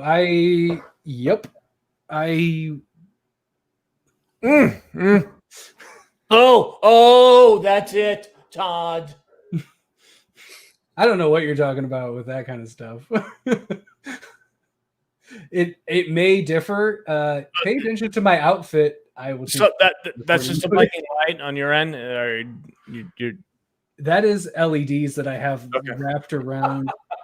I feel dumb, y'all, but oh, it's all good. There's a method to the madness, and we can go into this at any point. You should join the Discord. Oh wait, you're already there. We can talk about it. But yeah, as Justin's like, this stopped being about comics like 20 minutes ago. No, No one asked, but I'm a big Adobe guy. Photoshop, Illustrator, Premiere, After Effects. That's what I do all my stuff in. Yo, baby. Yeah. My dad, believe it or not, my dad is still watching. What? My dad's still watching. It's great. Say again. My dad is still watching at 2 a.m. It's weird. Your dad's still watching. Yeah, it's. Man, I love you, Dad. Dad is cool. Ooh, you have the M50? That's pretty cool. It's not my favorite camera in the world because I don't like their lens. If you have the adapter for it, that's cool. You can get the rest of it. But the M line has a pretty limited lens crop, which is my only issue with it. But it has what you would need. I actually still film. I actually still film and record with my iPhone and IV Oh cam. yeah, that's plenty. I mean, that's better than a lot of webcams that are out there. Yeah. That's what Although, they say. Justin, I like the hair. Just so you know. Yeah. Nice hair, Justin, for sure. Made the decision today that we're just gonna let it grow because I don't know if it's gonna grow up, out, or down. That's awesome. Because this is like long, right? I'm not like imagining it. Like it's starting to get long for you. Yeah, I think the last time I had a cut was in July. Nice. Ooh, I'm February, which is why this is happening. Yeah. This was shaved to my sides. So we're just seeing what happens too. But yeah, no, I dig it. I'm liking all these pandemic. It's all the pandemic. Like, hey, we'll see how it goes. Yeah, I'm interested in seeing if I can do it, just to see if I can do it, and what it's going to look like. Yeah, join the club. My hair is really straight. Didn't do anything. So I'm excited to see how yours turns out. Which I think this is a good place to stop on hair things. You shaved your hair on your face, which is a big deal for some people, Dan. Sure. Yeah. Mostly Cole. And we're not cutting our hair. So yeah, thanks for getting wrapped up with us. Oh, you can use that as a webcam too, if you're interested in using that 5D4. 5D4 is the same sensor that's in my EOS R. Mine's just mirrorless. These are a lot of things that aren't necessary. I'm Todd. I'm Dan. I'm Justin. And holy shit, this is the first time I've done that with two other people. And this has been Comic Burrito, a live stream.